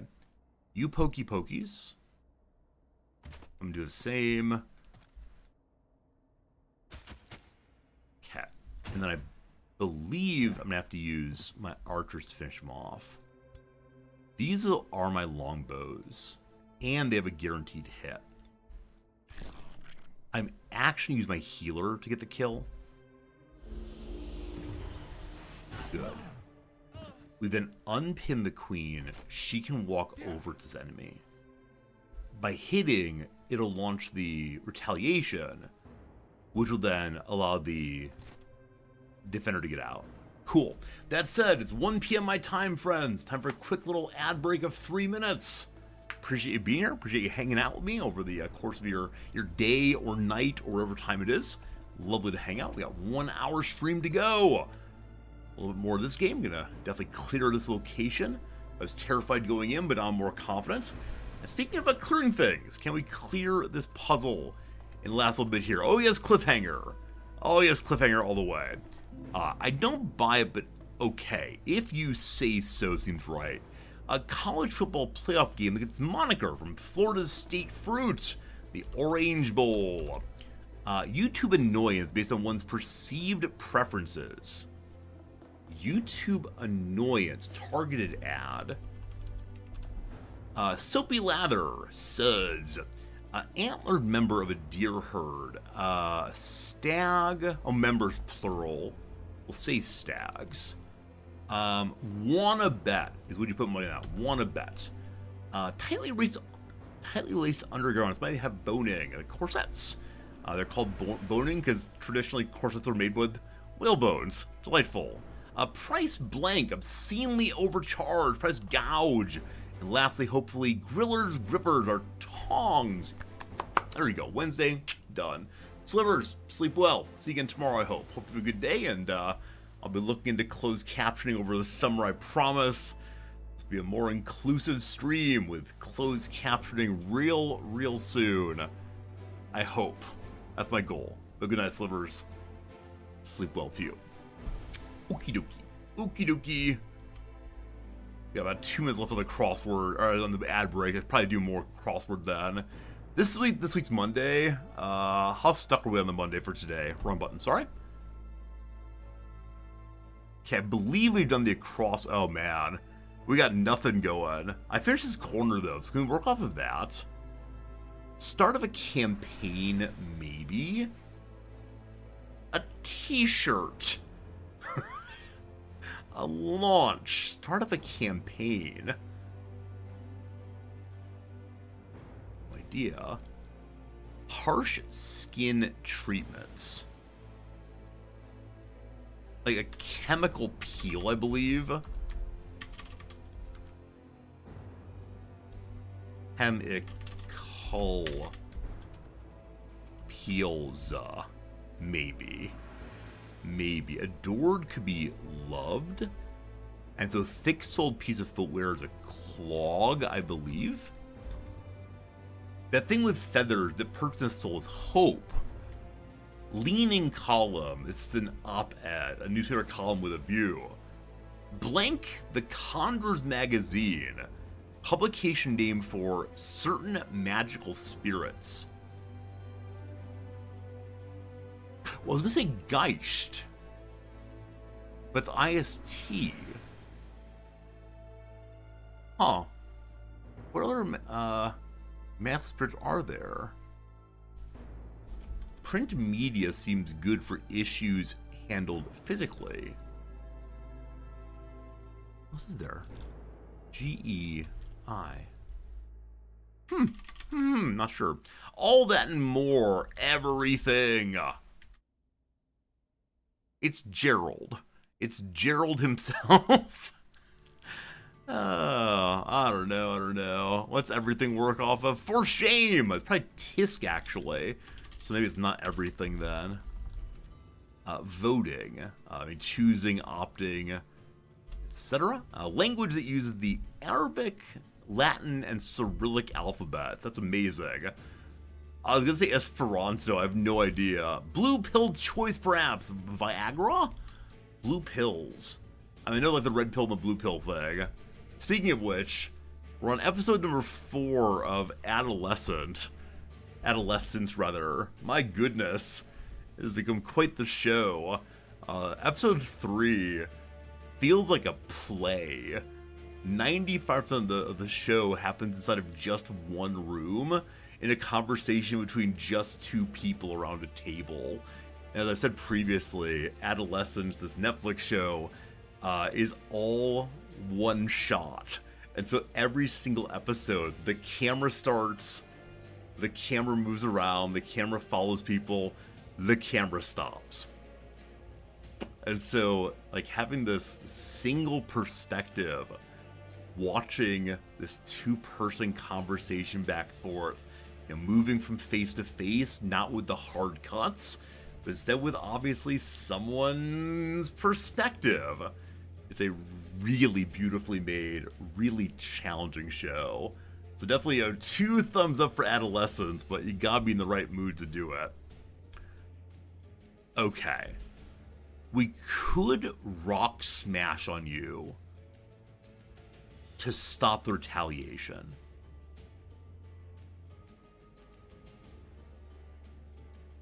I believe we want to do that. I also want to stone skin on the queen. We'll do that going into next turn. So doing almost no damage, but no retaliation. With no retaliation, you can run away safely.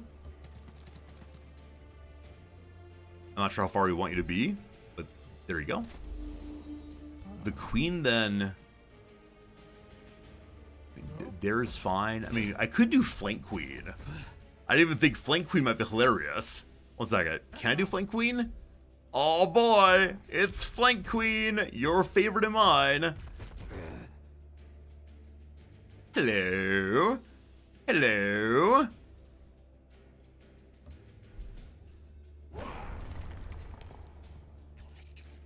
Not a lot of damage, but the bleed is now on. The queen has weakened and sundered defense. Only 2 defense. So, I want to get a healer behind her as soon as possible. Now, the archers... True Strike does 32 damage. Shoot Bow is 15 by 3. I should have sundered first. I always forget to sunder first. Next time.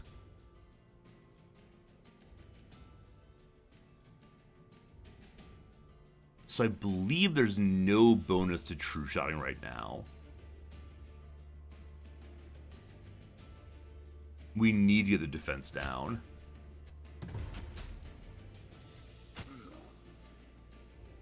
Okay, it actually did matter.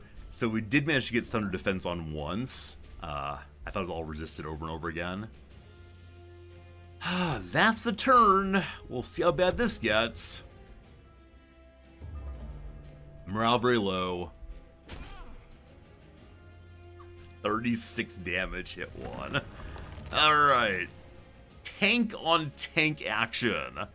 I recognize also my healer is in a very awkward spot because I stand here and get eaten. Let me go here, okay? So healer, for this turn, you're gonna go scoot, scoot, scoot, scoot, scoot, scoot, scoot. And the next turn is scoot to there. For now, a little flank damage. Like it. I need to stay at range here. Archers. Maybe some bleed. Maybe some armor removal. The rolls are working with us this time. Nice. Archer number 2. Can you hear? I think it counts as flanking. It's only 1 shot, but still. Very low roll chance of sundered defense, but no luck, a crit anyway. We love it. And the Copper Golem, you're going to, I guess, turn this way and pass your turn. Actually, no. Maybe step forward 1 to protect the caster. It's not in range, so hopefully it will not step out. We'll see. Shields up. Cap. There's no point in saving armor right now, so once again I'm going to knock off retaliation. And the queen does what she can do. Oh, I probably should have summoned the sword. I don't care if the sword gets eaten, but it would help us do more damage next turn. That said, will there be a next turn? I think this is going to be the end of it.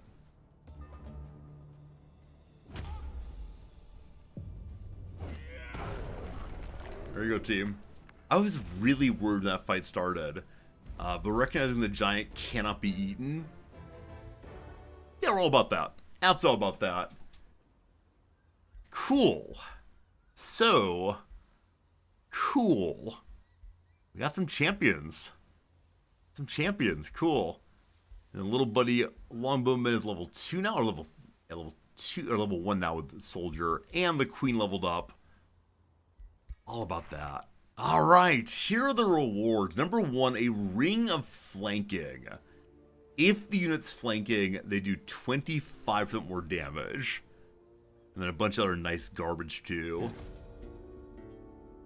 You've thwarted the scheme of the Order of the Glutton and slain the gorging Karok.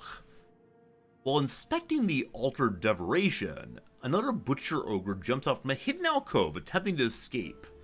With the last corruptor leaving the temple, The grace of the Archons that once ennobled this altered devoration is restored. You'll feel their arcane blessings surge through your body.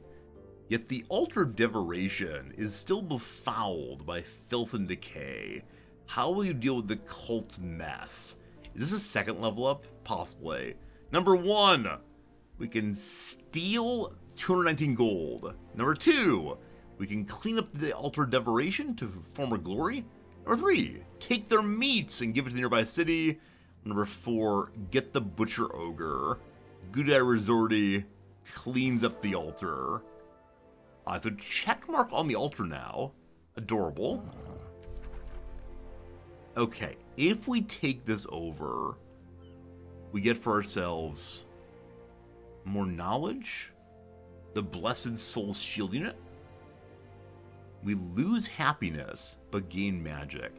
I think because I have the Iron Golems, I don't need the Blessed Soul.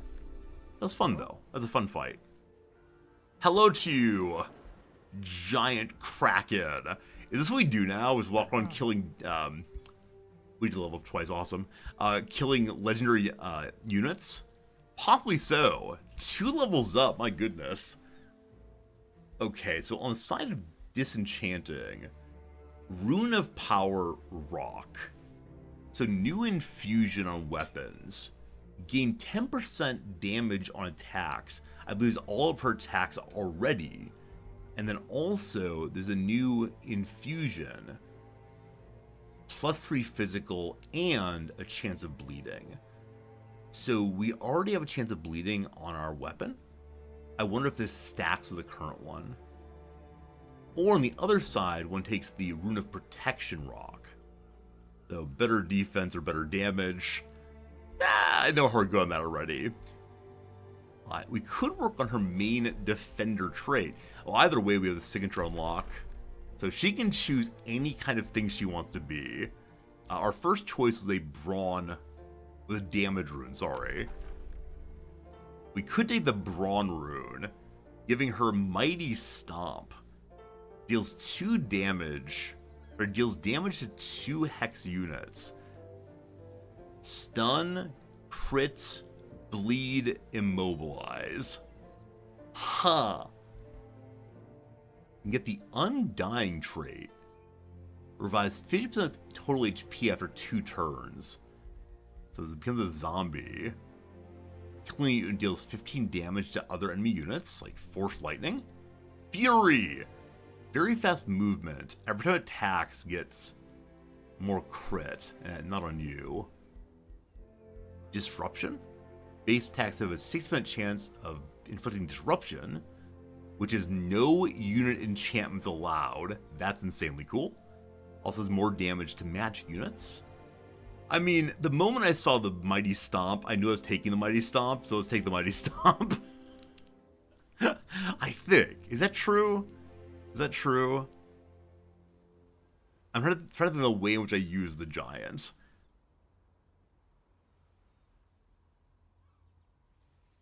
I'm actually not... So this would be very useful against cases where the giant gets swarmed. It would also encourage me to use the giant more aggressively, pushing her out and then stomping. Unfortunately, she has the Strength of a Rock, whatever it is, perk, where she gets bonuses if she does not move.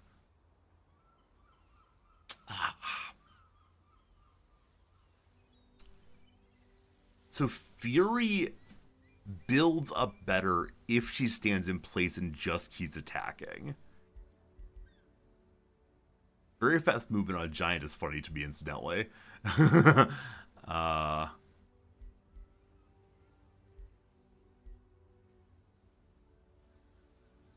Mighty Stomp could also be used defensively as a way to back out quickly. So I think Mighty Stomp is better if we were going to be playing against smaller units, probably. If we take it, it unlocks Immobilizing Presence. And at the start of a turn, enemies are slowed and then immobilized. Or Meteor Strikes. All base attacks deal 4 fire damage and destroys fortified obstacles. Let's do fast. Let's do fast. So adjacent enemies have -5 stat resistance, or base attacks get 10% crit hits, 3 damage, and burning. We like all these things. We like all these things. We still have 2 more levels up, my goodness. Alright, let's go and work our way down some part of the tree here. So more damage when enemies step out of our range. Absolutely. And then are you a frontline fighter with more defense? Or leaden blows. 2 more physical damage. Huh. Huh. Okay. Cool. Just keep upgrading forever. All about that. The Ring of Flanking, I find super interesting. The character I have who does the most flanking is my Ranger character. I believe they already have a useful ring, though. No, the ring is stat resistance. Ranger flank, absolutely. And then the resistance ring, I guess you go on the caster, does not seem especially good, though. So we're going to go to the Forge.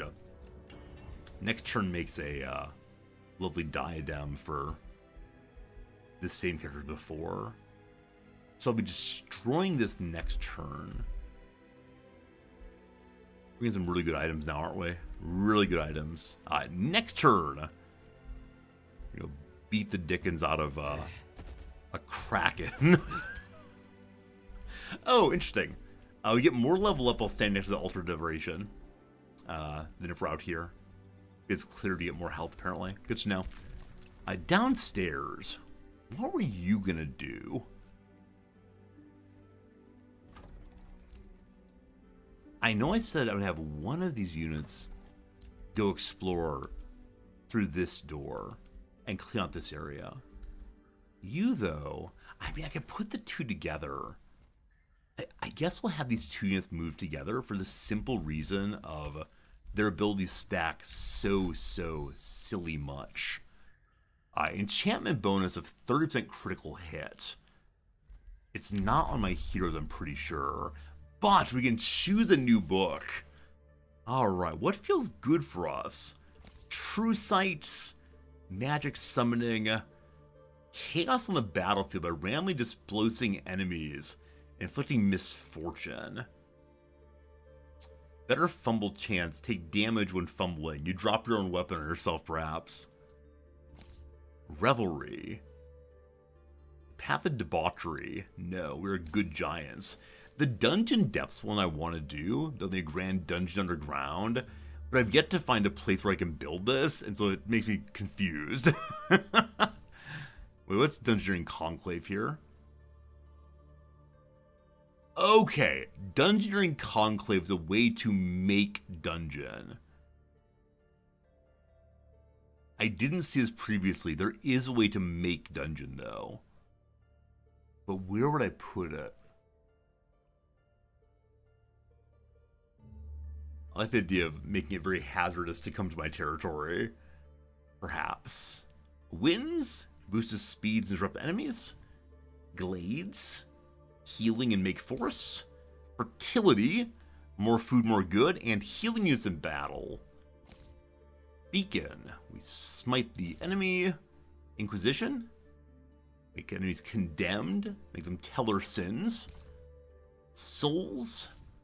Or Doom Herald. Morale reducing effects for low morale. I feel like Good Guy Resorty does some kind of healing. I think we may be choosing Giant Fertility. Is that a possibility? Yeah. Yeah. Or we found a way to just do more damage.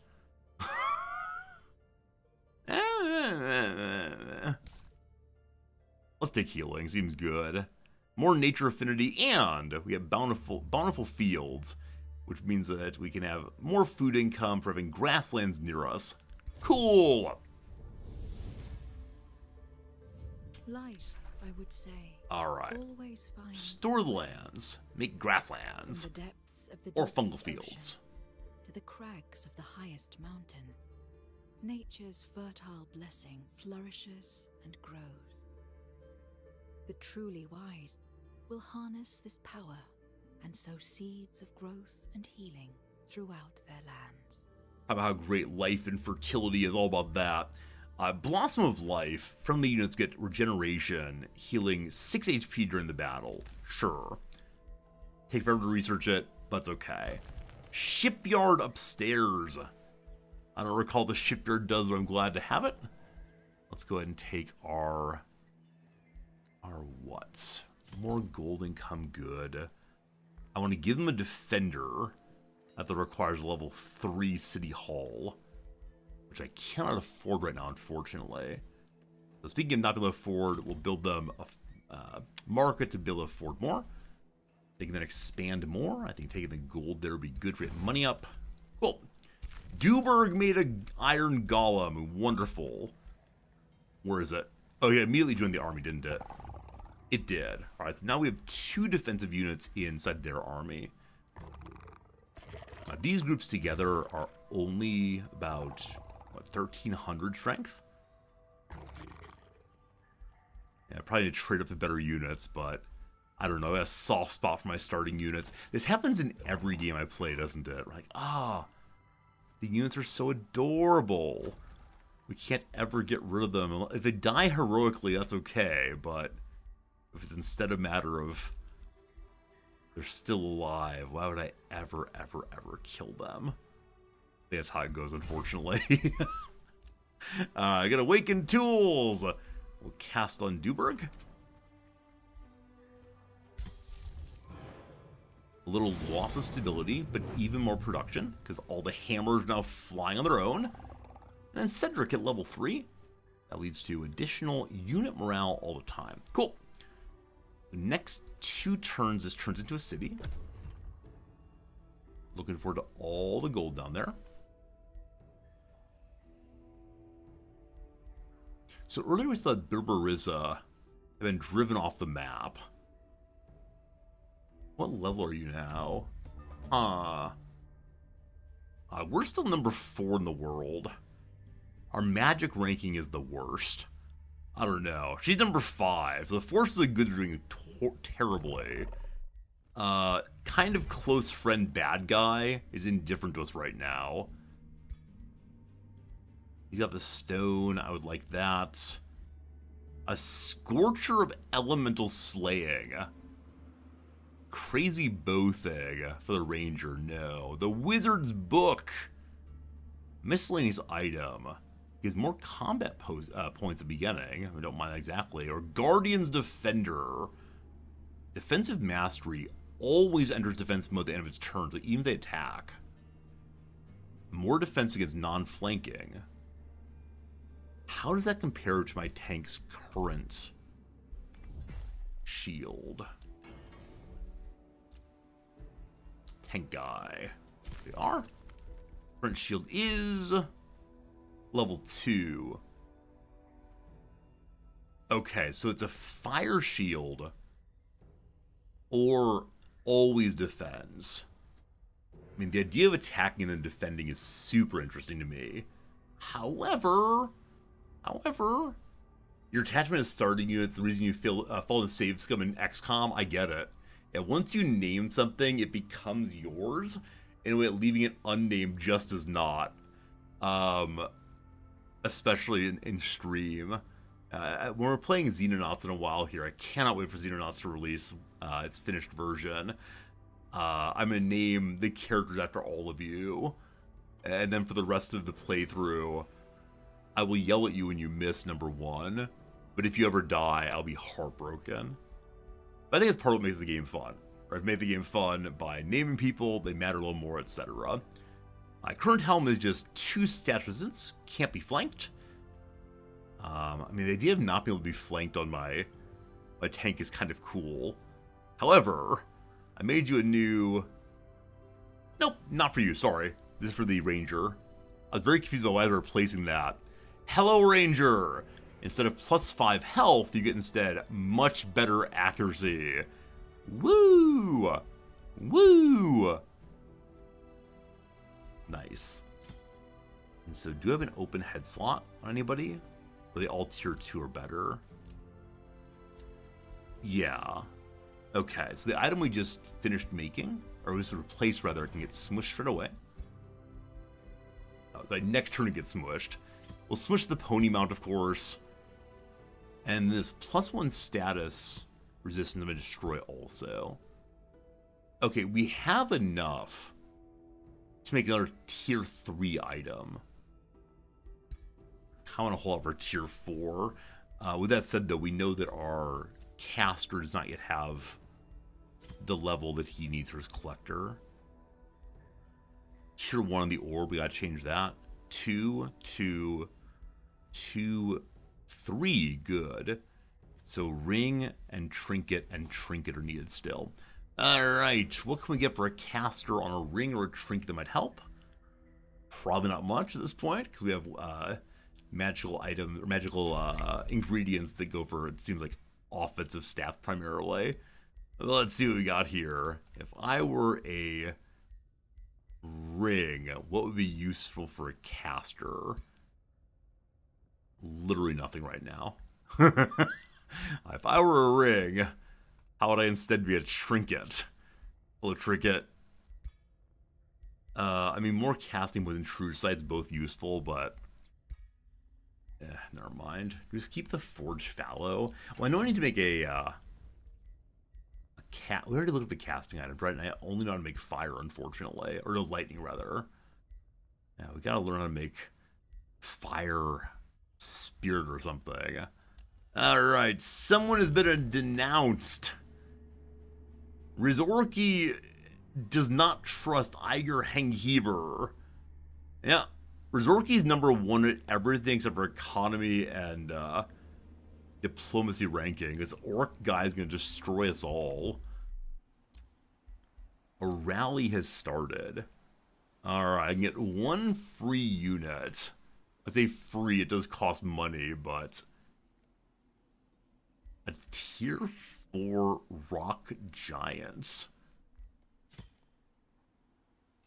450 gold. Cool. I know what I'm saving for now. I know absolutely what the goal is. If only I could find more gold, it'd be amazing. But let's go find an enemy to fight.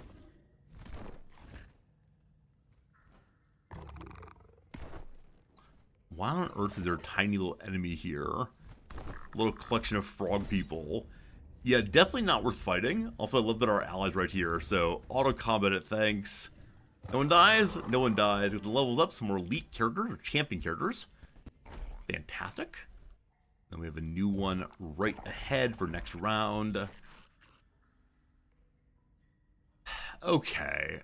Right. You're up here to dig a hole. Let's dig a hole, please.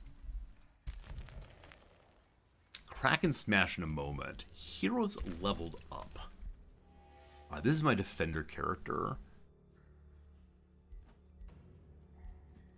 So either we can choose Zeal, attacks gain damage, or Shield of Faith. Oh, you take both of them? That's only one. Oh, delightful. Or we can head in the direction of defense stuff. I mean, obviously we're doing defense stuff. I didn't buy that shield, did I? I got distracted by something.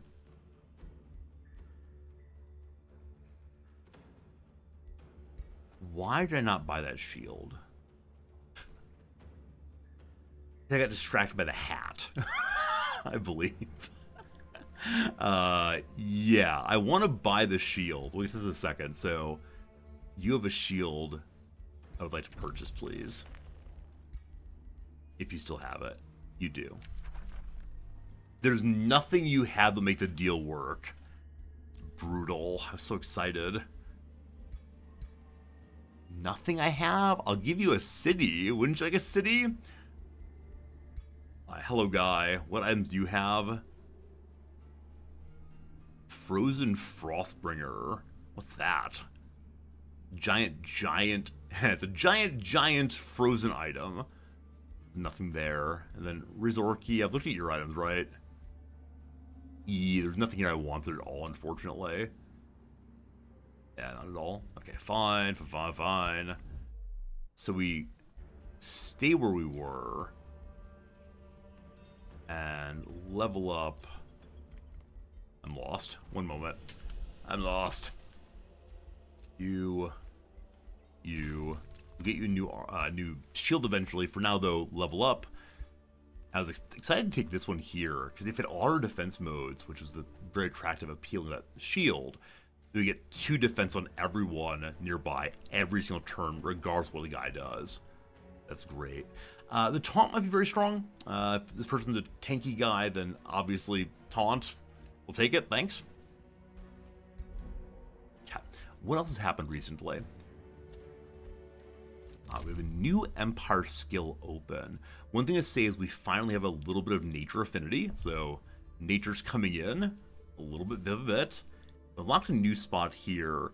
Your units regenerate an additional 1 HP per 2 move points they have remaining at the end of your turn. So don't move, heal faster. Absolutely. Absolutely. Okay, Ridge Keep can expand again. So I don't believe I can expand any more in this direction until someone's cleared the Will Taker's Needle. I'll probably use my Giant Queen for that at some point soon. I gotta level up a little bit more on her army, though. And pretty good on mana. This is plus 10 mana and also. So we'll grab the mana over there. I actually didn't realize there was a mana spot I could use, even if I didn't make it a mana node, whatever the collector's called. So 2 people. Oh wait. Oh, that's so sad. So Berber Rizza was returned to her capital city and then immediately killed again.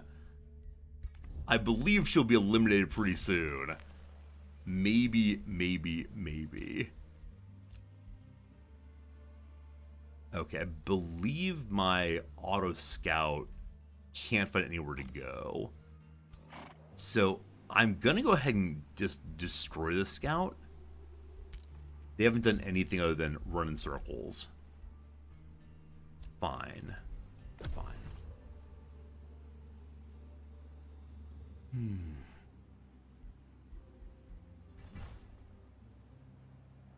I just had a brief moment of, oh no, I need to teach today. What on earth am I teaching? How have I not thought of this, you fool? I don't teach today, no worries. But that was a slight concern. Alright, having dug out, Brotherman found even more gold out this way. Is this a good place to build a city? It's a lot of like empty, let's just fungus fields. You can build food on part of this. I mean, another underground city wouldn't be terrible, I suppose. But to raise our city cap somehow, I can do that with Imperium trait somewhere. Don't quite recall where, though. Okay. Other places to dig nearby. We can continue in that way.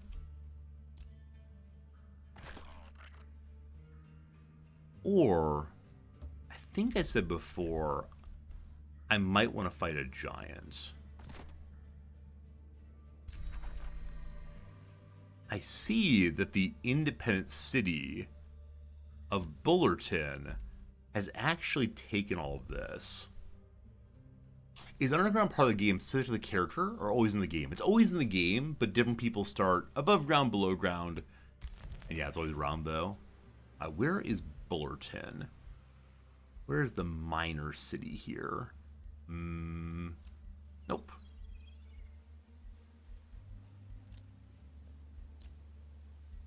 Must be a way to interact with them. There we go. Free cities.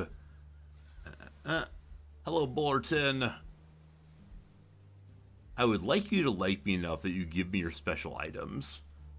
So I'm going to spend some points in the next level just to help it speed along to the point where I actually get their items. Magic materials traded at Pact of Cooperation.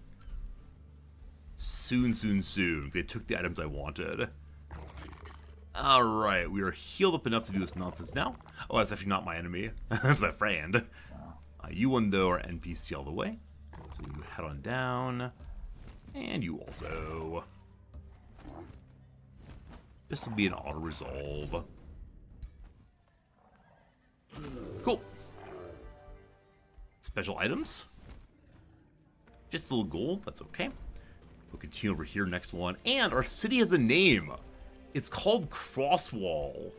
Alright, this place's goal is to get as much gold as it possibly can. All the way through money, money, money. It's money that I love. Initially then, we're going to build the storehouse because I need to get some food going to expand faster. I'm not going to make any troops because I have 2 major armies nearby. We'll see. We'll see what happens. A vendor made here. Market coming next for more money. Great. Continue making food. Awesome. Yeah, all of my cities other than my capital are so poorly defended. An infestation is sending invading forces. Well. Is that a good thing? I don't think it is. So, I don't know if it's sending forces to me exactly, or towards everyone, or what. Might be time to improve my cities a little bit. So, I can use magic to get a copper golem, or emergency militia. I believe that's all I can summon right now that would really help me. Yeah. Here. Let's get a golem going. And we'll put our cities above ground. Cool. Let's summon another one, thank you. And Crosswell's going. What's your goal as far as money goes? I believe this guy has a desire of what to do. He wants to govern a city with 200 money per turn. Alright. Alright, could take a long time. We're fine though. That's a crack in there.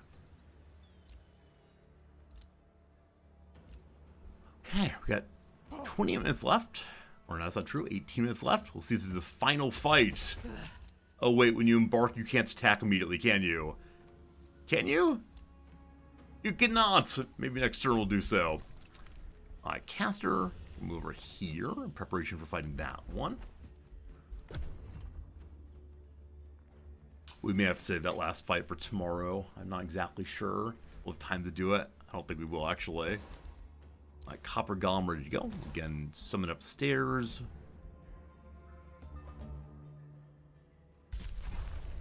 Your claimed province has been captured. What? What? Iger here has taken something that I should care about. How do I see where that is? Captured a claimed province.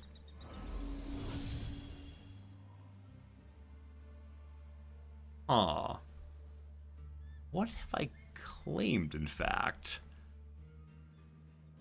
Are my cities in red? They must be. So up here, nothing. Is it this? Oh, maybe it's proximity to the Altered Devoration. Like, the place I'm actually standing and he took over. That's not very nice. Alright. Can we auto-combat this one without losing anybody? We cannot!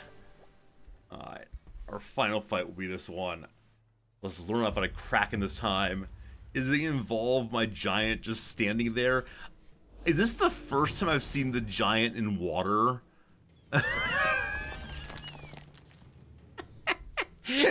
Everybody else gets a boat.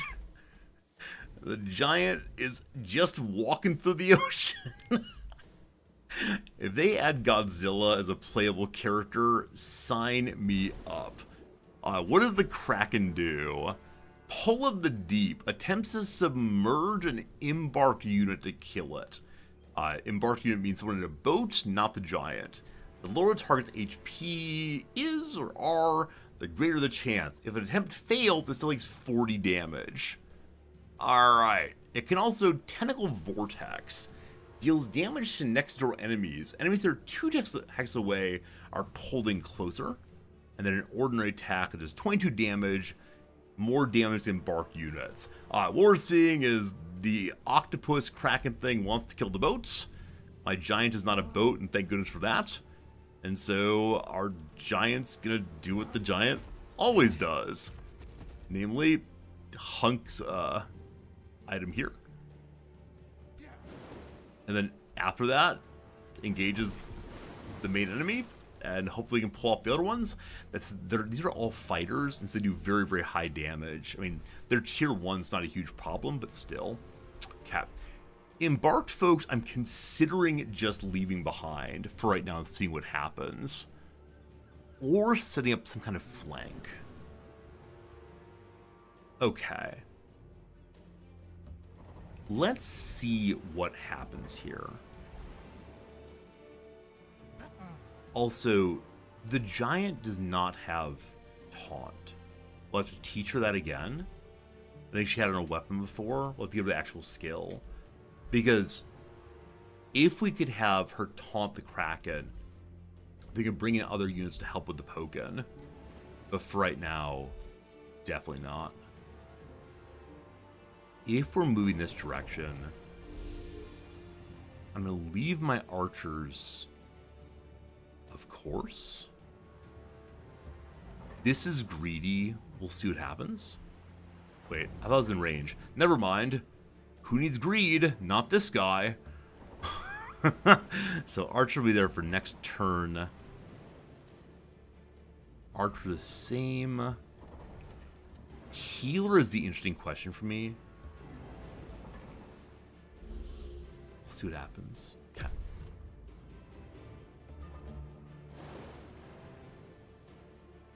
Yeah, somehow this game is absolutely always is just don't be greedy.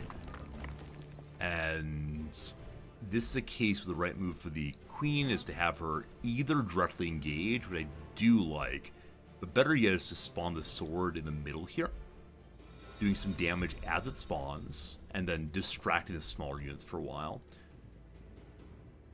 Our shooters can start shooting. They do crazy damage to the back row folks, but we need a flank to use that well. So for right now, just start poking as we can. Bits of damage, and I'm curious if the Kraken will come running through and absolutely wreck my poor sweet baby archers, or the Kraken will stop where we intend it to. Many of these maps seem kind of obvious in their layout. Namely, like rush in immediately, jam up the narrowest hole, and then worry about flanks that might come through. Okay, banner person. I think just having you cast makes sense. Only 7 damage though. Yeah. Wait, did I miscast? No, that's right. It didn't sunder the defense. So the big hope was that defense would get sundered. Okay, I believe I saw this one possibly flanking. So I'm going to have you move all the way through. We'll have a good choke point. It's true. It just seems a little obvious in this game, unfortunately. That's bad placement. I should have placed them one back so that the queen would get the defense mode. But what's done is done. All right, and you're going to stay right there also in case of a flank that way. And then the sword. The sword gets one move. Who wants it? Who wants it? Who wants it? The shield wants it. We'll be riposting constantly.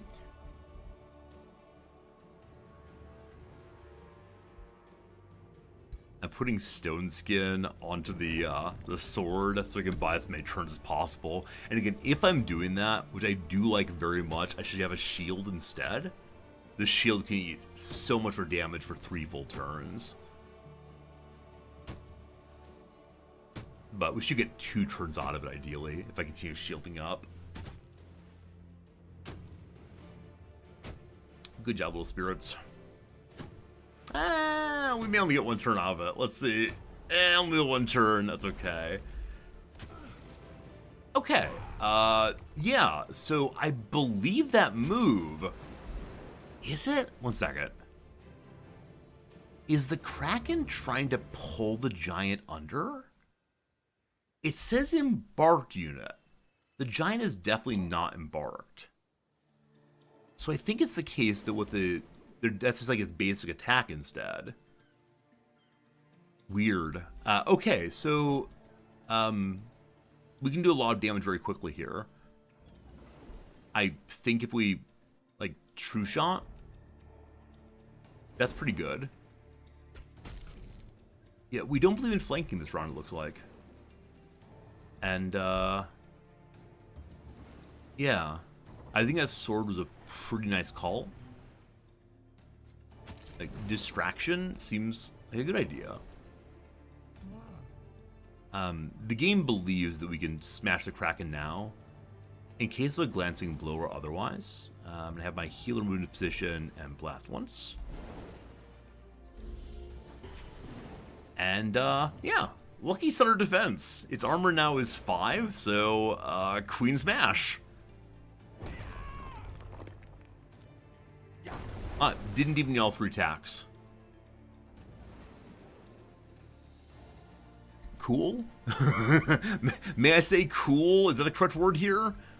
I think that's cool. I think I want to continue defending against flank, but I actually kind of want to jam to the hole there. And, yeah.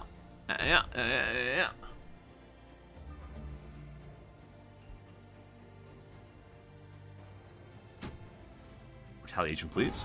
Thank you. I love that it shows it's slowed, just by the fact the enemy is in fact dead. As one way of being slowed, I suppose. They're lining up very nicely for a smash this next turn.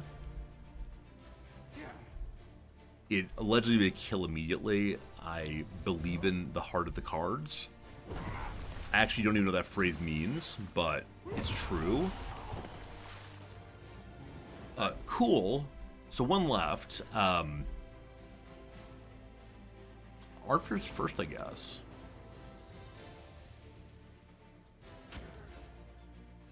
Grades, unfortunately.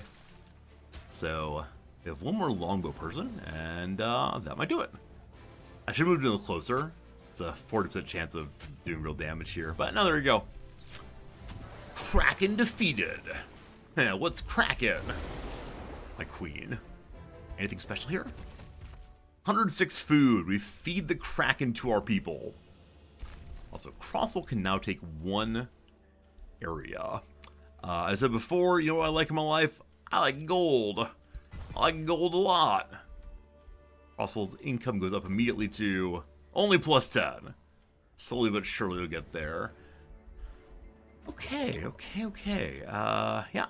Another enemy here to deal with, so we'll just send both units on over to do so. This will be an auto-resolve absolutely.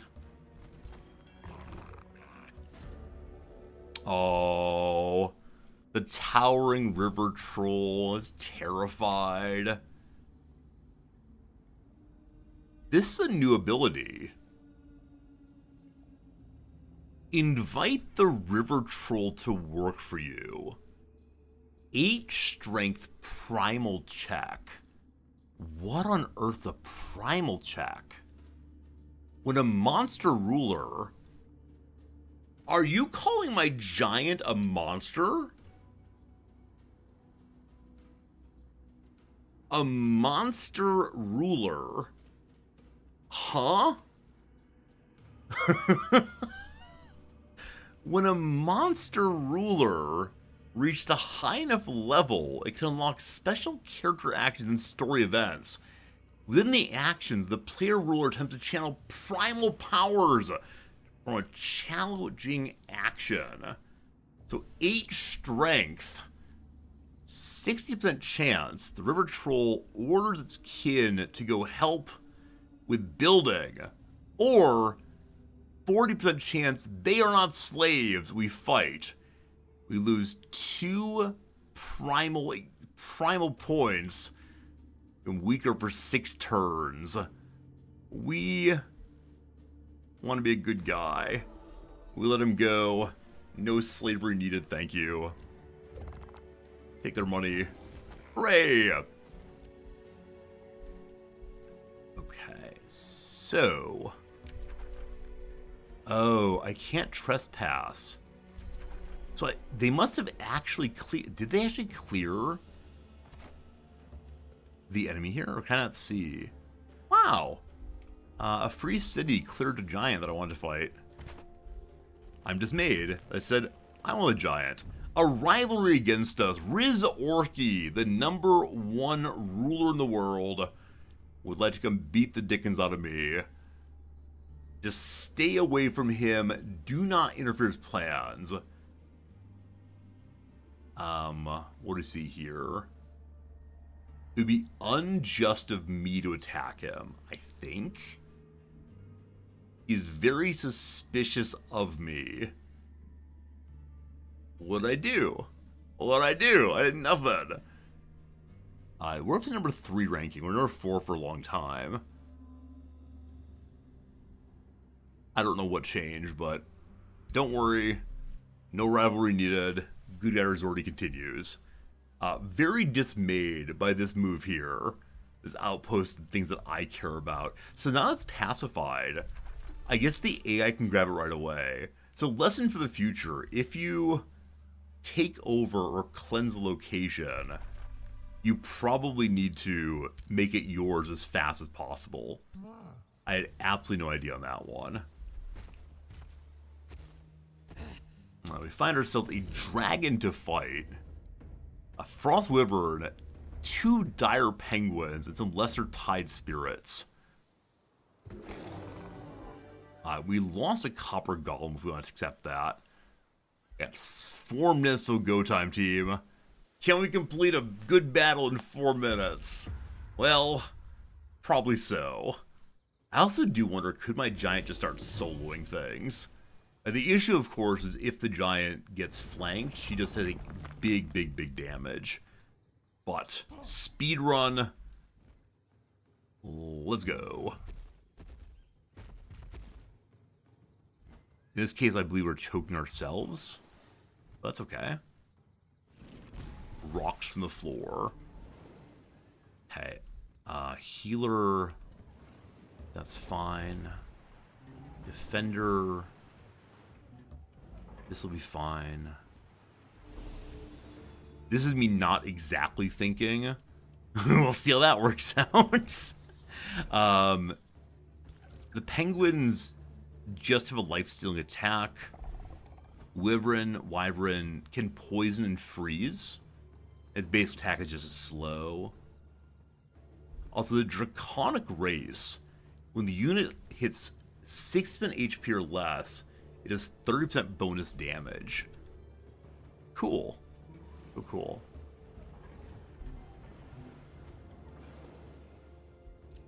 Bannerman, healer person, shields up.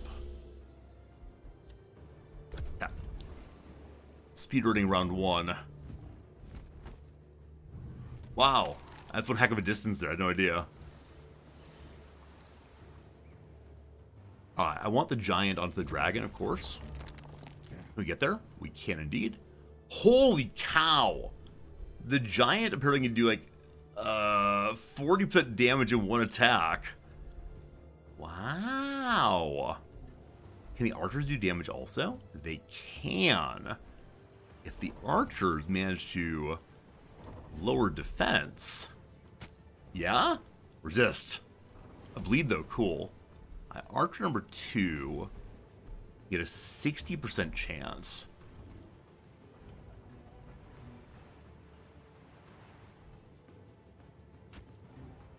No resist. Okay, so it is now below 60. 59 of 110 is, I don't know, roughly 60. I don't know how to do math. What I know though is, not quite Hulk Smash. Caster, please knock off a defense. Resist it again. Very well, very well. Hoping for a crit. Getting a crit.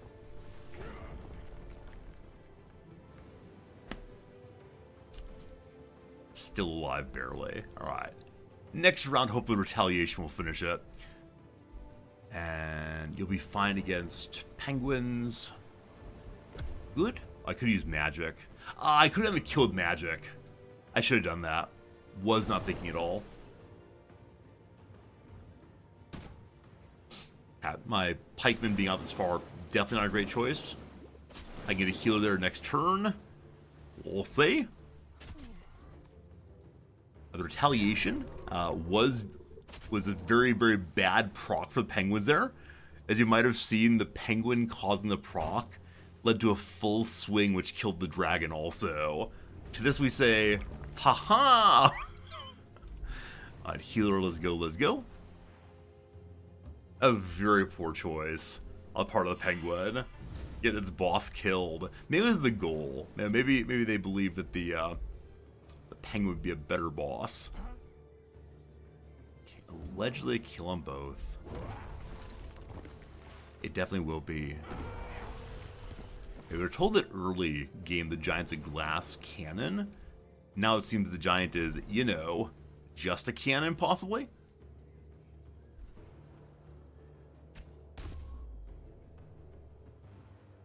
Okay, so the intention is to have my archers hopefully finish off that one. Can't get any more support onto them. So it seems that the pikeman will have to live through turn on its own. Oh, bad aim there. Undo.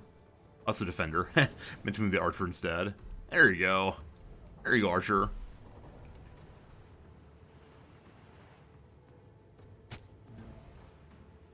Lovely. Defender, you can just go up here and hang out. If you draw attention, that'd be cool. You probably won't, though. Okay, Golem, we're going to give you stone skin. And then this does not have retribution.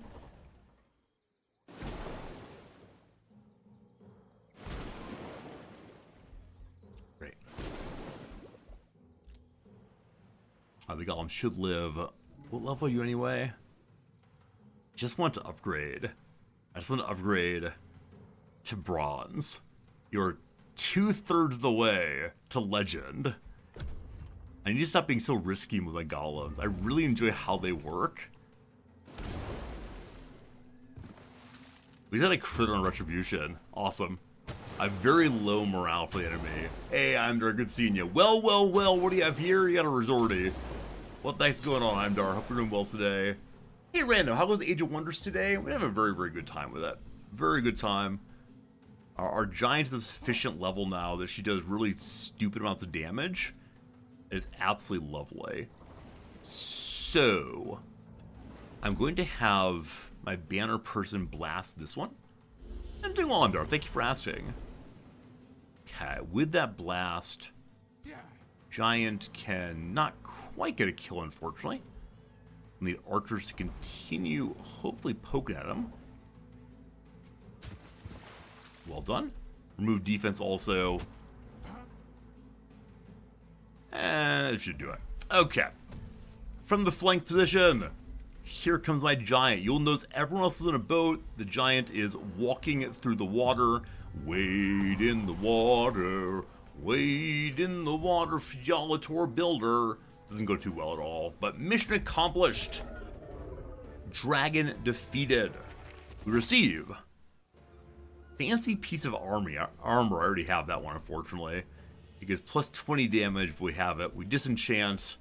And friends, unfortunately, it is now 2 p.m. my time. It's about time for me to get going. I want to say I hope you had a good time today. Another fun day of Age of Wonder expansion and glory. What do we even do today?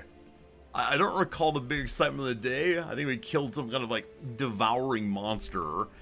We're kind of at the point where unless we start fighting against enemy empires, like the PvE element, while good for leveling up, feels incredibly easy, like under control, whatever you want to call it exactly. So I got a question, which is like, tomorrow more? I can't decide. I can't decide if it's being like interesting Like, I could continue rolling through enemies forever. Right? On the one hand, I enjoy that. It seems fun to just kill things. However, other than the relatively difficult like location battles, the fights feel kind of trivial. And I deeply desire to not have my units die, but if I'm fighting battles out just to save one basic shielder, I don't know. Fall, how's it going? Good seeing you. I don't know, team. You have preferences? You want to see more of this one or something else? I guess we can run a quick poll at the end here and see what's what. Yeah, I'm kind of split on it. Maybe I should play some War Thunder tomorrow. Maybe I should play some, you know, wherever else this thing might be. Can't remember what the games are called. Tomorrow? More of this, please.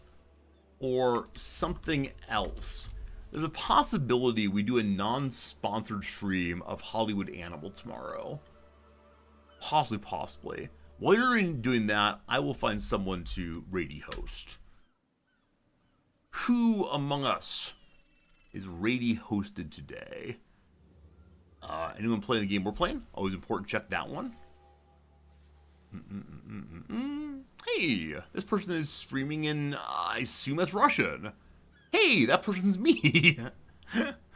Alright. Let's see here. Anybody we recognize? Anybody seems cool? Wow, this game is fun. I agree this game is fun.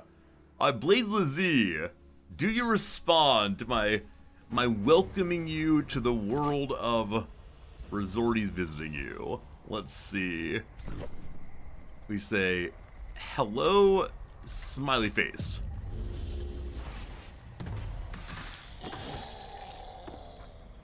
We give them 30 seconds.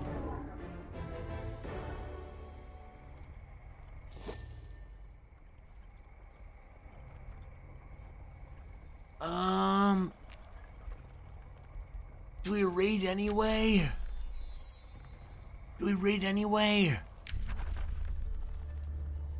I don't think we do. I think we raid someone else. Alright, this is Paisley Trees. She plays Civ. She's pretty cool. We like her a lot. She's very good at Civ. I am Resorty. I will see you tomorrow. I hope you're here. It'll be nice. If you enjoy yourself, consider throwing a follow this way. It makes me smile. Do you want me to smile? I want to smile. We'll see you tomorrow. Thanks for the fun. Appreciate you a lot. Goodbye, YouTube. Everything's fine, right? Durshire King 5 turns away? That was weird. My production just like went away.